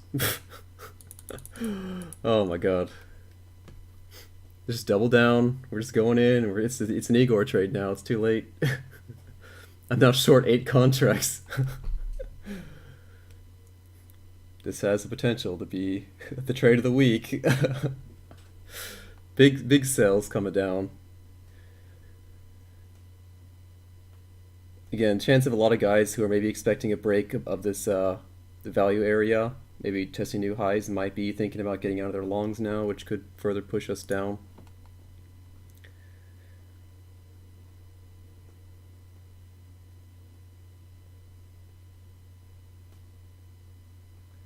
Breaking through this 08 level is pretty good.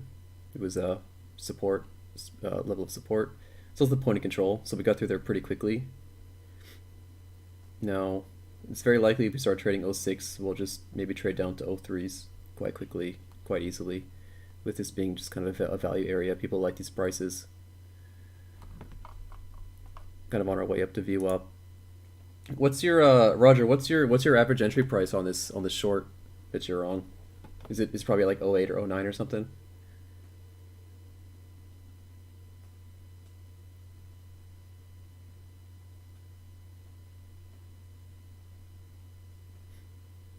Oh 06? Okay, so you're pretty close to me.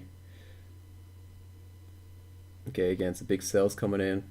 Looks like size is starting to sell this again.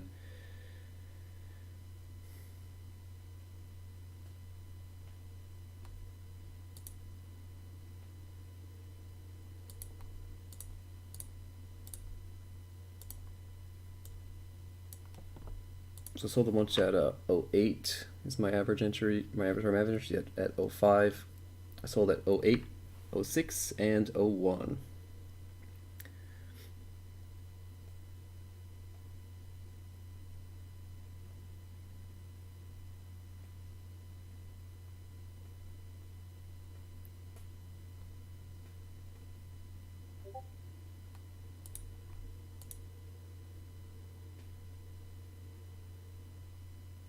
Oh, okay, yeah.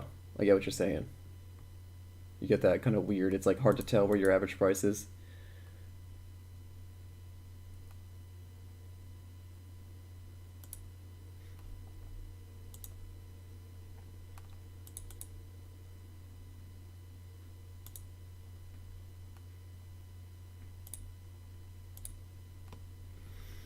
This 05 area, we got some large offers, some absorption on the bid in ES.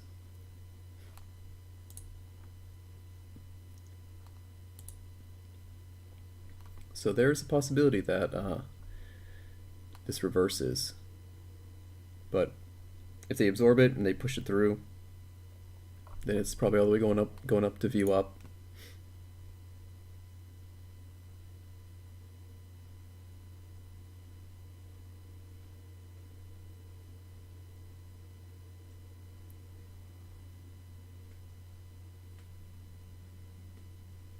This large order kind of sucks, but if we take down, it might just pull it or spread it out over. Happens a lot in these markets who have these like huge orders, and then when you actually get to the price, they're either fake or they split it up into multiple smaller orders, like 200, 200, 200 or something, and move it across the other prices.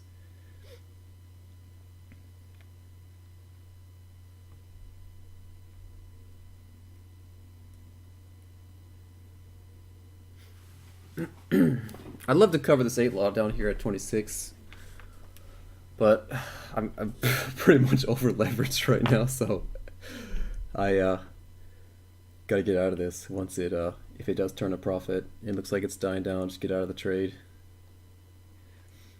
Yeah, like I said, so I'm just trying to get myself out of this hole right now and make the day green. So if I can get out, here like 04, 03, I'm happy with that.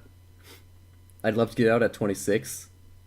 I'd love to see that trade I've been talking about all day, this breakdown of evens and then like sweeping down into like 26, 28 area, but I don't know if we're going to get there. ES has still got quite a long way to go through VWAP, but if it goes tests VWAP and pushes through it, then I think we do have the potential to get down there. It looks like this is pretty much controlled by ES.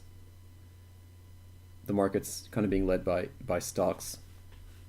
So with this kind of grinding up, we will continue to grind down. And I mean, ES has got a lot of, it's got to retest this whole area because it's down like 30 points or something today. So it's got to get through this whole like low volume area, maybe test VWAP, test this high volume area around here at 80 and 83.50. I mean, I think, yeah, evens. We might be covering at anywhere from evens to 3 or 6 to 28. I could see being being potential. I mean, this is why you're here watching order flow, right? Because you don't just pick a target and call it. You gotta. I know, but you know what I'm saying though, because like there's got to be a lot of guys taking longs here because like we've had this whole like week of just like crazy moves, right? So am I going to get 26? I doubt it. But if this goes up to VWAP, like it's already traded like more than halfway there, right? If this trades up to VWAP, we have a bunch of guys who maybe have their longs set with their stops here at evens and 01. So like we may only get down to 02 and 01 and like, we call it there, but like should we trade into evens or to 31? Like that has the potential to puke out a bunch of guys. And that puke out is you know that's where the big money is. That's where you add on. That's where you like add on like another quarter size or something right before the puke out, and then you grab like an extra 3 ticks or 4 ticks. I'd love to hold it all the way down here. I'm probably gonna move this up to like to evens if we get there and it starts just kind of grinding or start flipping back and forth. Like it's starting to have some trouble now at 6 and 7.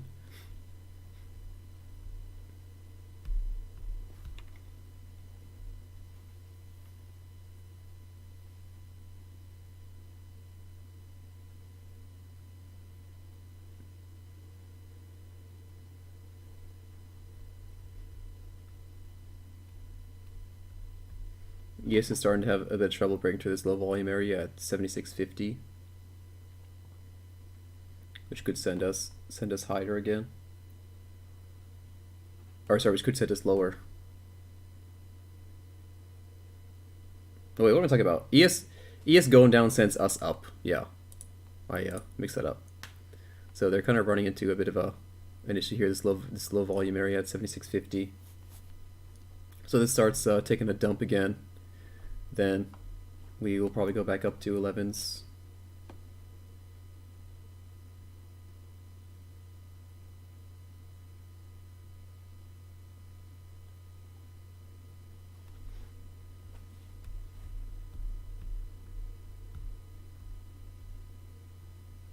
It looks like it's running into some absorption now at 73.50, but it just ticked through it.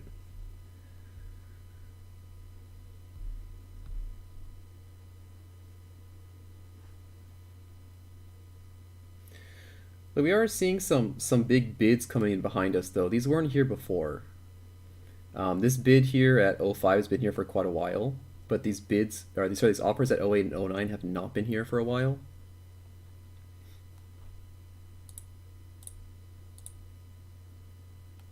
So that's a new thing.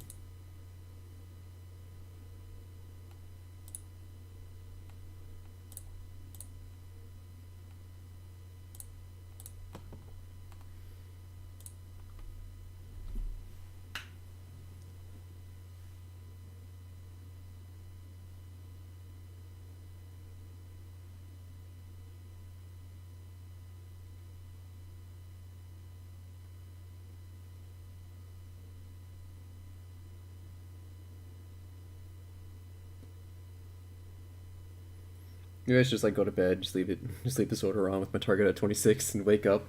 with a surprise. It could be good, could be bad.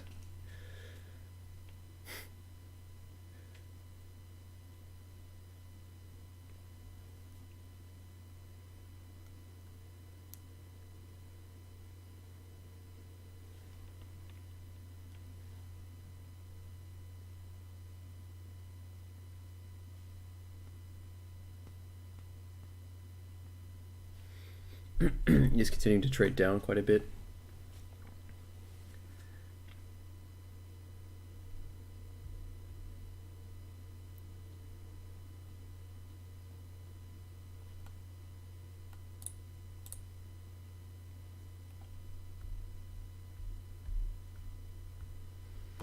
Okay, we're just kind of stuck between these two large orders here. This almost 900 at 05 and then like the 1400-ish at 08, 09.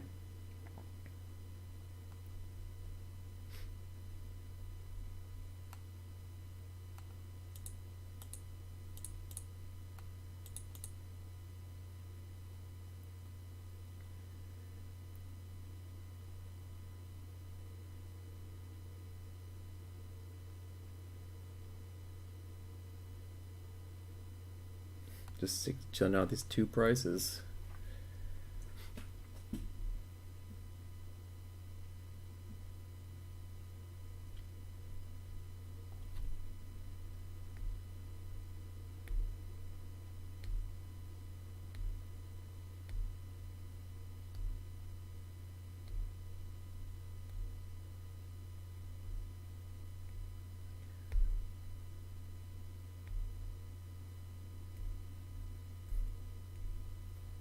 He is bouncing a little bit. Starting to pull the offers.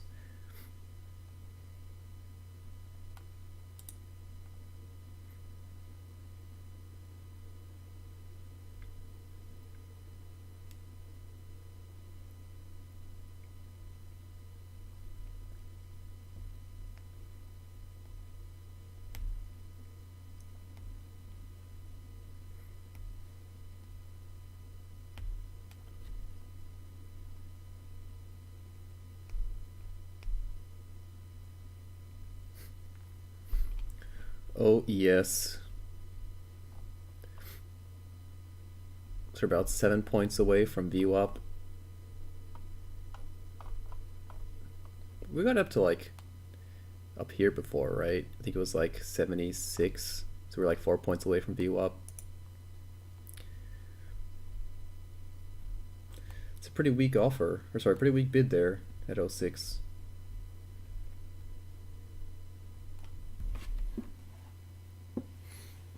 It's gonna take some time.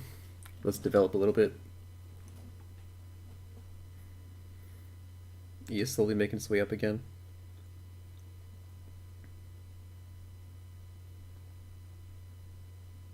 I feel like what's happening is whenever we get to highs in bonds, like we seem to only care about the correlation to like do reversals, and then like once we get really low in bonds, like we're looking for ES to start tanking so that we can go up again. Like we're kind of at the highs, right? The lows being like this evens area. And like when this goes up, we go down, but when it goes down, we don't go up anymore. But like when we were down here, right, at like evens in 01 and 02, when ES was going up, we didn't care. But when it went down, we like shot up again. So it's like the correlation seems to play a factor at the edges of the ranges, but that's it. That's the only places where it seems to matter. Because I've noticed a bunch of times I've said like, okay, we're only caring about ES going up or down, and it's like at the edge of the range in treasuries.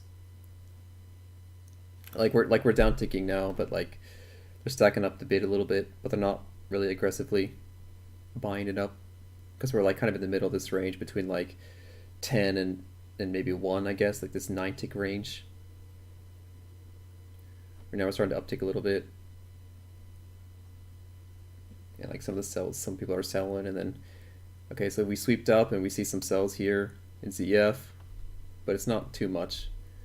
But like once we get, if we do get down to like 04, 03, we're gonna stop caring about these upticks and only care about the downticks to like start moving back up. Kind of a, I don't know, kind of hard to explain. Hope that made sense.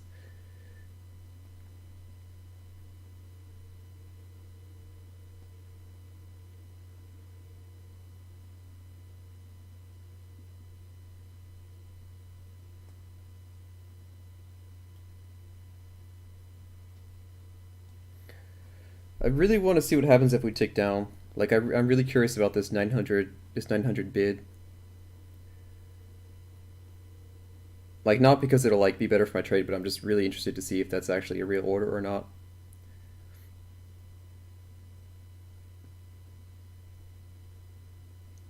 Or if it's just like some guy trying to scoop up some extra ones, maybe like trying to market make or something, possibly. I don't know.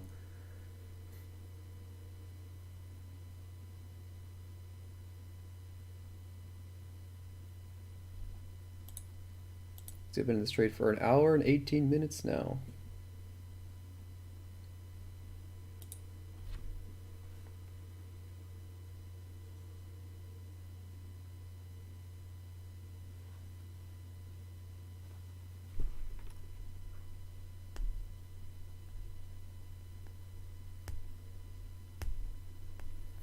They actually started to weaken up these offers behind us. We were sitting at like 800 before on a few of these, and now it's kind of weakened. We've also weakened up the bid as well here at 06.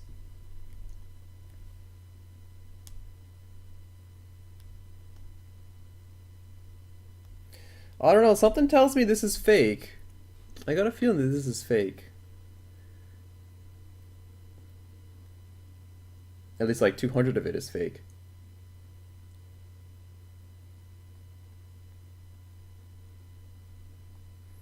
Trying to make our way up again in ES.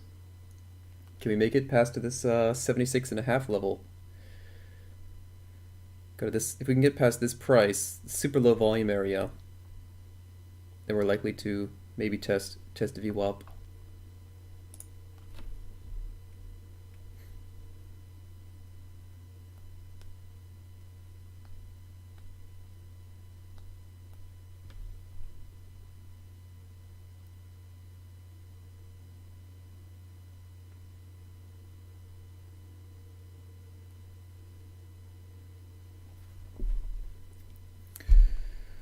Other than that, I don't really have much to say about this trader right now. It's just taking a while to play out.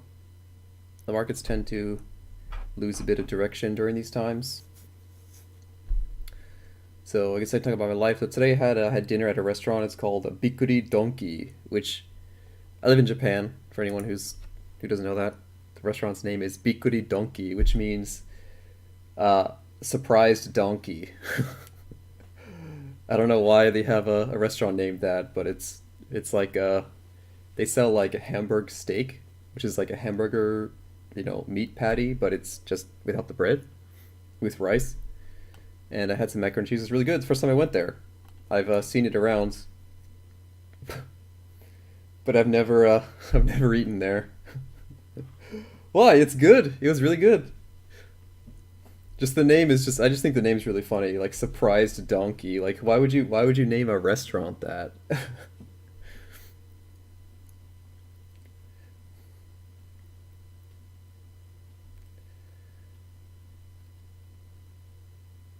I had some Japanese curry, like a Hamburg steak and curry. Yeah, yeah, they got some pretty terrible names for some stores here. There's a clothes shop here in the shopping district, and it's called Titty and Co. And I took a picture of it, and I was just like, wow, they actually have a women's clothes store called Titty and Co. Titty and Company. What am I doing there? So I moved here to teach English about 3 years ago, or 4 years ago. I did that for about 2 years, and then I got a job at a cryptocurrency exchange here in Japan. I was working there for about a year and a half, and then I quit. Or I didn't quit, but yeah, I mean, I kind of quit. It's kind of a long story, but I don't work there anymore, so I'm still here because already got like an apartment and everything, and just got my visa renewed, and it's a nice place. No, I live in Fukuoka, in Kyushu, so southwestern Japan. It's a bit hotter than Tokyo, but it's a lot cheaper actually, and the food's a lot better than in Tokyo. The food's amazing here. You have to eat bikuri donkey, so like, what's not to love? Oh, you were also in Fukuoka?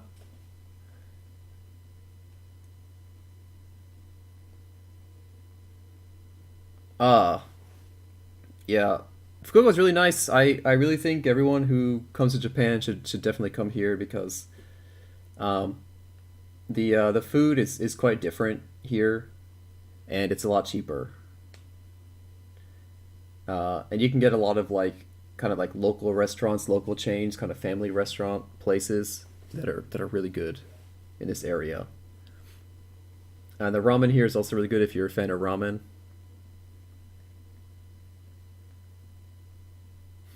It's a bit different. They use like a pork broth instead of a pork broth base instead of soy sauce or fish sauce. So it's like a very strong taste, but it's really good. It's very unhealthy. Oh, nice. Yeah, so I came here in the very end of 2015. So basically 2016.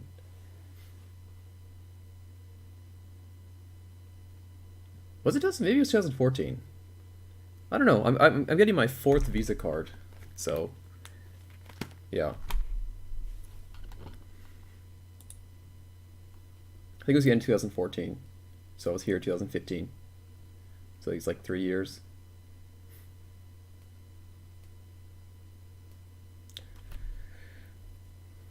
Yeah, it's really nice. That's why I'd like to stay. Um, I'm kind of like unemployed right now. Like I do have I am in the process of getting my next visa sponsorship. I have a guy who's kind of sponsoring me for my visa. Um, and it's really nice. Like I really like living here. The people are really friendly. Everything's very close. I bought a bicycle, like a road bike that I ride. It's really fast and super dangerous, but I can get. Fukuoka is also a very small city compared to Tokyo, so pretty much anywhere I need to go, I can get there by bike. Um, so I can just bike wherever I need to go. I got everything's close by. Convenience stores here are amazing. Supermarkets are amazing. Um, I'm just really happy here. Internet here is a lot cheaper and a lot faster than it is in the Western places like the U.S. Oh man, I was just gonna say how this tanking wasn't very good. Wasn't liking seeing that.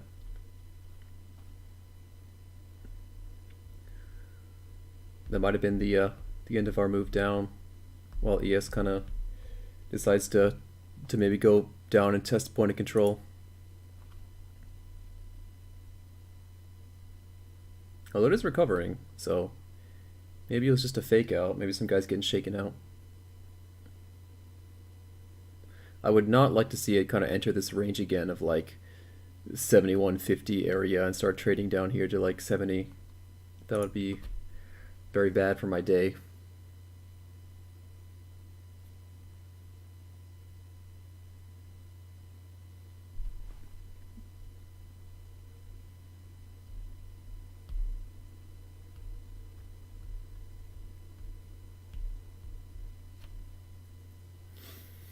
Yeah, I'd like to stay here for a longer time.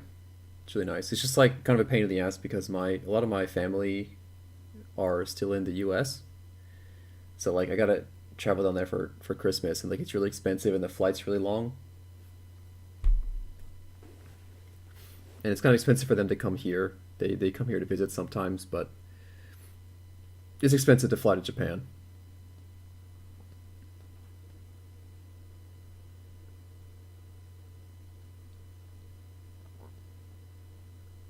But yeah, teaching English was pretty fun. I was pretty happy doing it. It's just the salary.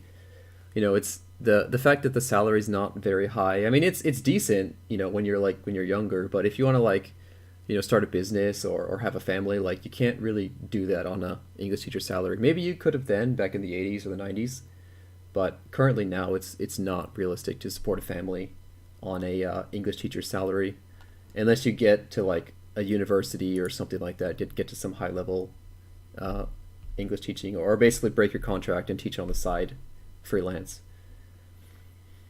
So started looking for a job.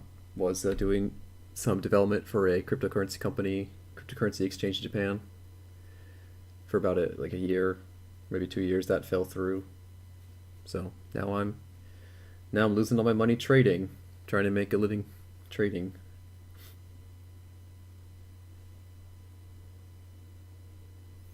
That's the dream, right? Sit at your computer all day, lose hundreds of dollars.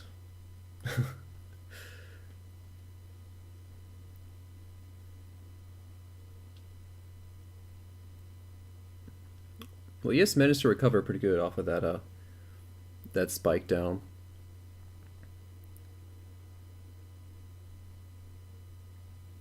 Maybe if we start trading above 75.50, 70, 76, maybe this area we might take down again on bonds.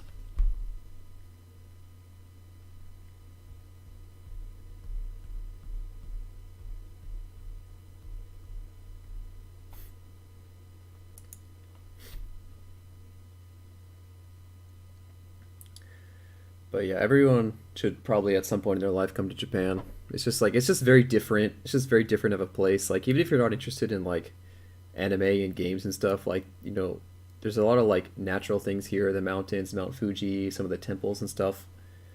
You know, for a lot of people it's like nerd central, but for other people it's also like a very just beautiful place. It's very clean.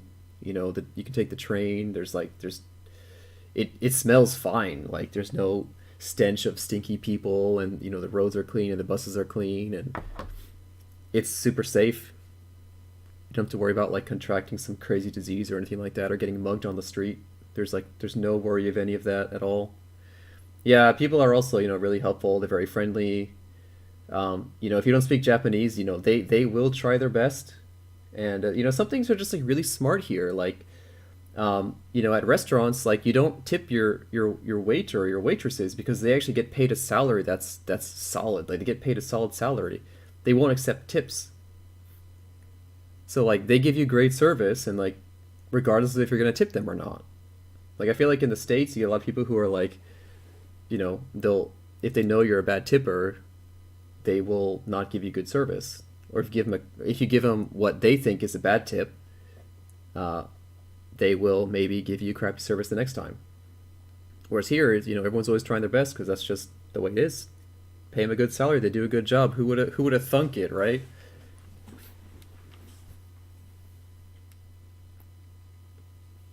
If only people realize, you pay them a good salary and they'll try their best and they'll work hard for you. It's like this world is so complicated. I don't think that's so complicated to figure out.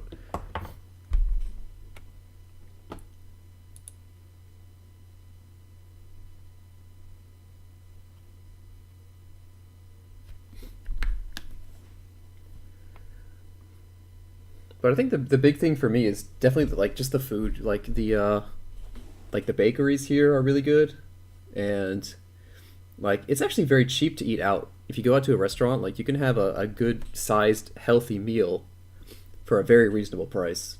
I think in the States, if you go to like some restaurant like uh what is it, like TGI Fridays or something like that, TGI Fridays or Chili's or something, it's like $15 a person, I think, and it's all kind of like microwaved, reheated, preheated food.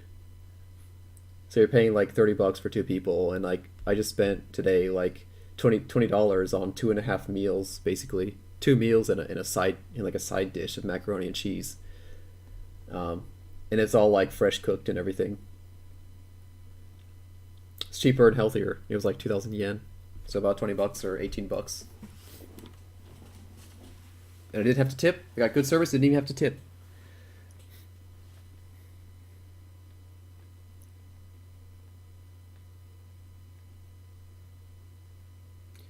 You can get good exercise just like walking from place to place, which I think is really understated. Living in the States, you need a car because you got to drive everywhere, and like that eats up gas money, car money, insurance money, um, and then like you don't really like burn many calories or use much energy when you're driving a car. If you're riding the bus, standing up on the bus, riding the train, stuff like that, um, it burns calories, and so you get you just generally feel better because you're a bit more active than you are in the States.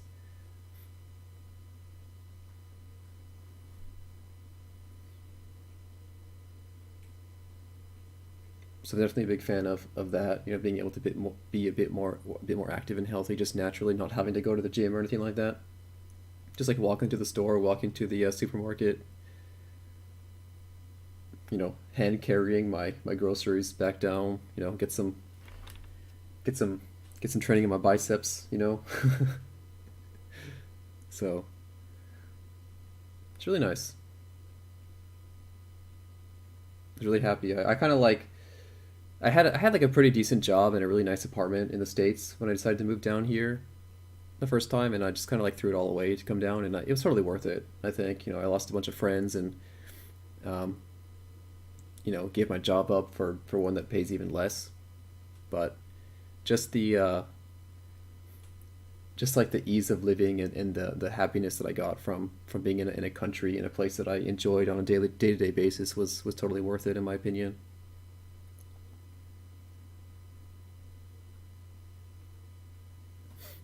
So how's this trade working out? Well, we made it down to the point of control on ES, and we're starting to kind of trade through it a little bit. Three contracts traded through it.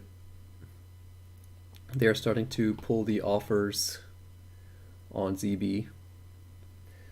We're in Fukuoka. There's not so many. It's not as many as Tokyo. There are a few. I do have a couple of buddies who are Westerners. Um, we mostly play Magic the Gathering, so we're like super nerds. Um, but there's a few, but they tend to stick together in this area because there's not so many. But actually, Fukuoka is kind of like it's kind of like the Silicon Valley, or it's on its way to become the new Silicon Valley of Japan. So there's actually a lot of incentives for the government for startups here, and they have a lot of support for startups, and you can get like a special Fukuoka only startup visa in the city only. So you can sponsor yourself and start your own business here in Fukuoka, which you can't do anywhere else as easily. Because there's a lot of like tech startups here, and we're really close, very close to. I think actually Korea, like Busan in Korea, is actually closer to Fukuoka than it is to Tokyo. So there's a lot of like international business potential here. We also got easy access to like Singapore as well. So it's definitely a place that I think is up and coming. So I'd like to try and get myself situated here, because I think the potential in the future, maybe 5 years, 10 years down the line, is very bright for this city.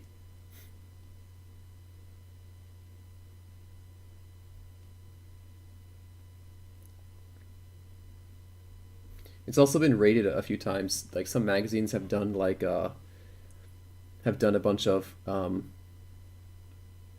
most livable city tests or something like that, and it's pretty consistently in like the top 10. I think it was like number 2 one year and like number 7 last year or maybe 2 years ago.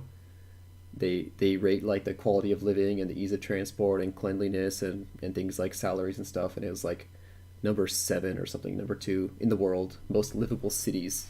So I'm always trying to get people to come down here just to kind of experience what it's like, because they're like, oh, Japan, you mean Tokyo or Kyoto or Osaka? And I'm like, no, Fukuoka, man.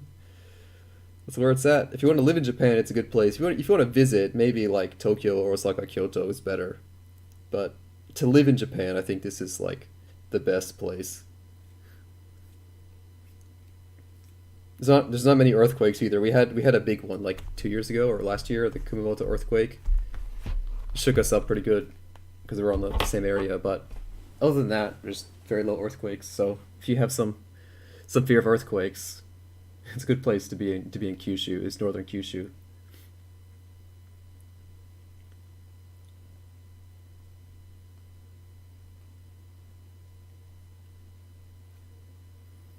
And like we still got all the things that you'd expect like a big city to have. We got like these huge electronic stores. We got huge arcades. I'm a nerd, so like this stuff is important to me. Um, I play a lot of Magic the Gathering, and that's there's a big community for that here. And I don't know if you're into fighting games, Street Fighter, and Tekken and that kind of stuff. Actually, Evolution Japan is going to be in Fukuoka this year, so I'm really excited for that. If you're into like esports and stuff, I don't know. It's usually in Tokyo, but this year it's in Fukuoka. So there's gonna be a lot of gamers coming down for that event. All right, so ES is really starting to taking a dump now. My idea about maybe testing VWAPs failed. We're running into this huge order though with like 800 contracts on the bid. But again, Bonds is not really reacting to this. It might react if we get lower. But if this holds, we may see them pulling and selling. Okay, never mind. They pulled the bid actually at ES and they're trading through it now.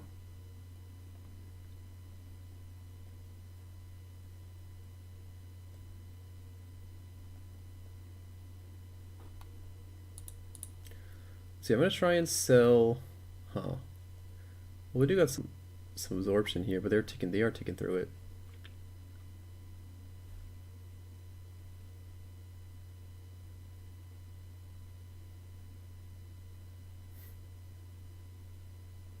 It'd be great if they just like failed to take through point of control, and then this starts reversing.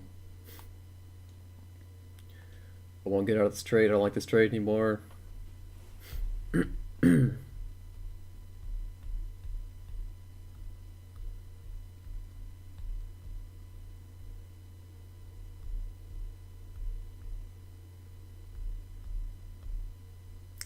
Yeah, so it started recovering, and then bam, big selling came in at 07. Like, I feel like we got some big size that wants to sell this down. You know, we got the absorption, and we got the big sells when ES recovers. So like, I feel like the sellers are there. They're just, it's just like, I don't know. It's really hard to say because like big size is selling. We got absorption on both sides. We have been ticking down over the past, what has it been, like an hour now, maybe 40 minutes. We have down ticked from, we were up here at 10 and 11. So I feel like the potential is still there for this to turn around and eventually maybe retest this big order here at 05 or maybe evens or 01.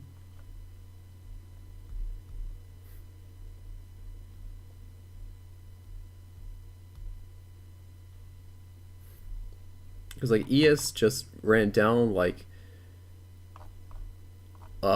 four, or was it like 9 points or 8 points, and all we did was get absorbed on the offer,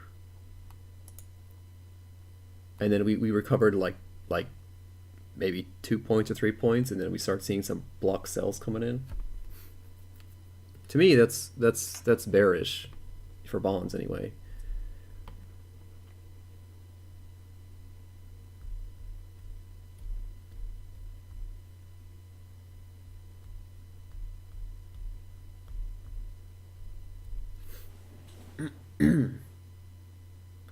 What was your favorite thing about living in Japan? ZNZBZF. What was your what did you what made you love it there? Was it the women? Was it the cheap alcohol? What was it?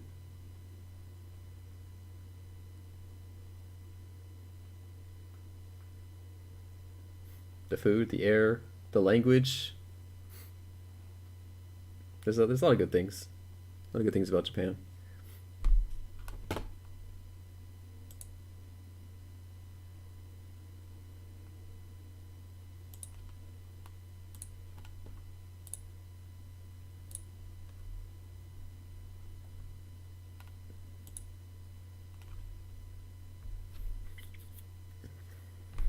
The food and the women. Did you take one? Did you take one home with you?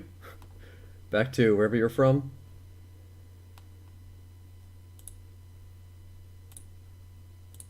That seems to be a pretty common occurrence. The foreigners go to Japan, they take the women back home with them.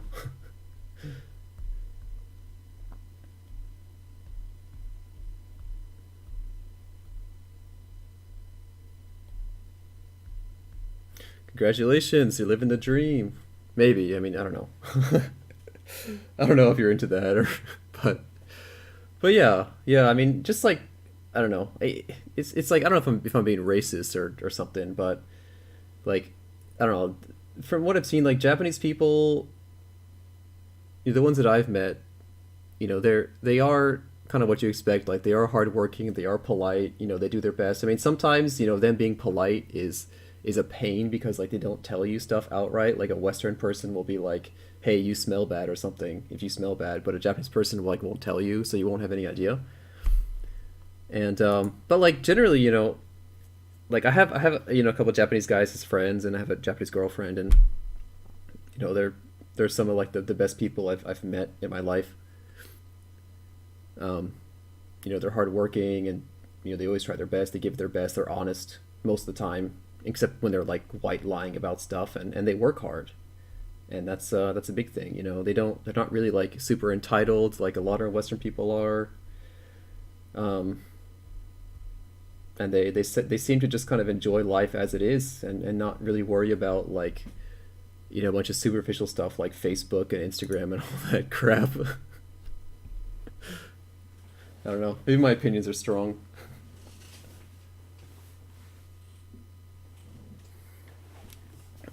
Yeah, so yeah, I mean, I was kind of in the same place. So I actually grew up. When I was 3 years old. So I'm 27 now. But when I was 3 years old, I moved out of the States. I was living in the States, and I moved to Indonesia. Um, my dad's work kind of put us all around the world, and I spent basically until I was 18 years old outside of the United States, which is my home. I stayed in the Aberdeen, Scotland, for about 5 years, which is the closest thing to America. But again, it's like it's Scotland, so like they got different accents, and it's still a totally different country. I went back to the States when I was 18 for university. Went to school. Uh, I got my first job, like my first legit job, um, in the States. Worked a few years, but I just kind of felt like not happy, or I felt like uncomfortable or something. Like when you spend your whole life in a different country and then you go back home, they call it's like culture shock, right? When you go to a new place and everything's different. I had like reverse culture shock. So I got back home and I was like, wow, this is what America's like now. I don't really fit in with these people anymore. Like I'm so used to being around like I'm so used to being like, an outsider surrounded by other outsiders or foreigners, I guess is a better word. It just like I don't know, it just felt weird. Like I didn't really have a good connection with a bunch of people local to me. I mean, they weren't bad or stupid or anything, but it was just like I just didn't really get along very well with them, and just kind of like, yeah, so that's your life, that's my life. Okay, cool. End of the story.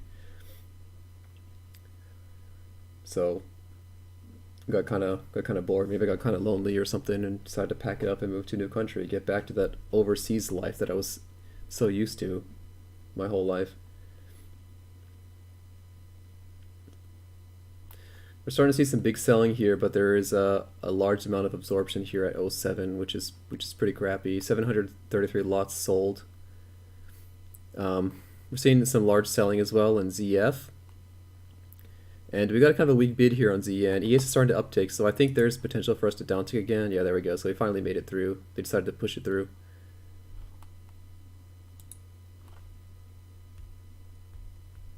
Yeah, and I think, it's really cool. Especially these days, you got access to internet. You can kind of make friends all over the globe, all over the world, and like some of my best friends are guys I met on the internet. Like when I was 14 years old, I was playing World of Warcraft with guys from Denmark and Norway, and like I still talk to those guys from time to time, and it's cool that now we have that technology. Um, and you can kind of like get to know other cultures, other people, and kind of experience the world without having to fly to a new place. Of course, going to a new place is great, but it takes time and money that not everyone has the access to do that.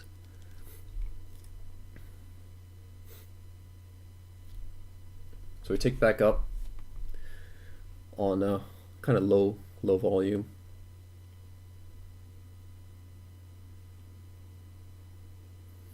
Would like to see this being rejected again. Okay, well they rejected it here in the short term.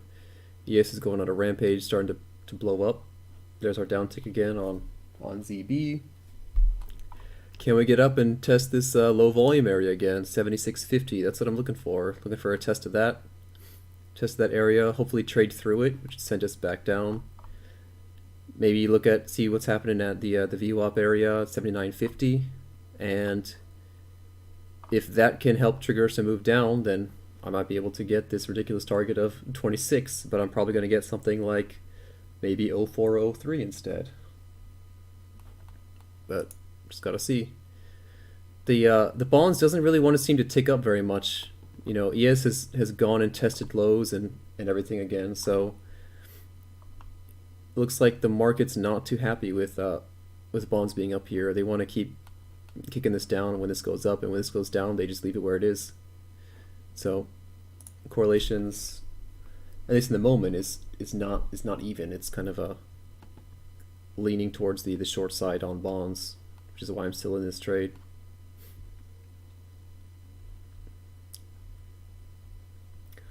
Hold on to this one like a champ.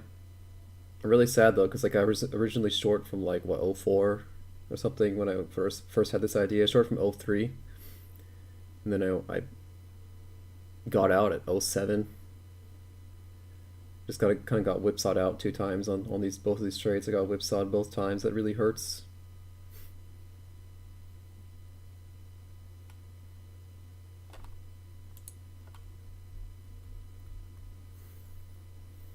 But I've been having a good month or a good 3 weeks, so I kind of got some room to take a hit today, even if I need to. I don't want to take a hit, of course. Who wants to lose money, right? But it's just part of trading, and sometimes you make bad trades, sometimes you make bad choices, and you just gotta survive to trade another day. Take my hit today, take a rest, refresh, be back at it again tomorrow. Today's a very not normal day as well, with there being the trading floor. Actually, cash is closed, right? On the cash market, the trading floor is closed for interest rates. So this is all just internet traders trading with other internet traders.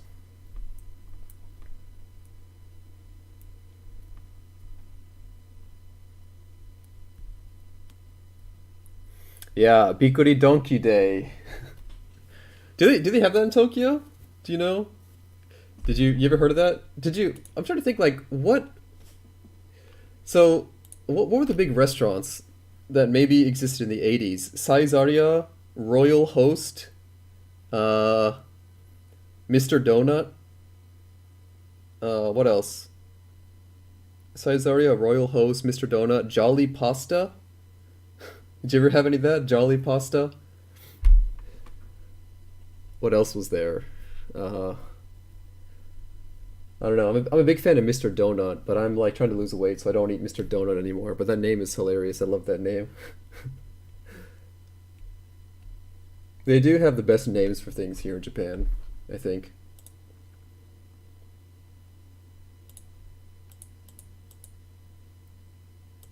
Oh, yakitori. Do you remember the name of it?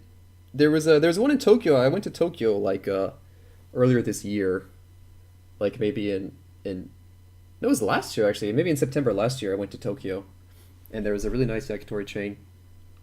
I don't remember the name, but it was like a yellow sign, and it was really popular. Did they have Moss Burger back then? Like was McDonald's in Japan during that time? Do you like McDonald's? I guess that's a better question first.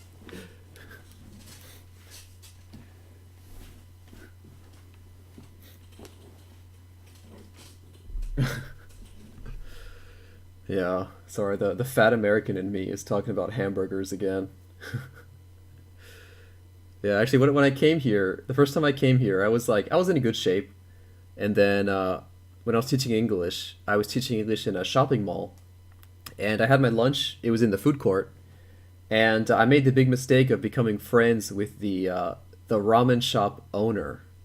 So he owned the ramen shop, and he spoke a little bit of English, and he was a really friendly guy. Like he introduced me to his wife and stuff, and like we exchanged phone numbers, and I would go to his shop every day, and he'd give me like free rice or free like size up or free drinks or free sweets. So like I felt bad, so I basically ate there every day. If anytime I went to that branch of my work, I would eat there. So I would have ramen like 3 to 4 times a week, and I gained like 15 kilograms. I don't know how much that is in pounds, but for you pounds people, but I gained 33 pounds in a very short period of time because I was just eating this like delicious oily ramen that the guy was giving to me every day. And it was so amazing, but it was so terrible because after lunch I was like so tired and wanted to go to sleep. but I had to like teach kids lessons and everything. But it was really good. And eventually I just kind of told them like I gained too much weight. You know, my work clothes, my suit doesn't fit me anymore, so I gotta like, eat some vegetables. So I been on a diet, trying to lose some weight, so I don't get to eat Mr. Donut or McDonald's anymore. I kind of cheated today by eating Bikuri Donkey. Yeah, yeah, for sure, right? But like when you're, I had like a 40-minute lunch break, so I had to just kind of go get something quick. Yeah, those places are amazing. There's a shop near where I live. They've existed for about 20 years. It's called Pikaichi, and they have the best like Chinese noodles. It's a Japanese restaurant, but they have like these like spicy noodles. It's with like black sesame seeds, and it's just like it's really cheap and it's really good. And like the man that works there, he's like super old and wrinkly, and the lady's really old and wrinkly. Um, but it's like the best food. It's like the best noodles you can have. And the shop's like always full, and it's really small. You can fit like maybe 12 people max. But they're like super friendly, and it's all like handmade stuff. ES is kind of crashing down again, testing the point of control. Looks like it's starting to reject it. Although we're not really for sure until we get up maybe another 3 or 4 ticks. Again, there's not a reaction here in bonds at all. We'll see if we start reacting when we start upticking again. Also, another thing about Japan is kaiten sushi, or the conveyor belt sushi restaurants. Those are also amazing. I think if you like sushi and you want to eat it in the States, it's like maybe like a $2.50 for one piece or two pieces. And here I get two pieces for 100 yen. So it's like maybe 90, it's under $1 basically for two pieces of good fresh sushi. Yeah, conveyor belt sushi is amazing here. Um, they got like all the fish that you want, and it's all safe. You don't have to worry about being like poisoned or raw, because like they're professionals. It's 100 yen a plate. You just buy like 7 or 8, 9 plates, and you're full of sushi. Do that in the States, and you're racking up like a $20, $30 bill.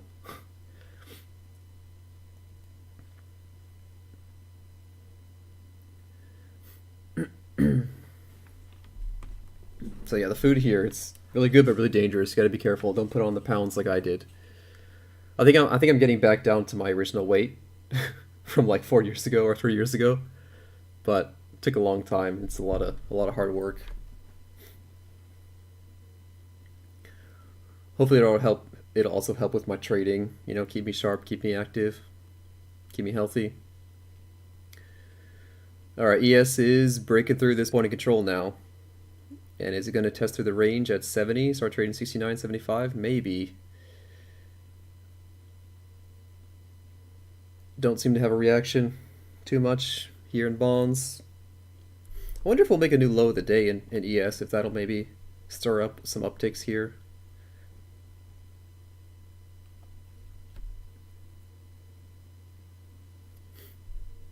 Okay, there's an uptick now.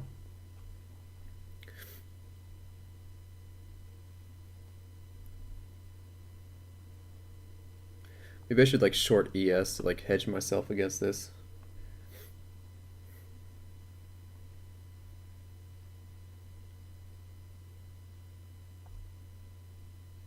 It just seems like the power is still there, like on the short side. I've been in this trade for a long time. I've been watching this, and like we'll uptick a tiny bit. It'll be a huge move down, and we'll uptick a small amount here in bonds, and then like we'll recover like four ticks or 5 ticks or maybe a point in ES, or maybe like a 1.5 points, 2 points, and then like we'll just sell it right back down. So here's kind of our pullback. Let's see if they decide to sell it back down in treasuries. Well, a few guys did.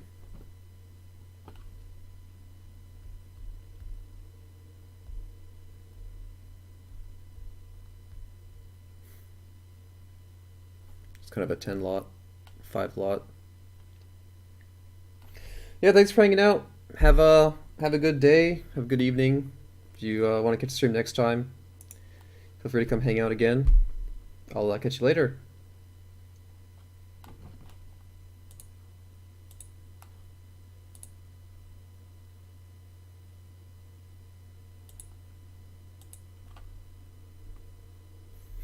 Hopefully hope you had a better day than I did today.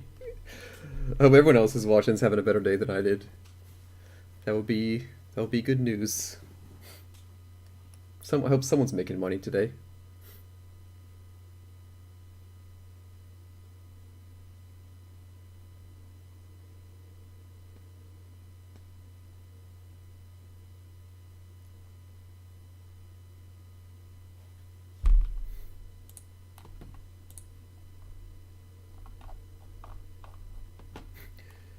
Igor's being a nice guy. Surprised you guys are calling it a day. Go back to work, he says.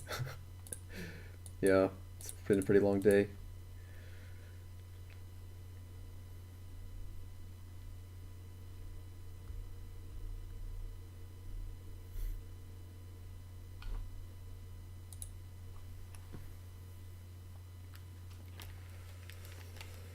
Hmm.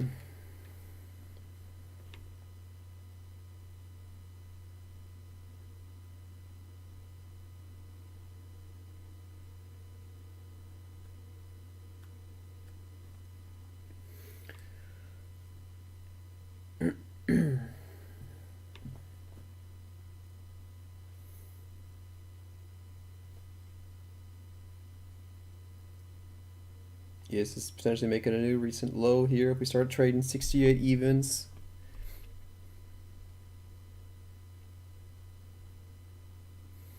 Definitely got a weak offers now, so we've kind of been flip-flopping back and forth a lot in this range from like '06 to '08.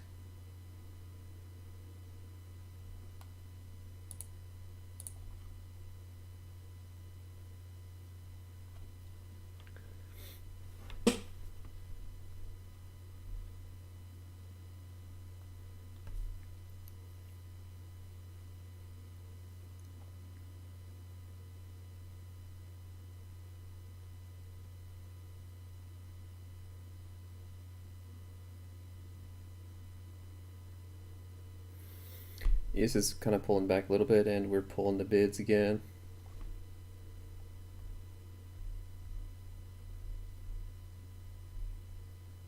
I wish I got in. I wish I could have added here at 10. So that would have been really nice, or even 9. So I got in at 8 with my as my add-on.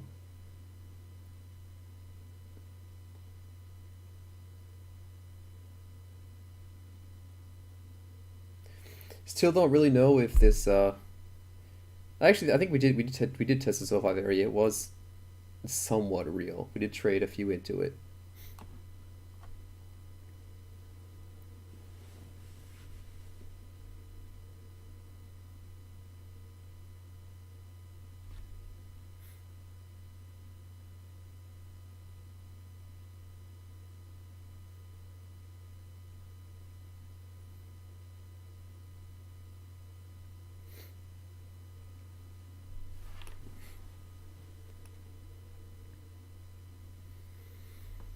Hmm.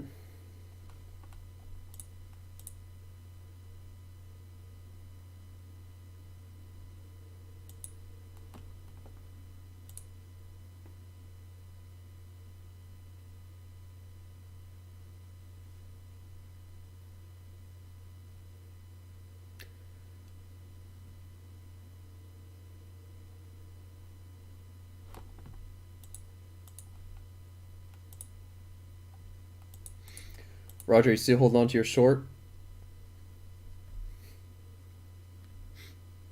I'm guessing you are. You got balls of steel. That's why. Or maybe something even harder than steel, potentially. I don't know. Alright, potentially making some new lows again. Some new recent lows.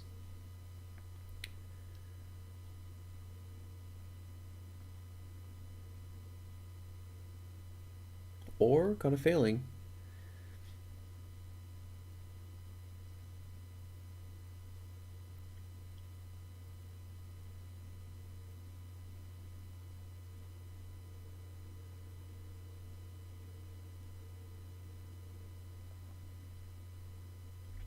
If you guys kind of sold across the 10-year and 30-year here.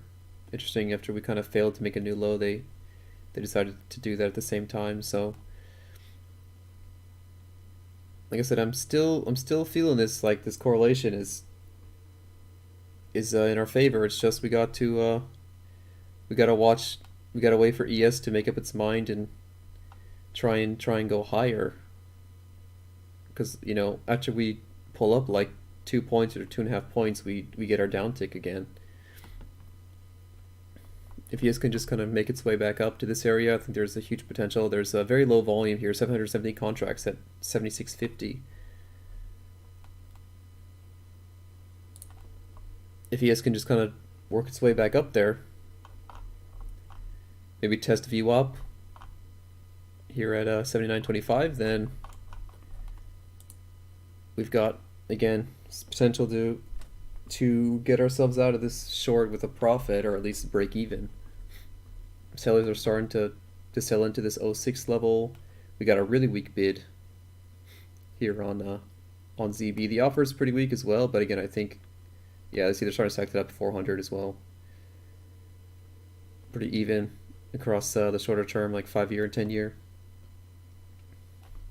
But they're starting to pull that. They definitely think that this correlation is important. Some of these guys do, at least some of these guys with the limit orders do.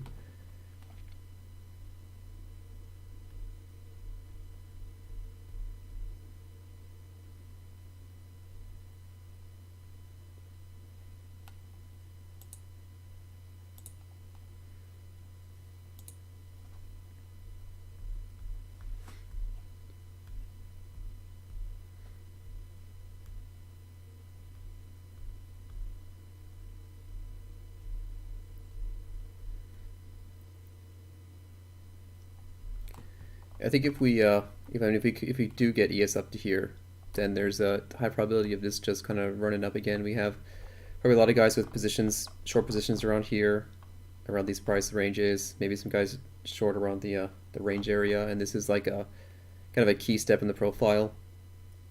If this triggers a sweep, we have another sweep triggered around 79 with VWAP failing. But could be being too hopeful for this.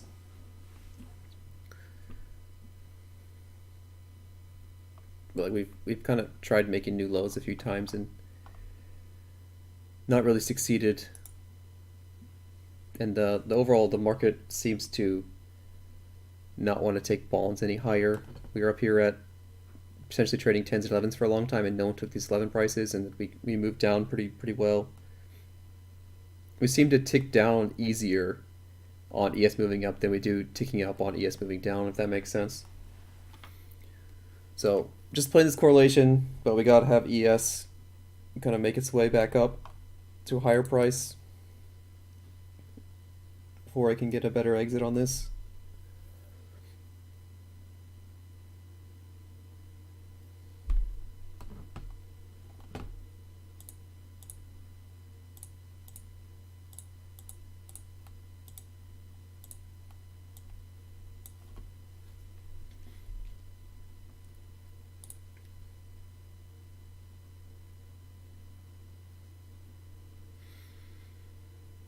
Yeah, those are some bad trades, man. Some bad trading.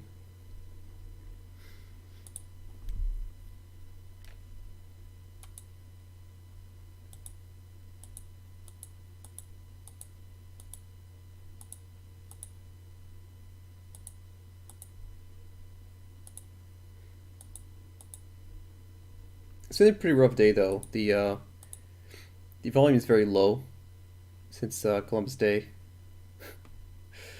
It's not the UI, it's the guy behind the UI, man. It's the guy clicking it. It's all me, man. I'm the one that put these trades on. I mean, actually, both of these trades were kind of the result of the same mistake. So, I got shaken out of this trade. I would have actually been able to close it at break even. or way less, like maybe like minus 60 or something instead of 250. Um, Market just like slipped up and then recovered right back down afterwards. But I kind of panicked and freaked out and closed the trade off, and I ended up buying it right back in at a worse price. Do you trade OFX? Are you like do you use like charts or something or what?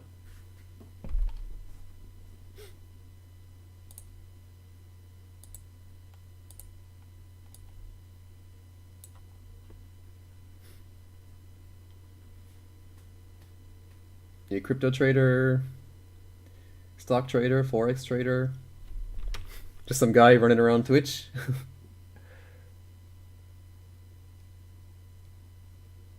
Oh, that's cool. Yeah, stocks. I mean, stocks are fun. I tried stocks for a bit. I didn't really have too much success on them though. All right, ES is starting to grind its way up. I'm starting to see some selling going on here. They're starting to pull the bids, selling it down. ES is starting to make a run. Again, I'm really looking at this 7650 area. Yeah, I mean, I was pretty naive back then, and I got into trying to trade penny stocks, thinking swing for the fences, 100% in a week or whatever. I thought that was a I thought that was a realistic thing to do on penny stocks, and yeah, I learned that pretty fast. Following some guys on Twitter or whatever, like the Wolf of Weed Street or something. I was following him on Twitter. Yeah, I really think futures is where it's at. Like, I think forex is a scam. Crypto is. I've been telling a few guys. I don't think crypto is realistic to trade. I think it's like an investment, a vehicle for investing or position trading. 3 months, 6 months trades. It's fine for that, but try to like swing trade or scalp or day trade crypto. I think is just it's not a good idea. It's just bad advice. You're paying like $100 per trade on like a single Bitcoin. So Bitcoin doesn't even move 80 cents or $80 in a day anymore. So like you can't day trade crypto.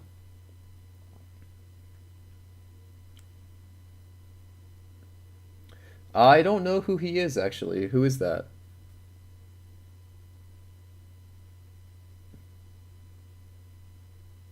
I haven't heard of him. If he's a stocks guy, then yeah, I don't know. I only know like futures guys, futures traders.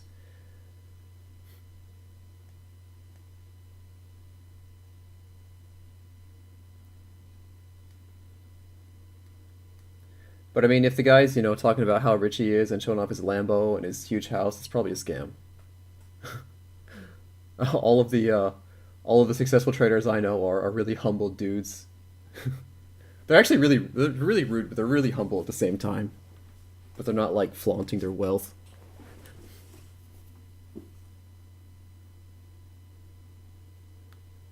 Flaunting his wealth, he's like, "Hey, check out my Lambo, check out my mansion, check out my beautiful wife," like that. If that's the case, then it's like 90% he's a scam.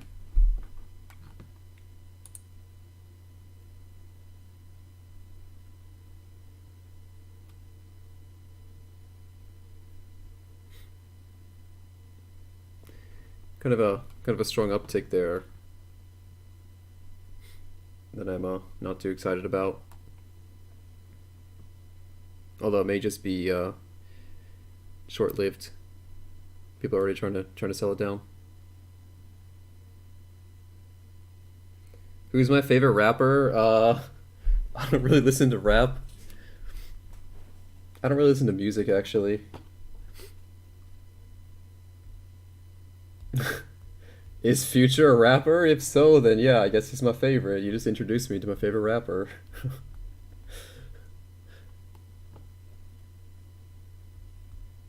This could be the shakeout. Maybe the shakeout again before we continue down.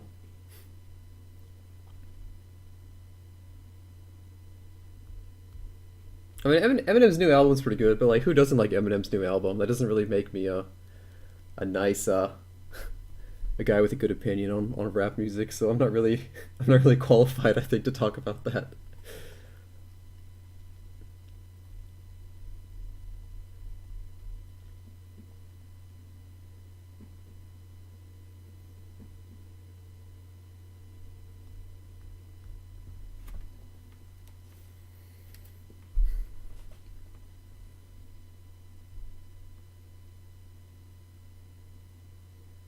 Yeah, I don't really listen to too much music. I listen to Eurobeat because I'm a fucking nerd, but other than that, sometimes when I'm driving, I put on the Eurobeat. If you know what that is, I mean, you're giving me all the Twitch emotes, so you probably know what that is. Can't play it on stream. I don't want to get banned or whatever. But Eurobeat's awesome, man. Put it on when you're driving, increases your speed by like 30% automatically.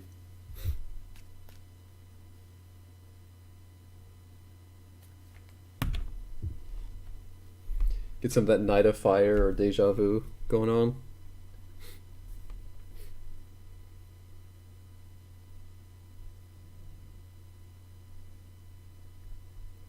Okay, yes, it's trying again. It's trying to make its recovery again.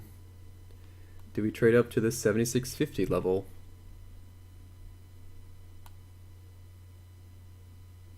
Slowly, we're working our way up.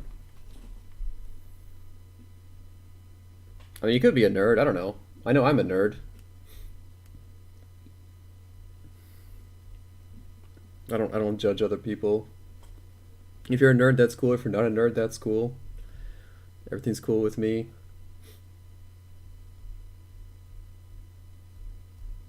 Come on, you can do it. You can do it, ES. Some pretty strong absorption here on the limit orders. Jump style. I haven't heard about that in a while. Yeah, I don't really like jump style music. It's like the death beat. I actually used to be into like a Melbourne shuffle though. I used to do that when I was in like high school. I haven't heard that in a while. Yeah, so like doing Melbourne shuffle hardstyle music. Yeah. I had a phase with that. I used to have those pants. Actually, I still do have those really like baggy pants with the reflective strips and suspenders and stuff. I still have some of those, if you know what I'm talking about. Yeah, like I said, I think this short's pretty good. Like I don't know if I'm biased about this because I'm like deep underwater here in this, but it's I haven't really seen a panic yet to get out. Like I know it's pretty bad. Is it my main source of income at the moment? It is, yes. I've basically been unemployed for like 6 months, and I have a source of income which is kind of a little, but it's not very much. It's just kind of enough to keep me going, paying the bills, and that's gonna start soon. But is this my primary job at the moment? Yes, because I spend probably at least, of my working hours, this is maybe like 90% of my working hours. I mean, I don't sit here and trade for 8 hours a day. No, this is actually the first day I've lost money in about 3 weeks. So, um, it's just normal to take a hit every now and then. But yeah, I haven't lost money in 3 weeks. And this would be the first day that I would lose money.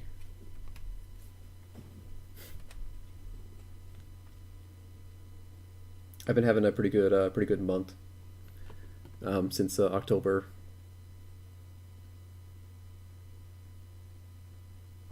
And also, I also started streaming, so like the effect on streaming is definitely there on my trading. Again, I'm not trying to make excuses, but I'm just trying to say it as it is.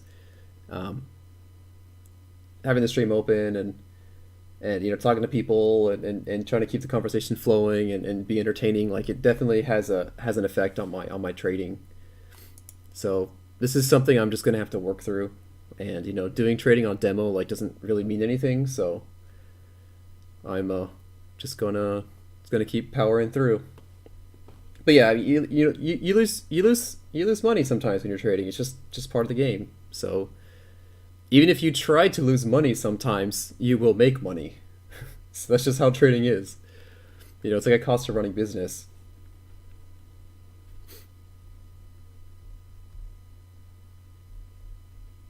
I definitely do need to change up what I'm doing though, because I have noticed that these longer term trades have all been losses for me in the past week, but the scalps have all been working out. So I'm thinking maybe tomorrow or Wednesday or something, I might start sizing up, start trading full size on my scalps. Okay, here we go. We're starting to run up here. This is that level I'm talking about. They're starting to pull this. They're starting to pull this bid, and some guys are selling into it. I would expect that we start trading up here to 77 and sweep up. We had quite a powerful move up on ES, so the potential's there.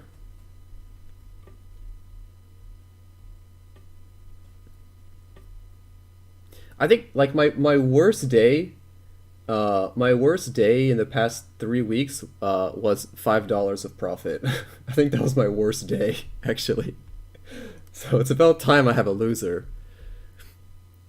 I kind of actually want to have a loser, like because I've made a ridiculous amount of money this past week, and I'm really worried that my next losing day is going to be huge and it's going to like blow my account up. So if I have a loser that's like 300, 400, $500, I'm totally cool with that. Um, because like you need to have a loser, and if my loser, yeah, like I said, if my loser's like $500, that's cool because it's totally manageable, totally reasonable to lose that amount. Okay, we're starting to trade into this 76.75 area. I want to see 77.25. I want to see a sweep. I want to see the sweep. I want to see it go to VWAP as well. Start trading through VWAP. So I've been trading for 6 months.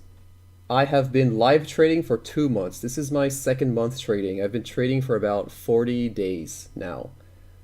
I started with 10,000 US dollars, and my account now is about 22 or 23, or no, my account is uh 20, about 22 or $23,000. So I made 120% in 2 months or 40 days or something like that. So that's why I said if I lose like $300, I'm up 100% in a month.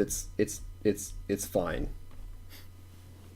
I was realistically planning on trying to make like maybe 10% or something over 4 months, and I've since exceeded that expectation. My plan was to trade until December, and then if I survive until December without blowing up the account, maybe pulling a profit, I'd put in some more money and trade with maybe 15 or 20k, 25k. But now I have 22k, uh, which I just made by myself.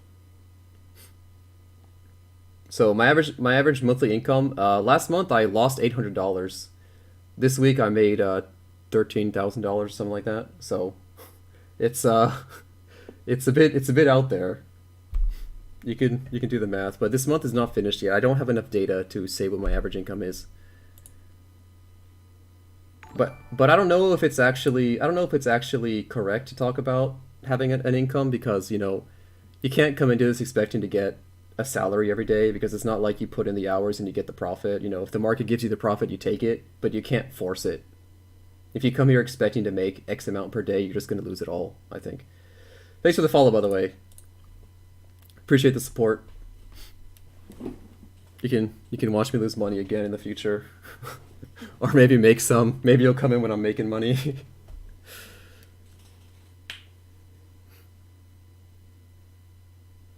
I don't know, this run up is kind of failing. It might make it. It might make it through.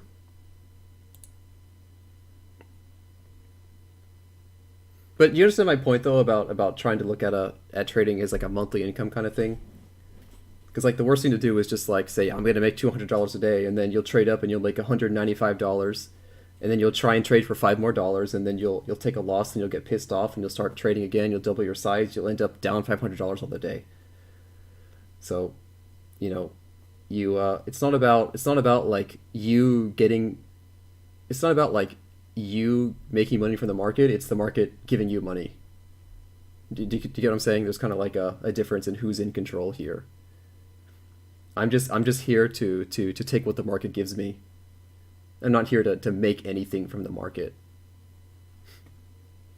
And I think if you have that kind of attitude, then you can probably make a passable income, assuming you're not like breaking your rules and blowing through your account or like risking everything on a single trade or doubling down and stuff like that. You want to ride in my future Ferrari made of my future money made from trading futures? I like it. While listening to Future, the rapper. That's where it's at. Well, if I make $1 million, I'll call you. I'll let you know. I'll invite you to ride in the Ferrari. I'm not really a Ferrari guy though. I'm actually the car I want to buy a Mazda Miata. That's what I'm looking at. MX-5 Miata Roadster has a different name depending on where you are. That's kind of my dream car right now. I have a little like a Hot Wheels version of it sitting on my desk in front of me. Keep me motivated. It's cheap, man. It's like $20,000, and it's like the most fun you can have legally on the streets.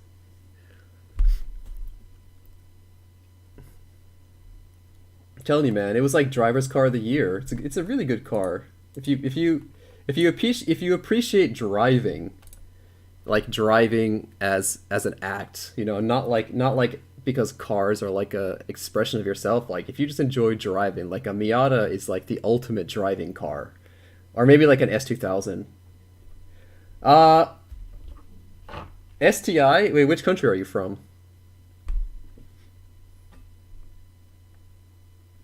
All right, we're starting to make our way up again. Do we get to VWAP? I think we do.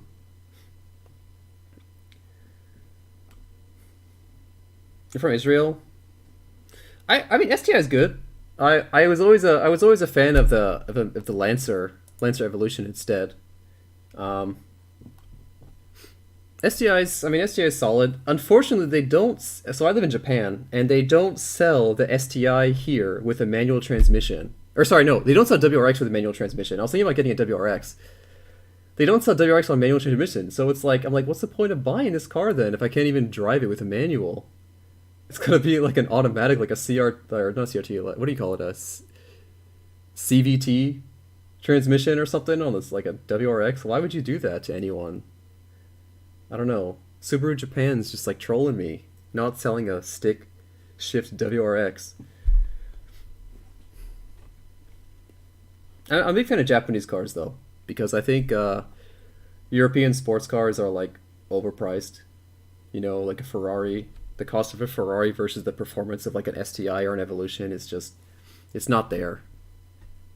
And plus, it's like I don't know. I like being able to like sit in my car and kind of enjoy it and not have to worry about like gas mileage or like how many like passengers I can fit. I have a car in the States. I have a Mazda Speed 3, so it's a 5 door, it's a turbo, it's 260 horsepower. It's a lot of fun, a lot of power in a little hatchback. I love that car.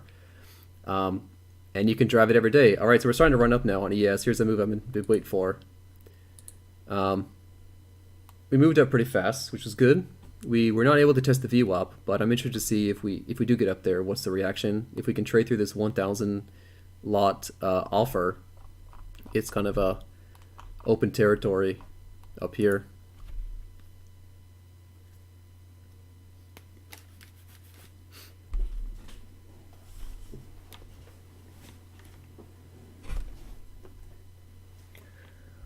What did I do before futures trading? So I went to school for computer science, specifically for game development. I'm a big gamer, um, and I worked in the States as a programmer for a company, and then I moved to Japan about 4 years ago to teach English because I was not happy in the U.S. Um, After I taught English for a little bit, I quit and I joined a cryptocurrency company also here in Japan. They run a cryptocurrency exchange for trading crypto for fiat currency. And the Japanese government came in and put on a bunch of rules that our company was having trouble following. So the company was basically gonna crash, and they were telling me that they're gonna cut my salary by like a huge amount. and I needed to stay on a crappy salary, so I was just like, nah, I'll just get out and do something else with my life.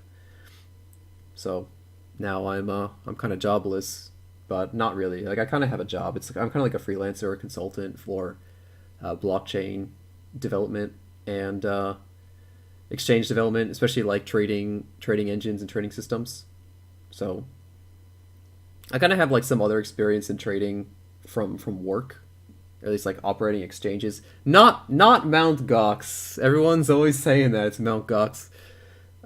It's a company called Mr. Exchange. Mr. Dot Exchange is the website. You can probably check it out. They used to be called Mr. Ripple, but they've since closed their Mr. Ripple website and now operate under the name Mr. Exchange. But there's the Japanese government is really serious about crypto, the way they regulate crypto. So it was actually easier, from what I heard, to make a new crypto exchange and run a new crypto exchange than it was to get the regulations passed for an already existing exchange. Because like you had to go and like get back data on all your customers from like 4 years ago, and that is really hard to do if you didn't keep it in the first place. So I'm really eyeballing this big order here at O5 as like the big problem. It's just like this is like the last line. If this can break through, we're probably going to trade to O2, O3s. If that can break, we're probably going to trade zeros, and if that breaks, the next area is like here 26, 27. Am I going to get 26? Probably not, but you never know. I got time. I don't have anything else to do. I don't have a job, so sit at my computer and watch myself lose money. That's pretty much a job, isn't it? Why don't I code a future bot? Because I never really believed in using algorithms for trading. I know it's kind of weird because like I'm a programmer, but I feel like the things that I'm looking for as a trader are really hard to program. Because like some guy was asking me before, but like I can't really explain the process that I use for looking for trades. Like I know what I'm looking for, but like I can't really say like this is the edge where you take a trade and this is the edge where you don't take a trade. Like there's a lot of like gut feeling in there. I don't know if it's gut feeling, but it's like maybe just my experience because I've been literally staring at these screens for like 6 months, so I kind of know what I'm looking for, and I know what I expect to see and what's normal and what's not normal. And I think like a lot of bots, they're just based off indicators, and like indicators are just a summary of the price data and the trades going on, and that's basically what I'm looking at here. I'm looking at the trades as they happen, so I feel like this gives me a better edge than it does to write a futures trading bot.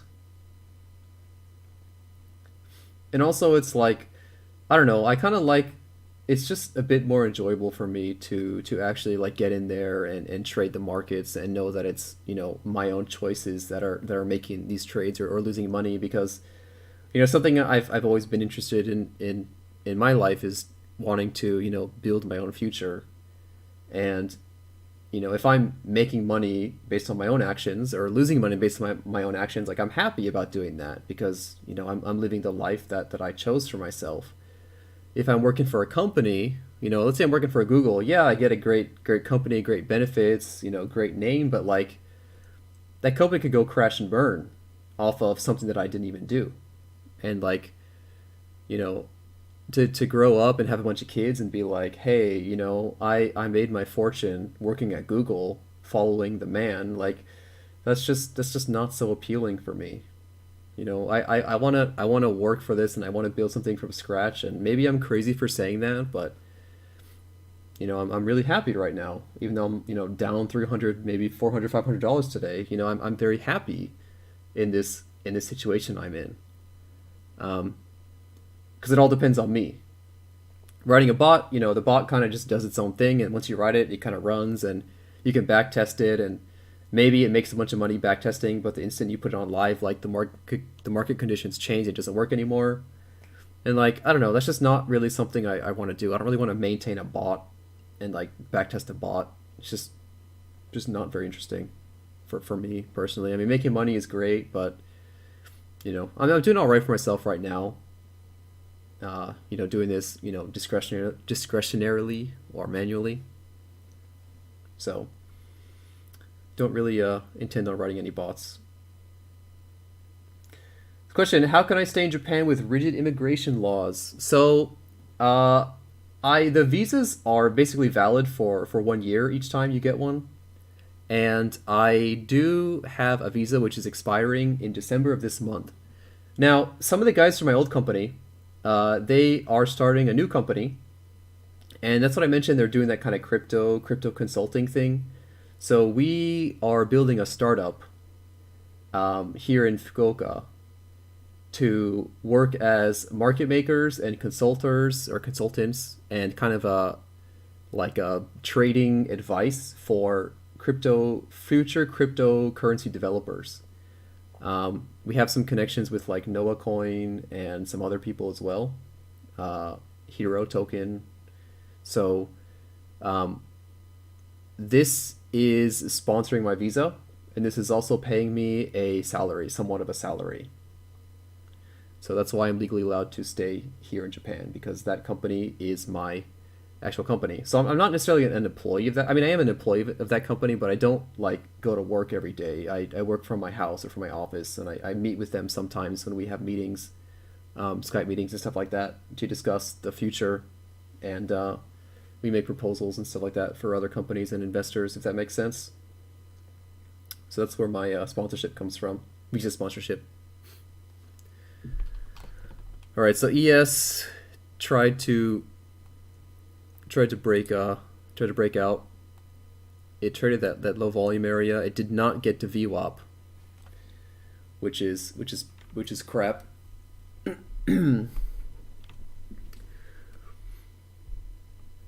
But I mean, there's still a chance, there's still opportunity. We're slowly kind of getting its way back into this range lower. Yeah, no problem, Ofex. Thanks for hanging out, and hope you enjoyed the stream. Nice chat. Have a good night. Have a good day. I don't know what time it is, but I'll see you around.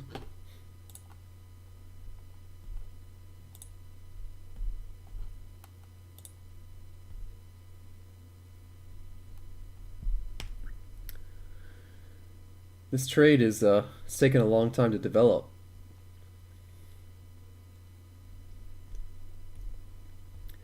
Volume has just been absolutely pitiful this past like 3 hours. Yes, this is what happens during overnight. Usually, like, I open up a chess match and start playing chess. When it gets really bad like this, I play like 3-minute blitz chess just so I can like, get my mind off of this trading, this market, or the lack of market happening.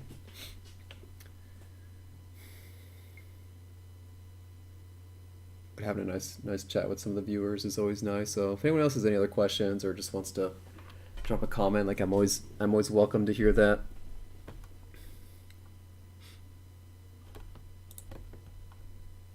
I'm always interested in kind of seeing what the other guys are doing and what they're into, especially other traders. It's always good to like bounce ideas off one another and kind of get an idea of like what their history is, where they're from, what their experience is. If they're having a good month, a bad month. Some nice stories about like that one trade that they made that, went really well, it went really bad, or those things are always nice to talk about.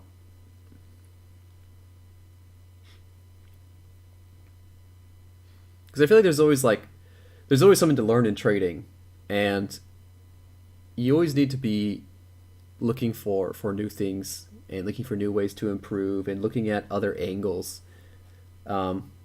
If you're just like sitting in your room by yourself, learning how to trade by yourself, you are very limited in what you're exposed to. If you start, I think this is why, a lot of prop firms are so successful, is because, it's a room with a bunch of traders, and these guys are always bouncing ideas off each other and talking about, what they did well, what they did bad, maybe things they've noticed in the markets, which have really helped them out.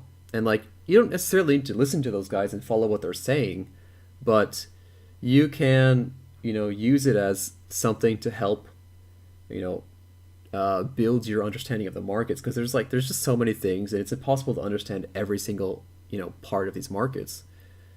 Um, Listening to like some long-term traders, like how do they take their positions, like how do they manage these longer trades, talking to scalpers and look at like, well, what do they do? Do they go for an inverse risk reward? Like, do they risk 3 ticks for 1 tick of profit or something, or are they following the 3-to-1 rule? Like, so it's interesting to hear, because there's all these rules you're supposed to follow when you're trading, right? Like, you're not supposed to risk more than like 2% of your account per day. You're not supposed to risk 1% per trade. You're not supposed to risk more than 3-to-1 on a trade. It's like all these rules of things you shouldn't do, right?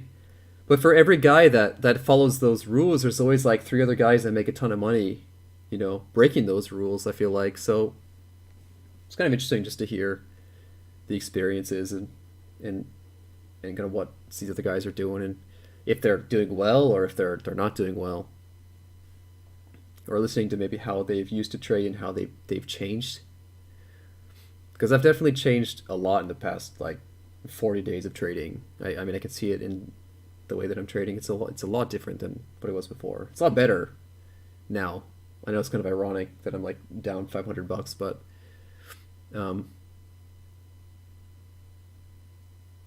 since I got off demo and started trading live, I've learned a lot.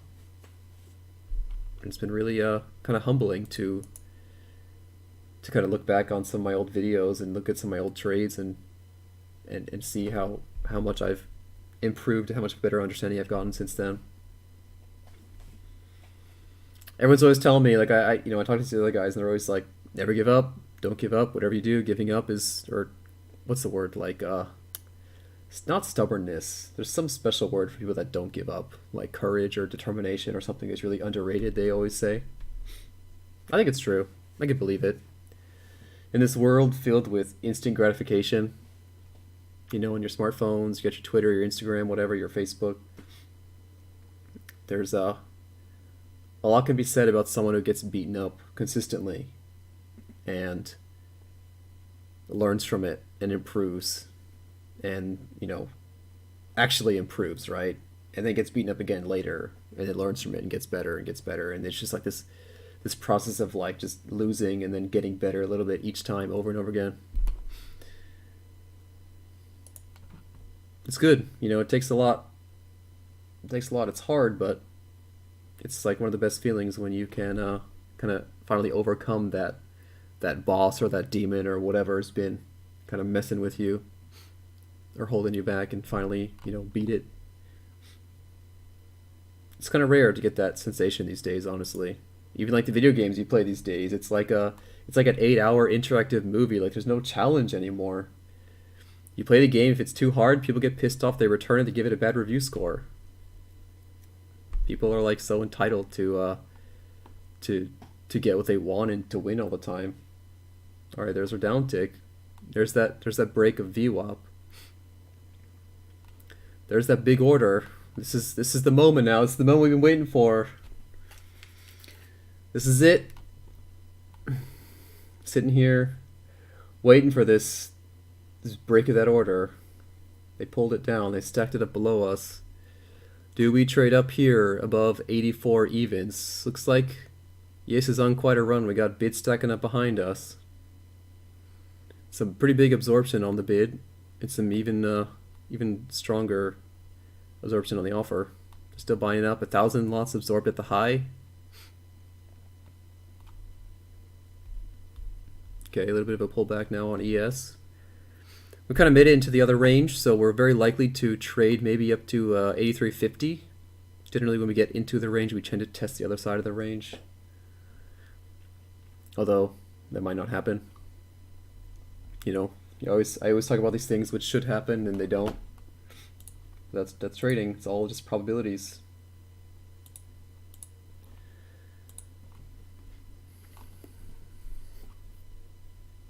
We did make it over VWAP.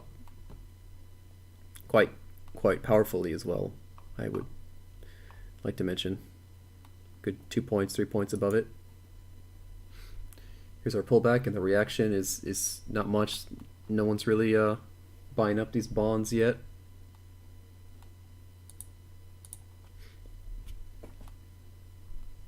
Maybe evens is our bottom.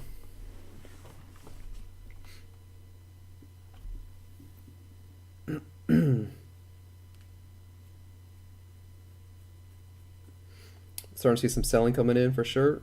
300 contracts sold is a good amount to see on ZB. It's definitely some decent people committed into that one.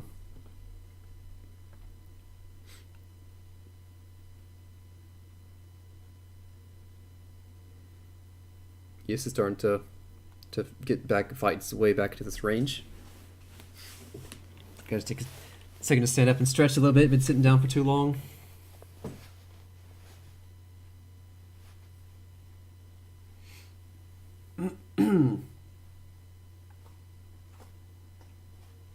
Oh, man, I gotta get myself a standing desk.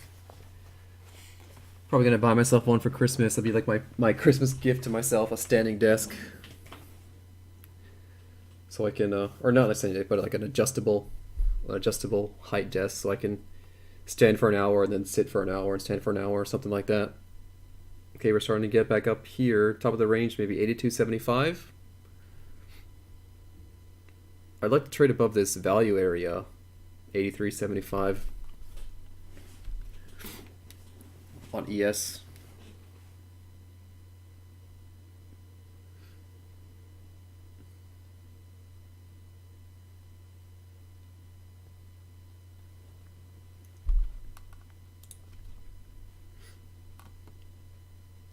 We shall see.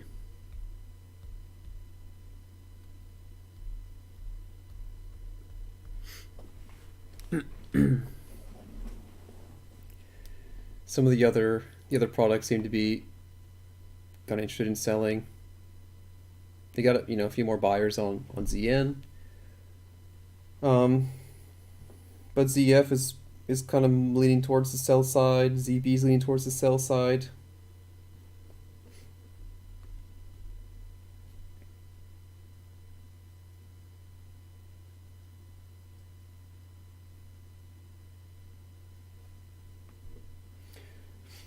Hey Roger, how's your trade going? You still short? You add to it? You looking to get out at 05 maybe?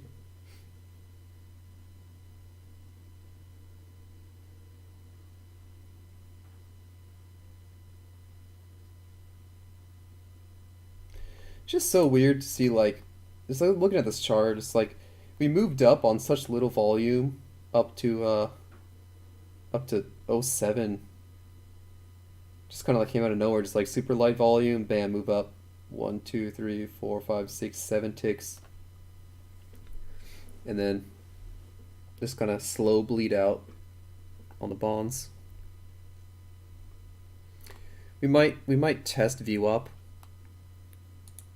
here on ES, and if that's the case, I'd like to see it bounce off of that and continue going up.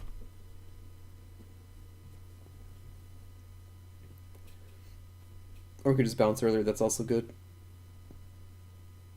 Anything trading up at ES is going to make me happy.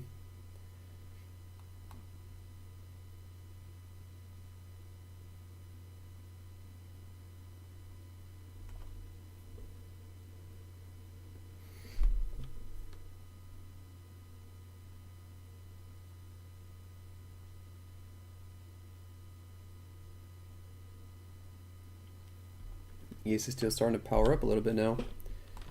I think this value area is going to be key.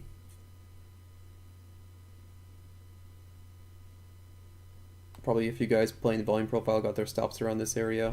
So that could probably trigger a sweep up, which hopefully send us further down on this short. So do we see a sweep around this area? Maybe back up to 85.75? Maybe. They're fighting for it. Step in the profile. Just trying to move through it now on ES.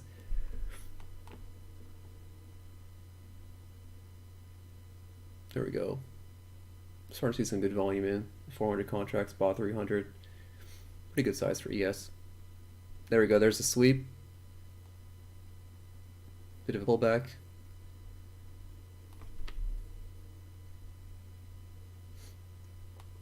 we may test this value area again before continuing upwards.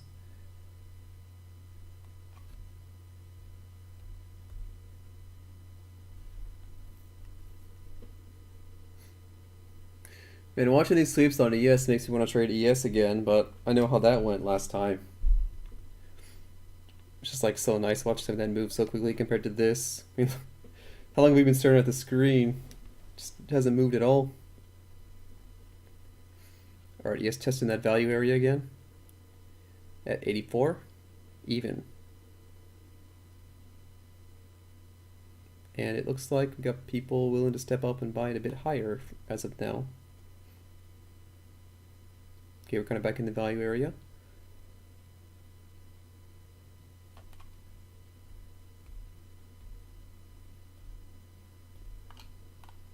This could be that test I was talking about, testing the value area before continuing back up again. With a big sweep like that, there's probably going to be a lot of guys trying to take their profits off. If anyone was long here, get out with a profit, maybe look at getting long again. A little bit higher.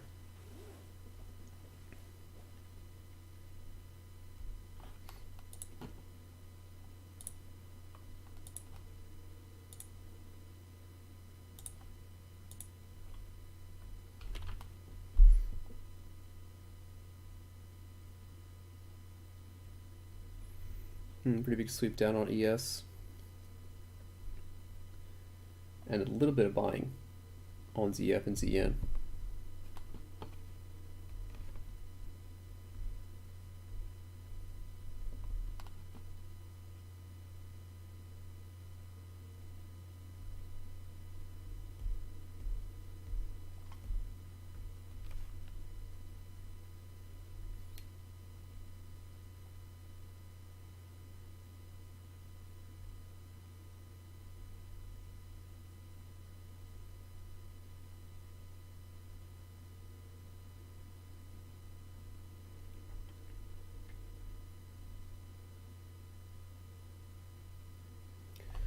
Not too much going on here in Treasury land.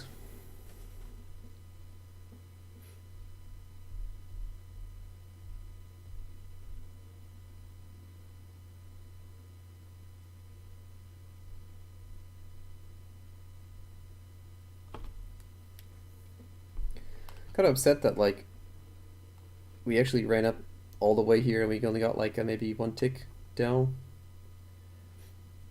Although they're starting to sell ZN.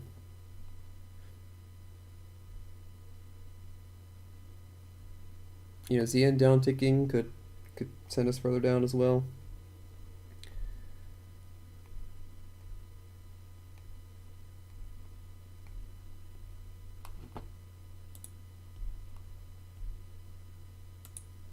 We don't really have those huge orders anymore. We used to have like a 900 or something. 900 bid hanging out. Now it's just kind of pretty standard 700.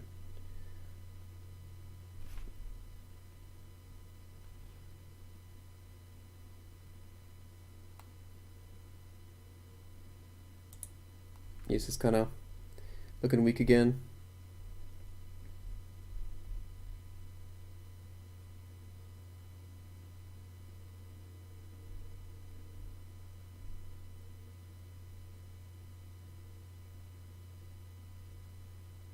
They crunched it up to this 86.25 area, which is a bit of a mini range to get going on ES.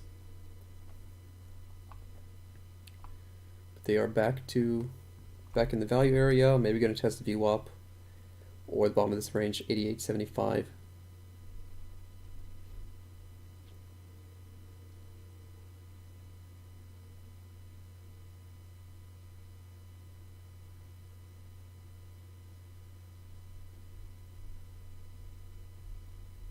Unless the volume dries up, then it might just reverse here. It's a pretty big absorption. Looks like some buyers want to defend this price at 82 even on ES. Although interestingly, we still got people selling ZN, and a few sold here at ZB as well. So this starts ticking up again. We could see this correlation come into play where they start selling this when this rises.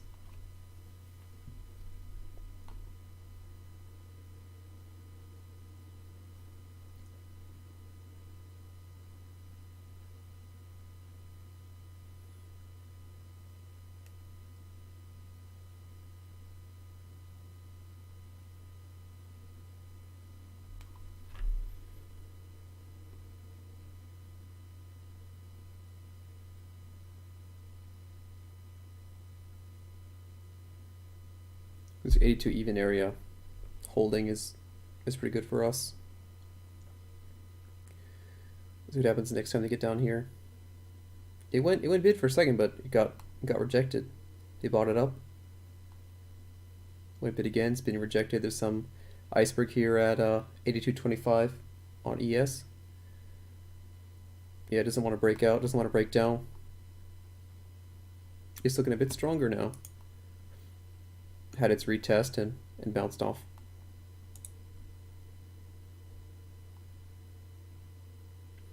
Can it get about the value area again? Looks like it's trying. They're trying to trade it up to 84.25. If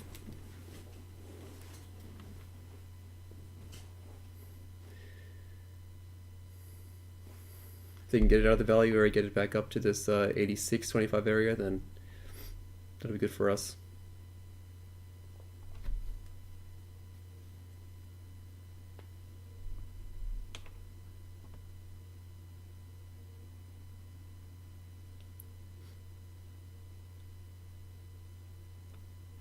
Maybe not, though.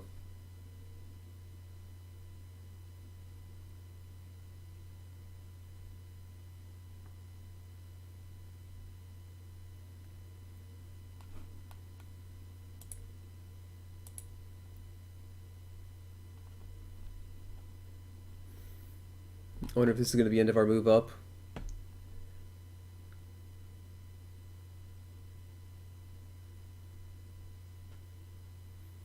We'll see if we can make it out of this area and decide which way to go.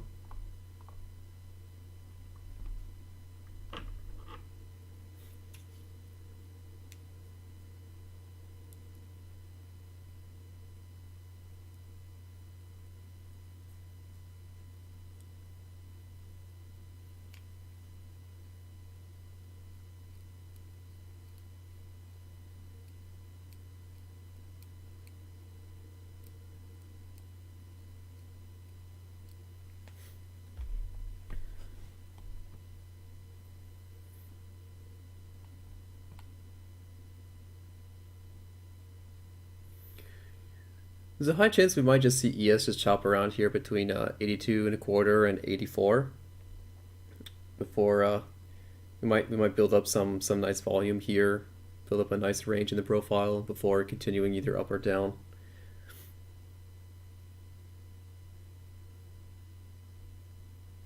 They seem to like these prices, so they're willing to trade around here a lot.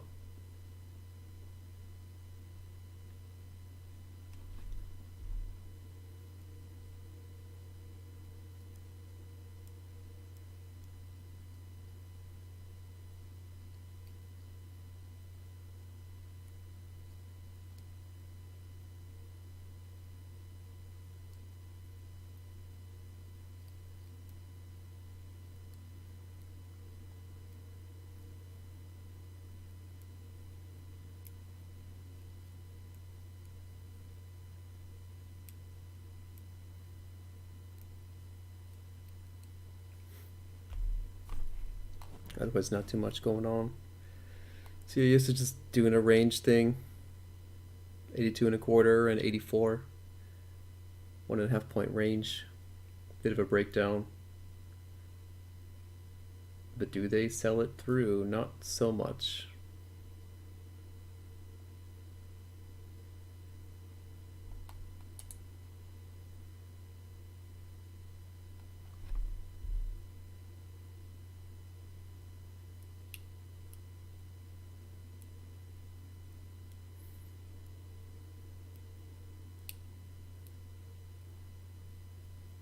Still seeing a bit of selling in ZF. They seem to want to bring ZF down. Like, no one's interested in buying 23.5 at all. We've just had this red here for a while. Okay, there we go. Some small size finally bought it.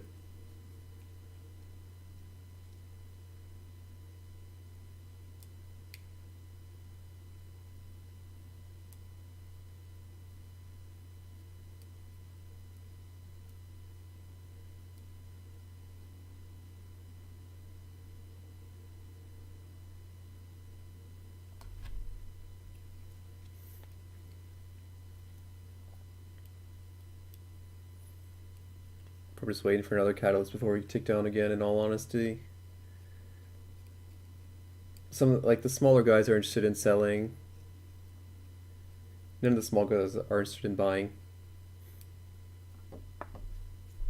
I know, like, the small guys aren't really an indicator, but just the fact that there's, like, this balance of small players, it can help push the market, especially when it's kind of thin.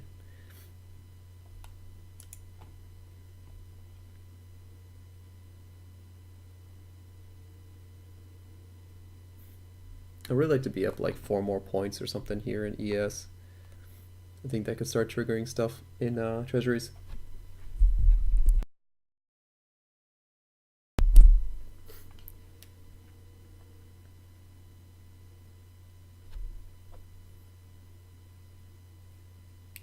Bit of consolidation in ES. It would be nice if it breaks up again.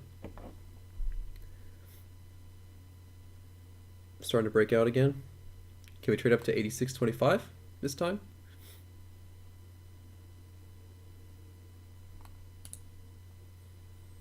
So I'm looking for kind of the top of this range, 86.25. It's low volume area, sweep up 86.25. And then we're looking at a really solid short again. We've salvaged it very slowly. We've potentially made our way back into the green by hanging out and being there. Alright, sellers are coming in across the board. I like this red. Can we trade up to 86.25? Please, Mr. ES.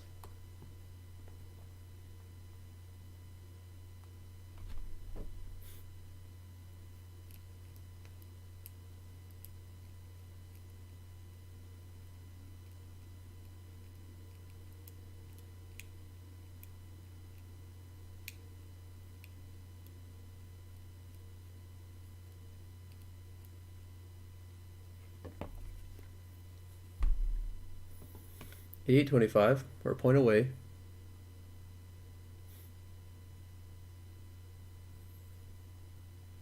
Slowly moving up.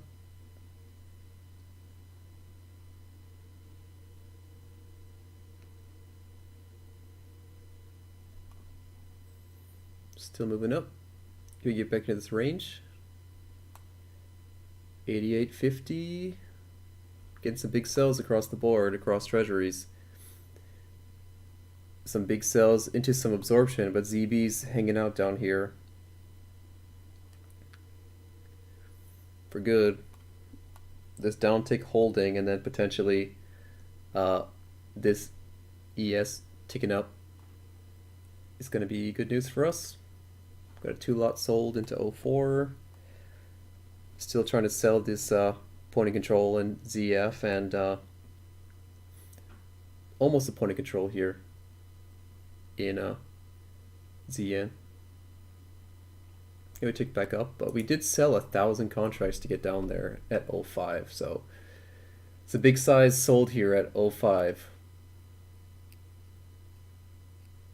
We may see that big size sell again.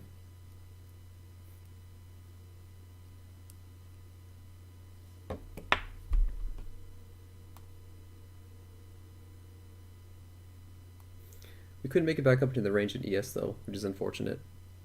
And not seeing these other products fail to tick down is also pretty bad.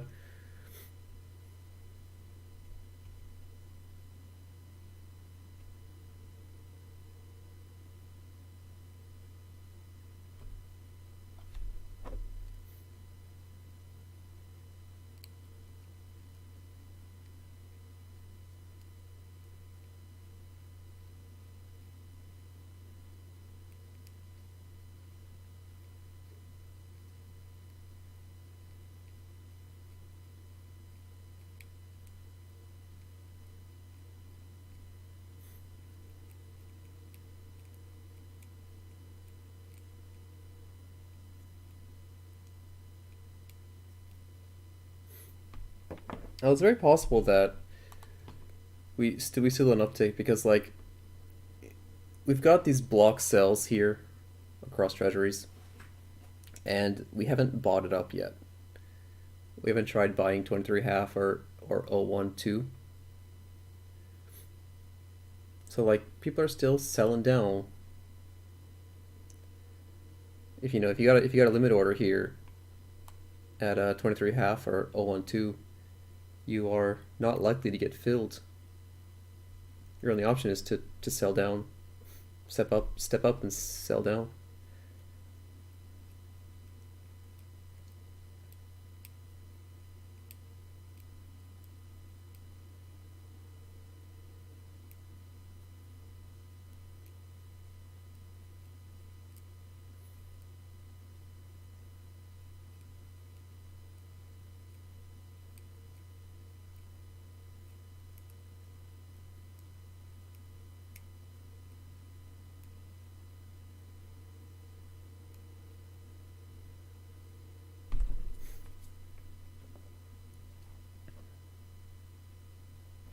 It's starting to run up again. If it breaks above this 85.50 price, that's a good sign. Very bullish for ES. You could break into this range and then potentially trade into 86.25 or the other end of the range, maybe somewhere up here, 89.50, 3 points above us. Or I guess 4 points now.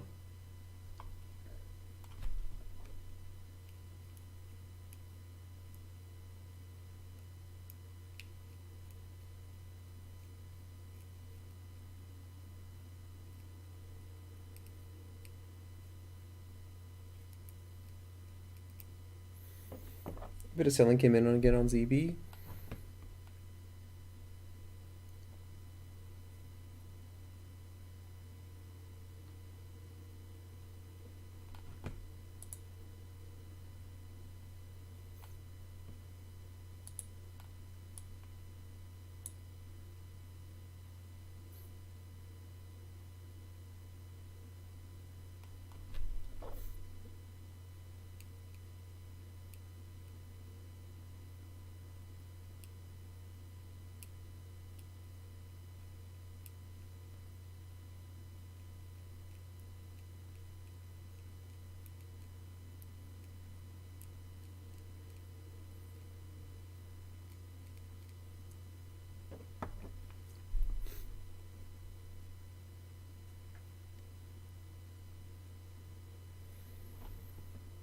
See how it does this time. If we get up to that 85.50 level.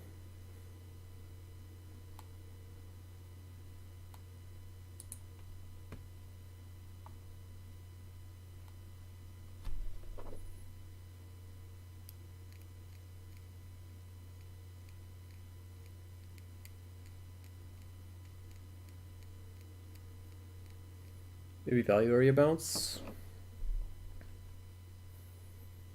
They're at 84.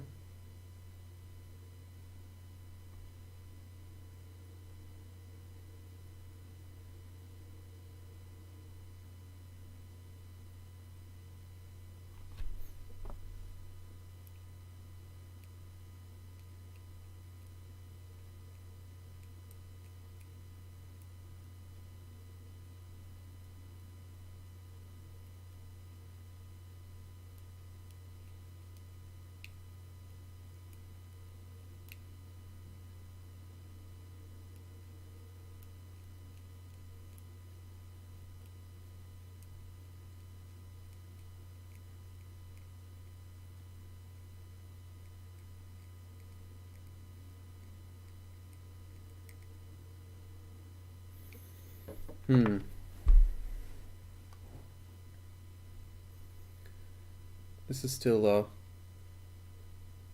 kind of interesting.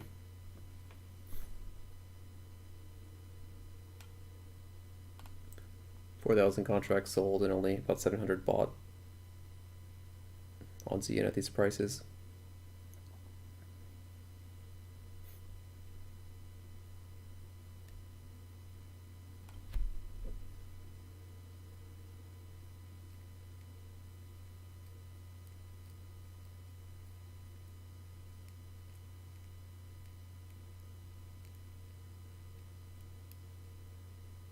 Ceiling starting to pick up.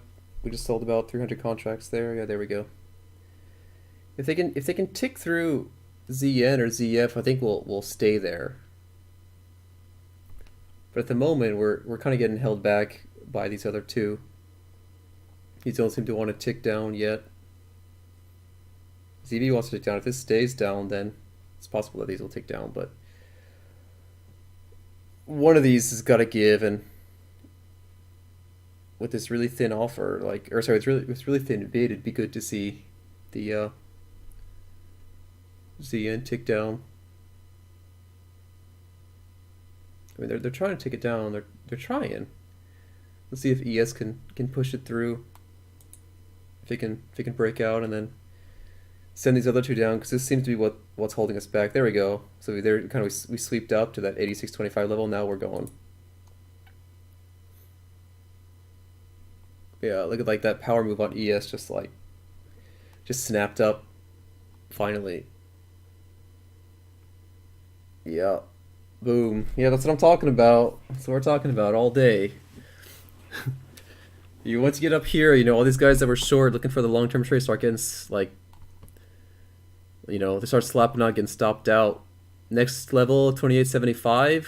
If we can get up into this range, we're likely to trade up into 89.50 area.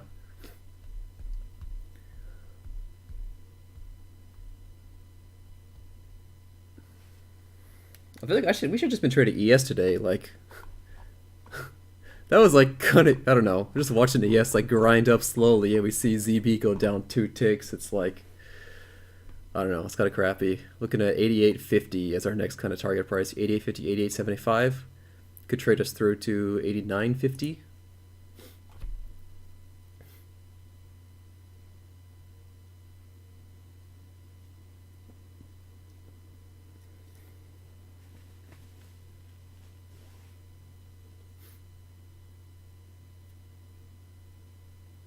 I'm wondering where to try and cover my 8 lot though. 26. love to buy a 26.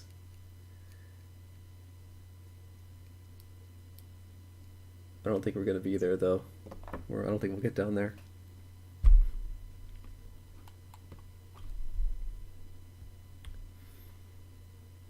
Again, there's still that crazy potential of evens breaking. Like, wonder if I should just hold out for that.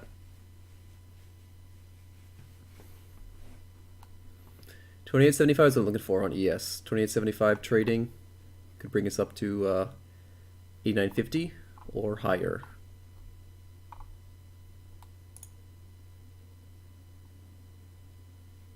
Also, this 05 is, we actually opened at 05 or 04, 05. Let me just double check that.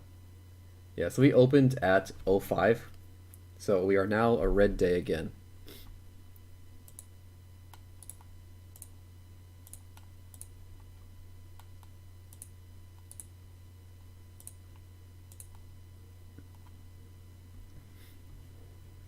Starting to see some selling now. It looks like ZB is kind of getting pushed around by the other products. Like ZN and ZF are pretty stable, and they tend to control which way these markets are going. So kind of seeing some selling coming into ZF and ZN is definitely much better than they kind of looking at ZB as the leader. Because like we ticked down a few times here on ZB, and then we tried ticking down on the other products, but they didn't stay, or they tried to push through, but they got absorbed. And then the 30-year just kind of popped back up to where it was. So it looks like these guys are kind of leading the way, the 5-year and the 10-year.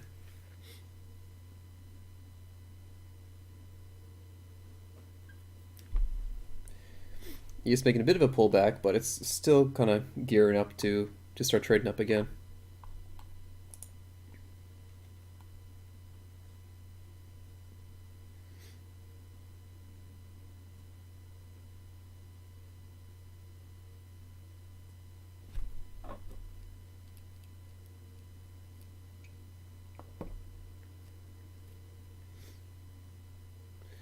Get a nice bid behind us here at 06.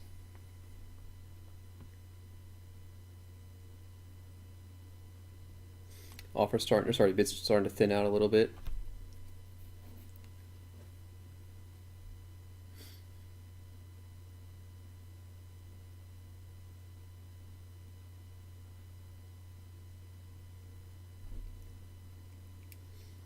O2, O1s, and evens is our super defense level. So O2 was a recent support or resistance level. Uh, we traded evens and we couldn't break through it before, and we grinded a lot at O1s and O2s. Just kind of bouncing off these as lows. So we might still have a you might still be in for a few more hours of this kind of slow grind down.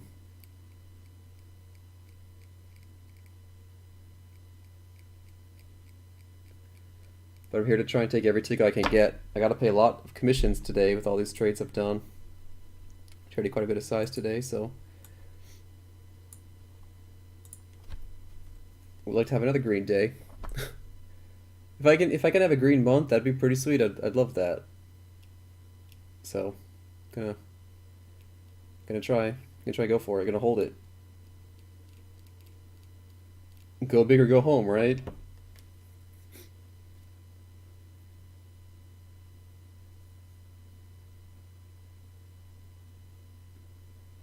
He's starting to struggle just a little bit, but again, after it sweeps up, it kind of needs to feel around and see if it really wants to stay up here or not, or if it wants to go down. So it's probably going to be a bit of choppiness on ES for a little bit before we decide to go up or down.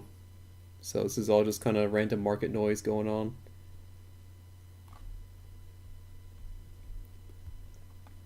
Maybe we come down to 85.75 or 85.50.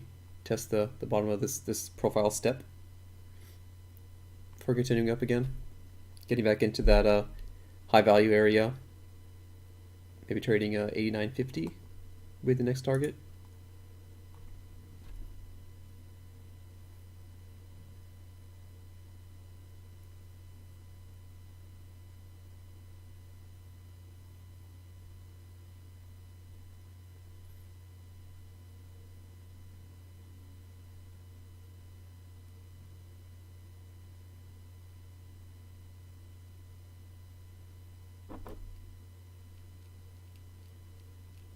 We just got like some selling. We've just been selling like across the board. Like you look at these buys, the amount of buying volume, it's been pretty low. 100 contracts, 40 contracts, 900, 200 contracts, 5,000. 400 versus 1,200.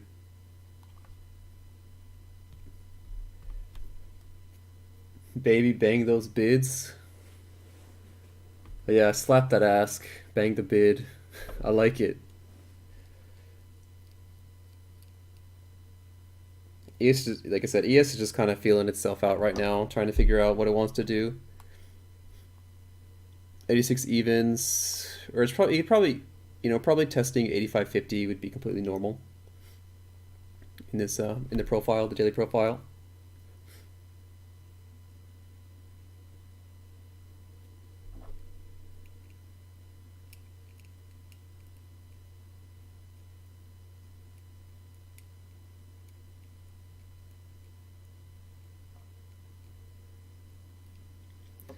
I'm gonna put my target at evens. Maybe. I'd love to get anything more than evens. Get like a 2K day, 10% a day. I'd be happy with that.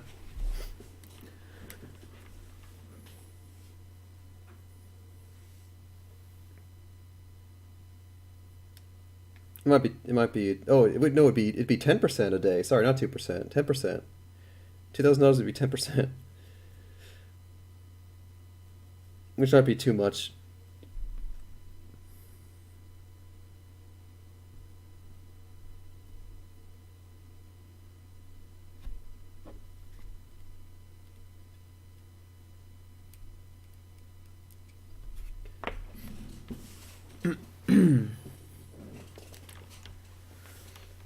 Okay, ES kind of tested the lows, potentially working its way up. Nice sell. Big sell in ZN. Is it sustained? Can it hold? Is it gonna hold? It's a pretty big bid behind us. 400.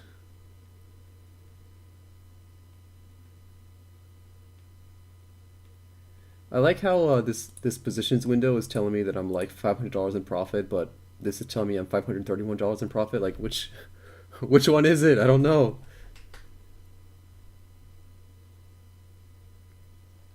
Your target was 03?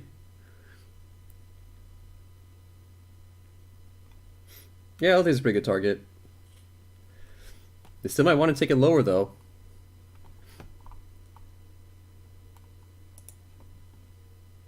I mean, I'll be happy to take 04 even. Again, if I get a red day, whatever, that's fine. If this ticks up, I might try and take 04 instead, and then just call it a day. Keep me a 2 lot. Just keep an 8 lot on. Be like me, put on an 8 lot. We can be in this together. I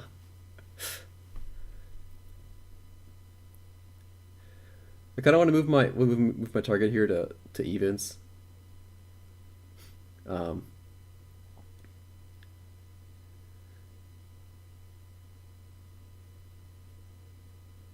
But we'll see. We'll see.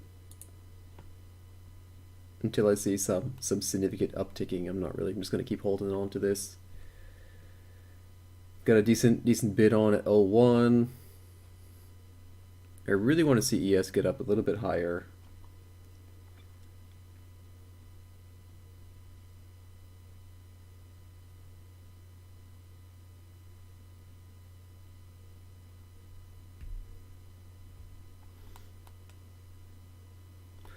I mean, I guess +5 is a pretty good trade, right? As a quote unquote scalper, +5. I sold at 8. I sold it before here at 8. I scaled in at 8. Okay, we're starting to grind up here on ES. I want to see this go up to 89.50. 89.50. Who's gonna take 89.50? I need to get that auctioneer voice going on. If we can get back into this range, 88.75, then we got the potential to go up some more. They're selling this. We haven't upticked yet, so they're trying to take the ZN down. If ZN can fall, ZF will follow. A bit of selling coming in on ZF. Gonna get some more selling. Can I get the puke out? Are we gonna get the puke out at 31? Evens and 31. Can we get the puke? Alright, good. An 11 lot. Pretty decent. This bid's weakening, or this offer's weakening behind us, but ZN is still looking a bit heavy. A bit of selling in ZF. Are they agreeing?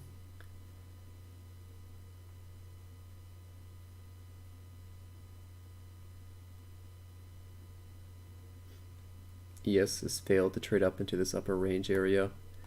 Okay, at least trade one contract into 88.75 and see what happens there.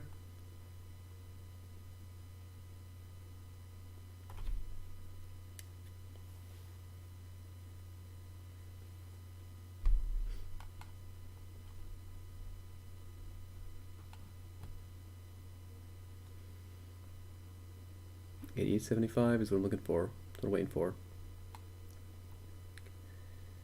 One tick off. Absorption. Damn. Rejected.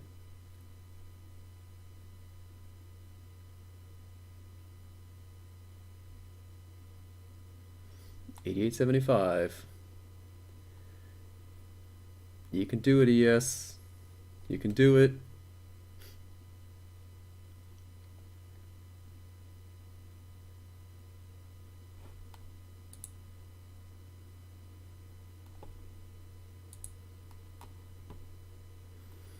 $88.50.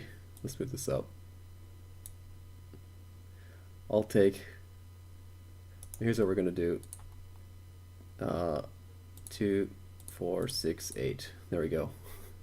I'll be happy if I get filled like this. Alright, ES is starting to trade 28 or 88.75, but it's getting sold out, getting sold down.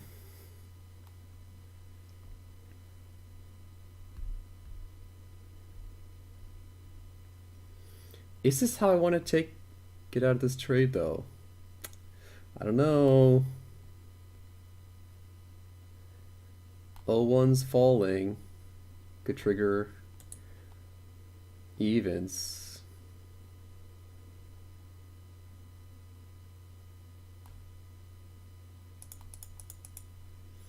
All right, let's just manage this one.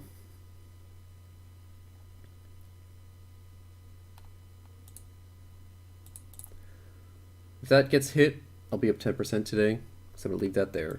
I will cover the rest manually.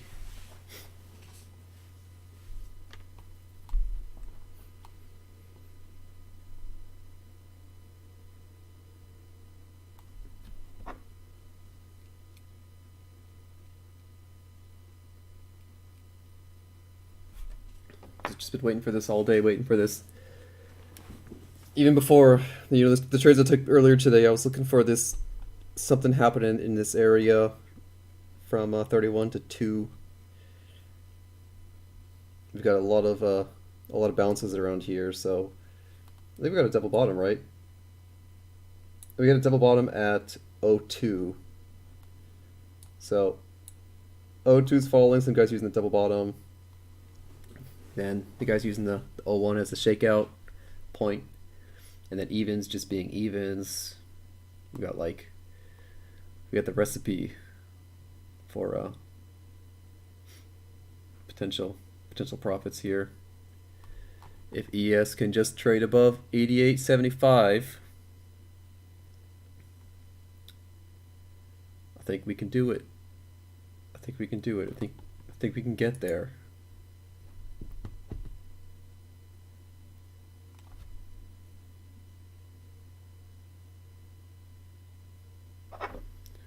What I need is someone to like sell a 200 lot. Trade a 40 lot. I just trade a 40 lot again. Just like max out my account and get margin called. Not on this trade though. Not on this trade.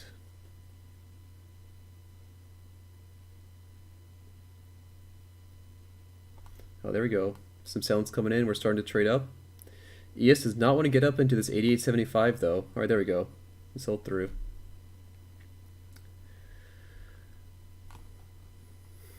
ZN is starting to sell through. Can we get up to? Oh my God, there we go. There's that sweep in ES that I was talking about. The next range.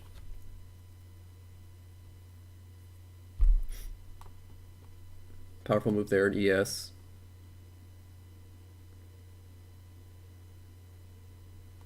Starting to see some upticking here though.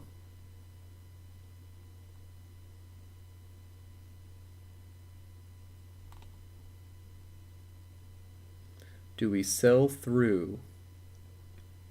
This is 02 is breaking. We had a lot of bounces here at 02, so there's probably a lot of guys looking at targets at 02. We got 01s. 01s was also a recent support level. Evens is just even, so it's always a support resistance level. So people got their eyes set on these prices, so we're likely to see a move in some direction, either up or down. Hopefully down. ES kind of swept up pretty big, so unfortunately we're gonna probably have a bit of a pullback on ES while they kind of rebalance their books and continue up. I wonder if ES is gonna make a new high of the day. That would be pretty crazy because it was already down at 66 and now we're at 90, so 24 points. It's a lot of money for ES traders.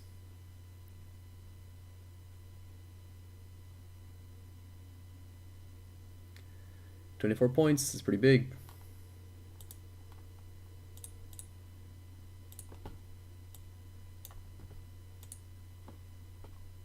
Oh man. There we go. Big sell. And some absorption. Or some back ticking. I wonder what that was about. Are they really gonna defend this evens area maybe? I'm gonna take 2 off here at 01. Just to kind of scale out of this trade a little bit. Okay. Now I've got to go all the way up back here for me to lose money.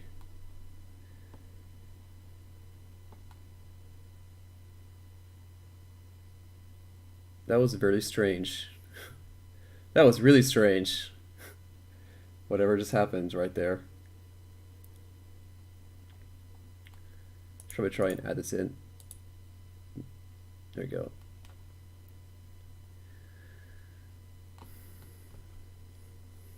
Okay, so we're starting to trade evens now. Already trading 1 lot into evens. ZF looks like it's pretty heavy. ZN not really not too convinced yet. But again, this evens level breaking is good news. Very good news.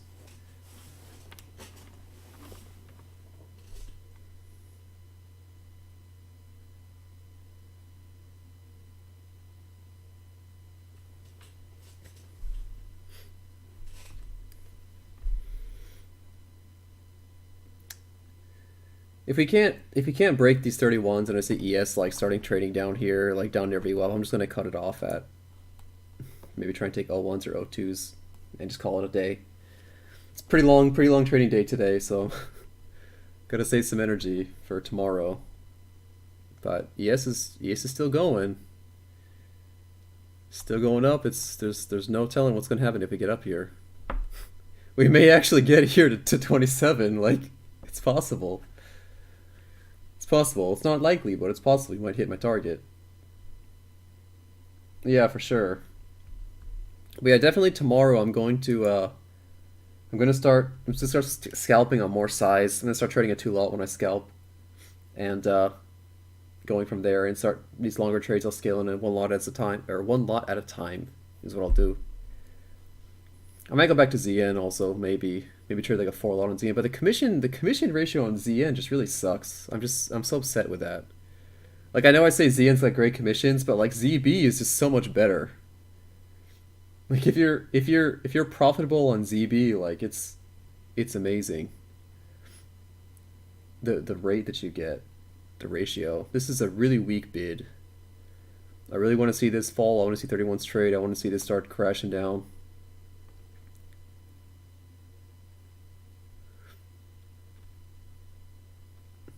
Is it the same? I think ZB is a little bit more expensive. I think the fee is a little bit higher. I think it's like 280 or 286 or something. ZN is like 276 or something. 278 maybe. I was trying to firm that bid up. Oh well, they firmed it up and then they pulled it off again.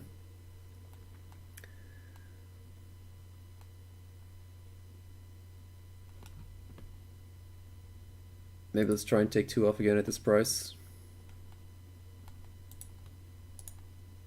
And then put my final target here. 4 lots.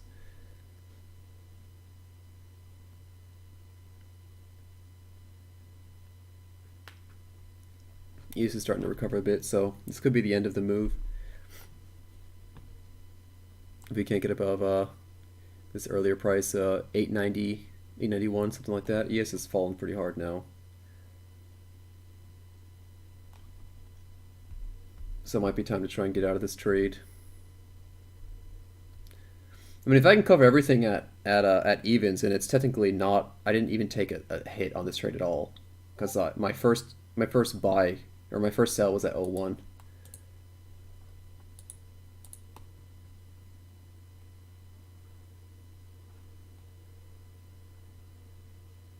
You got those profits locked in, I see. That's good. I like it. I like having profits locked in. Who doesn't like locked in profit? Yeah, I think 31's. I really want to pull this, but at the same time, I'm like, why does it say I'm 141 in the queue? There's only 120. Oh, okay. There's like only 121 left on the bid. I kind of want to pull this, but whatever. It's okay. Let's lock in a bit more profit. It's cool. I won't go broke taking profit.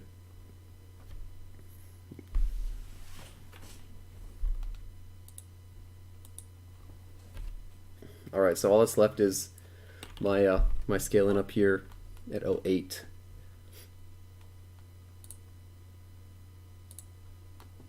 Do we trade 31s? Yes, making a nice bounce. Can we trade up into 91 even on ES? It's really thin, but it's kind of being absorbed. You know, you see like 300 sold and then 100 bought, or 100 left.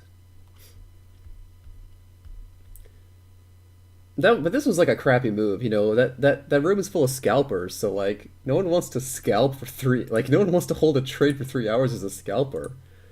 You know, we've been talking about this how like you know the money's not in it's not in scalping. I mean, it can be, but like it's you got to trade some serious size, and you got to be really disciplined. You got to like you know only trade like these trades today. Only take like 3 trades or 4 trades a day, and then call it on big size. Trade like a 10 lot or something. But if you take one miss, like you're out. Oh, those left the stream? Yeah, probably because I'm losing money and I was negative, and they're like, "Oh man, this guy sucks." But whatever. I got lot of nice feedback yesterday. Actually, after the stream, a lot of guys kind of sent me some PMs saying they really enjoyed it, and they're looking forward to me streaming again. So probably because I made money. I think if I don't make money, they don't care. They're like, man, this guy sucks. He's a terrible trader. Look at him. Look at him lose all his money.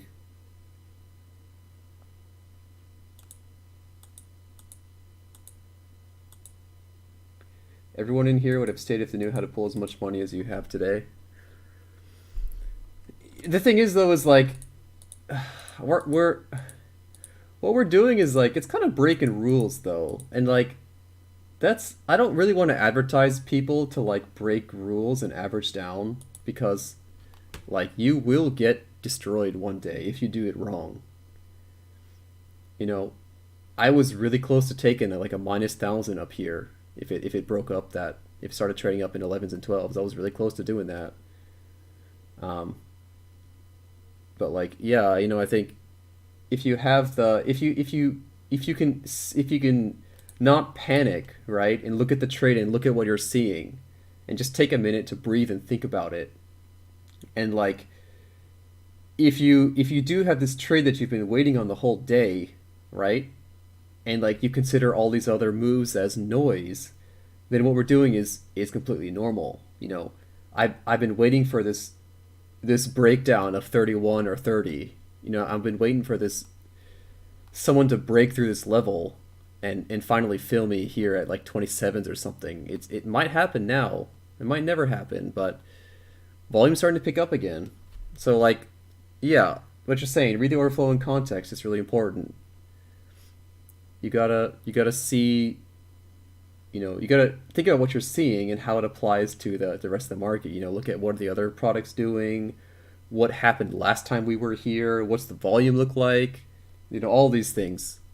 And it's you can't really teach that other than tell people to adapt and don't be stupid and don't look at the market as like a as like you can't just have like a how can I word this? I don't know. The example I like to use is like to a hammer, everything looks like a nail, right? You can't be a hammer. You gotta be the toolbox. You gotta be flexible. I think I'm gonna take it all off here at evens. Yeah, you can't have. Oh, I don't know. This is really hard. Okay, I'm gonna take it all off on evens. If it breaks through 31, I'm gonna grab a short a 2 lot. I'm gonna short 2 lots if we trade through 31. But we're starting to get some back taking, some series volume is starting to pick up here. ES is starting to crash down. We upticked on ZF. Yeah, I gotta get out of this trade before it gets runs away from me.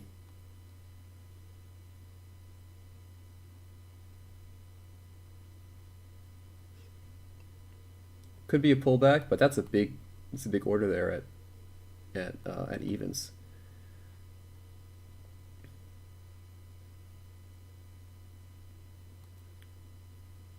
Get your volume stop. I'm gonna try and grab another tick. See if I can get one more tick here. If I can sell everything at 0-1s, then I technically didn't take a single loss. We may just trade back down actually. It may be worth it to try and get short again at 31, but I'm gonna let this offer sit. But yeah, it's like the thing about scalping is like, Igor was talking to me about this, and he's saying that like it seems like a lot of guys that are interested in scalping are looking for risk-free trades. And the thing is like you can't trade risk free. It's like not possible. You can't be a trader and trade risk free. It doesn't exist. And there's for some reason there's like this idea that if you're scalping, that you can have risk free trades. You can have these free looks every time. And like it's totally wrong because like I think most scalpers they have an inverse risk reward ratio. I think they probably take more heat on their trades than they do uh, with like MFE. I think their MAE is usually always higher than their MFE because they're only looking to take like one or two or three ticks out of the market. And sometimes you put on this trade right before a big player comes in. We actually if we trade up, I'm probably gonna get this. If we trade up, I may get this fill at 01. If we can trade up to 91, can we do it? ES, can we do it? 91, 91 quarter. Can you do it? All right, I'm all out. Oh, okay.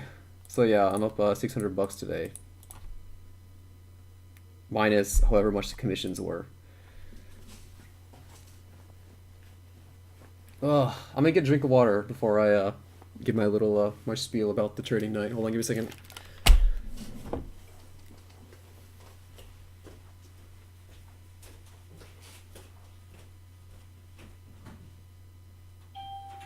First grade of clean water is being extracted now.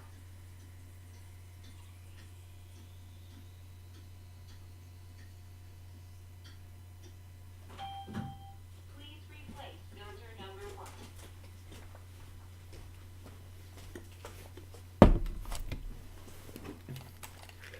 All right, I'm back. So I'm interested to see if they're actually gonna trade into evens here or not, or if this is just the end of the move.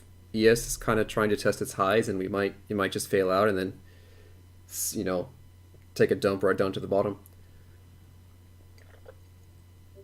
I was taking a drink. Hold on. Ugh.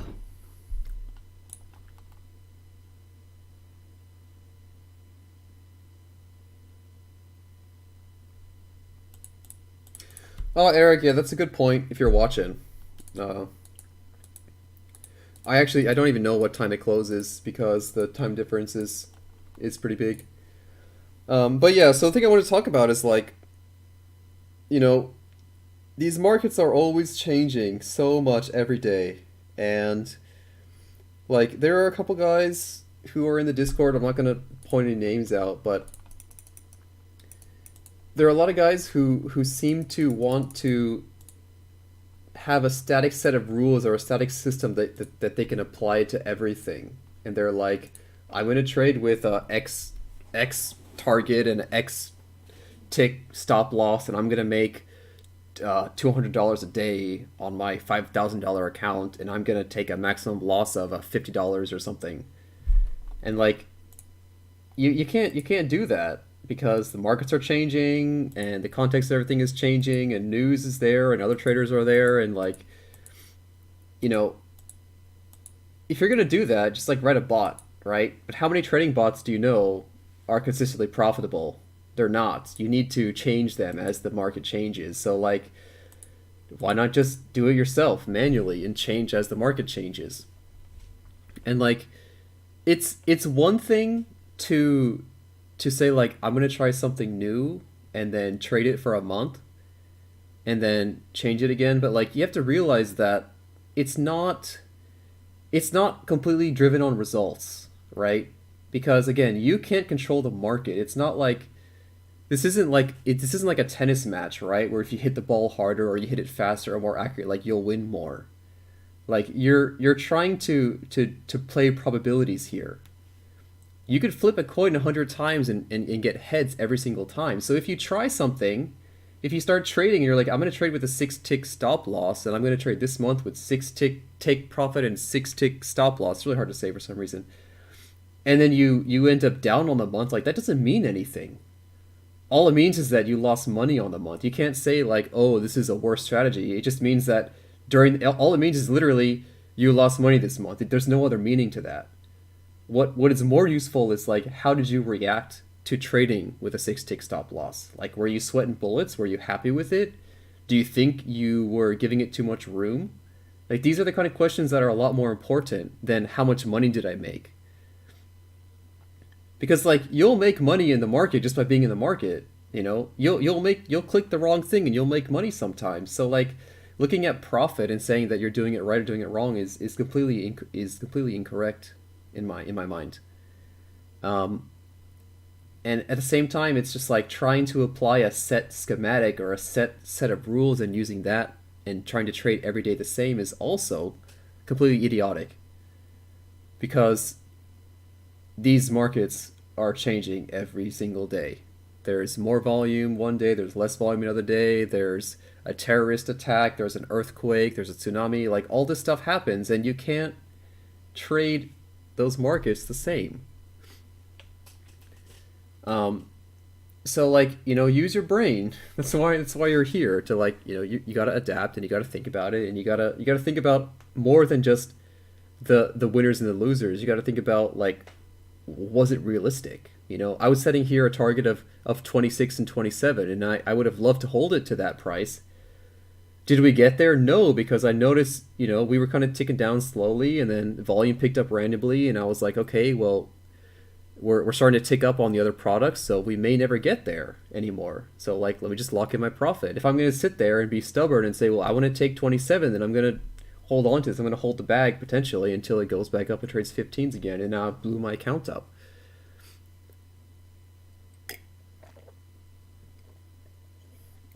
Trading is more than just, it's way more than just the profit and loss.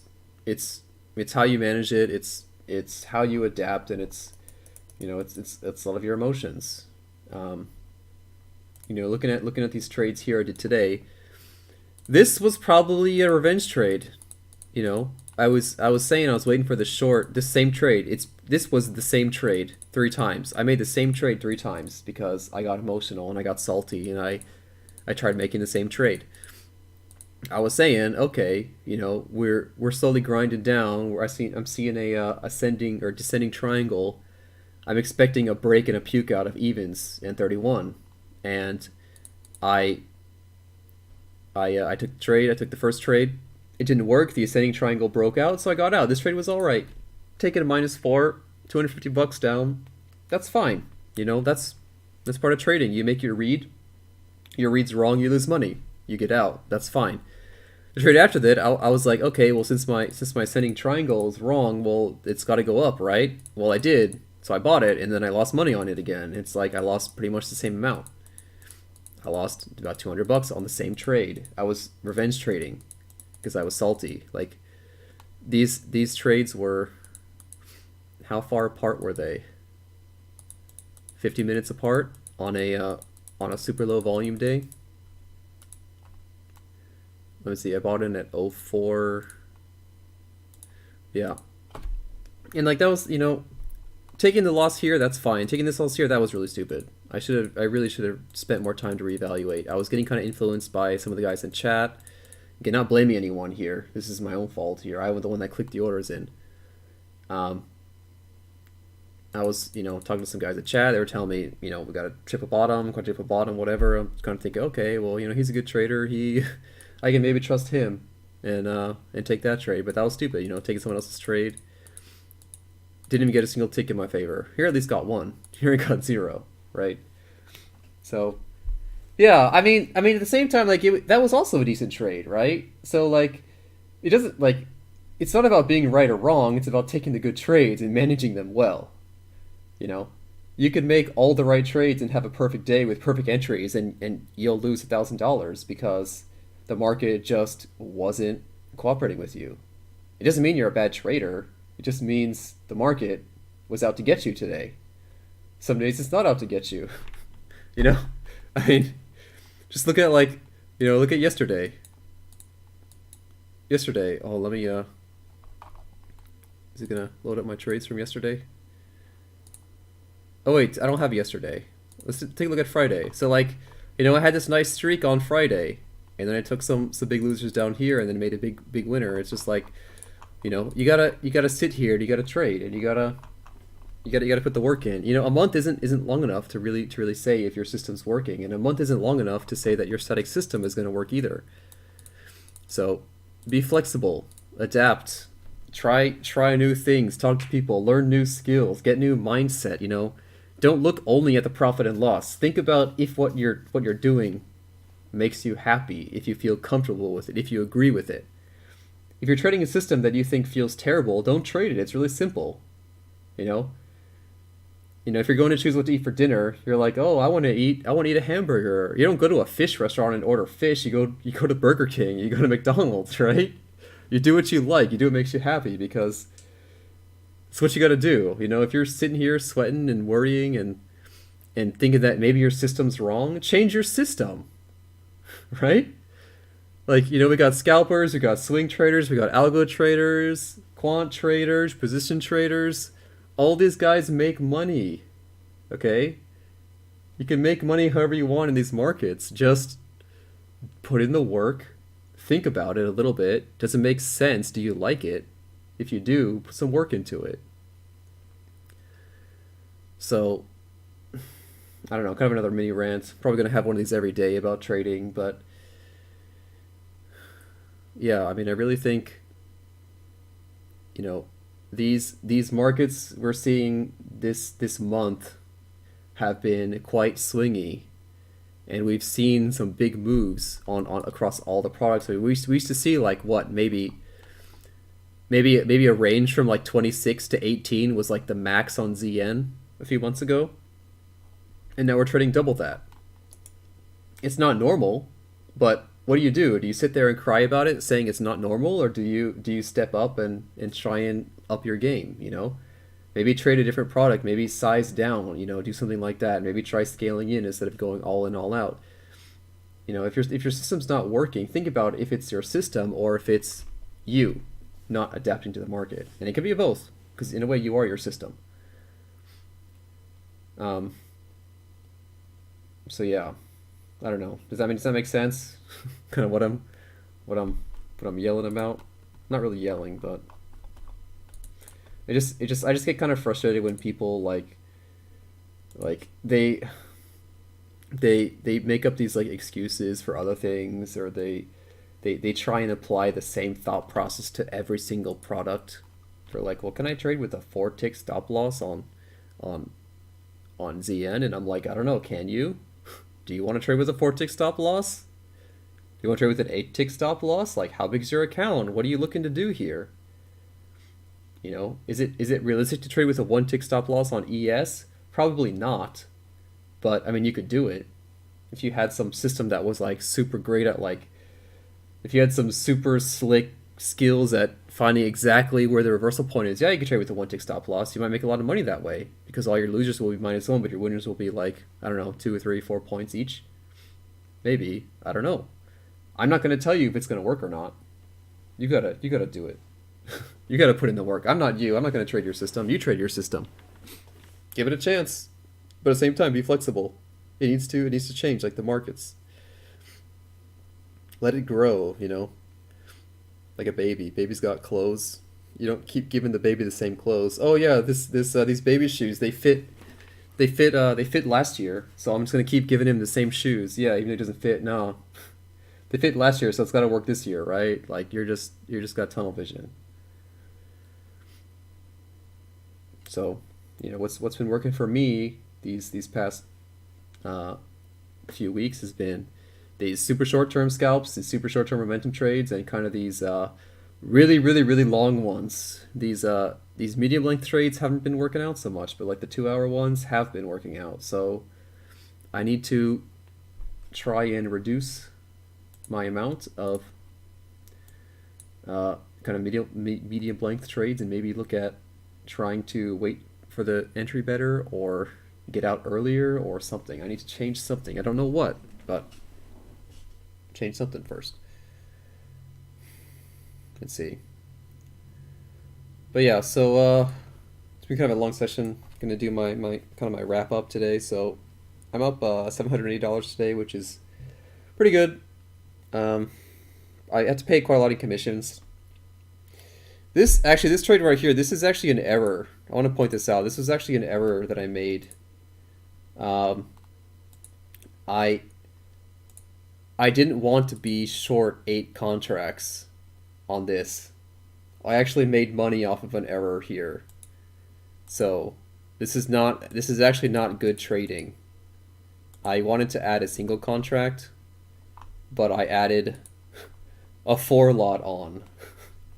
So let's just be completely honest here. If anyone wants to go back and look at the stream back in history, I I bought or sorry, I sold a 4 lot at '08 when I actually wanted to sell a 1 lot at 4.8 at 8.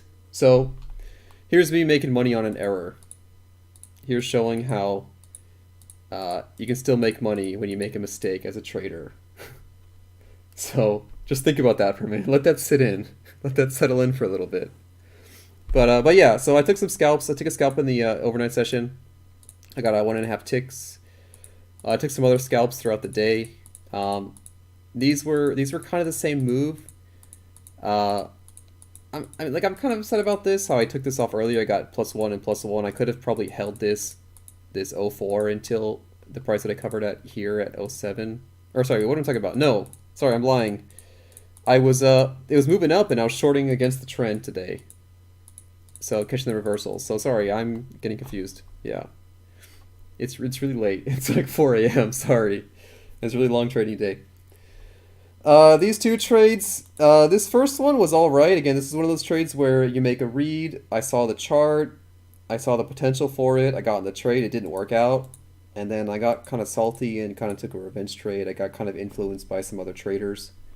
Again, not trying to put an excuse on anyone or blame anyone else. This was all me, just kind of explaining what happened. In fact, if I had just held on to this, I would have been able to get out for like -1, or maybe even positive, as we have actually traded down to evens in '01 now. I could have actually held this like a champ for a long time and gotten out with a profit on that one and not had to take this loss.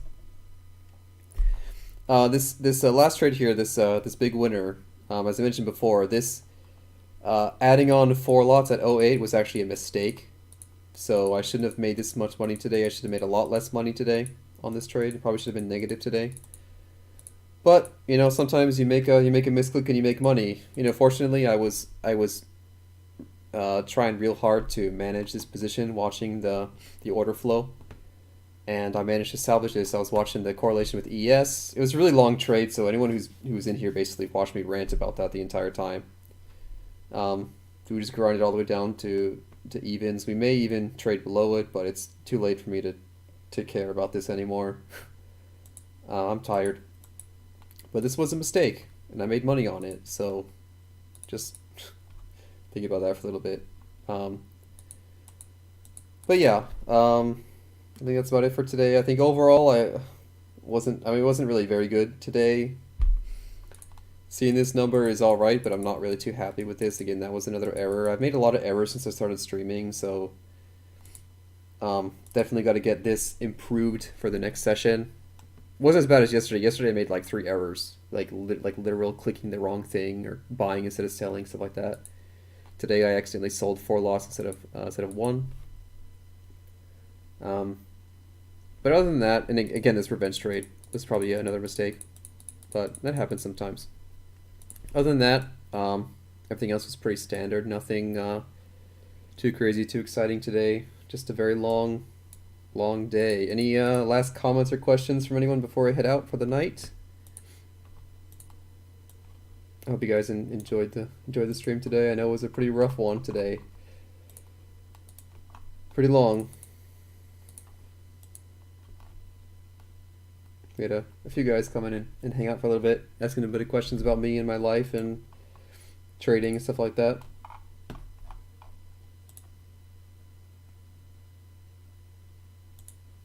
But it looks like there's nothing else, so I'm gonna sign off for the night. So thanks everyone for hanging out. Appreciate the follows and the support and the questions. Hope you guys enjoyed the show. Today's a pretty boring day with the holiday, Columbus Day. So hopefully tomorrow we can get a bit more action. I will be back trading tomorrow at around the same time. So that is, well, I think like 8 a.m. Eastern or something. I don't know. I don't know exactly. It's on my stream. You can check it if you scroll down. Anyway, have a good day. Have a good night, everyone. And I'll try and catch you next time. Bye bye.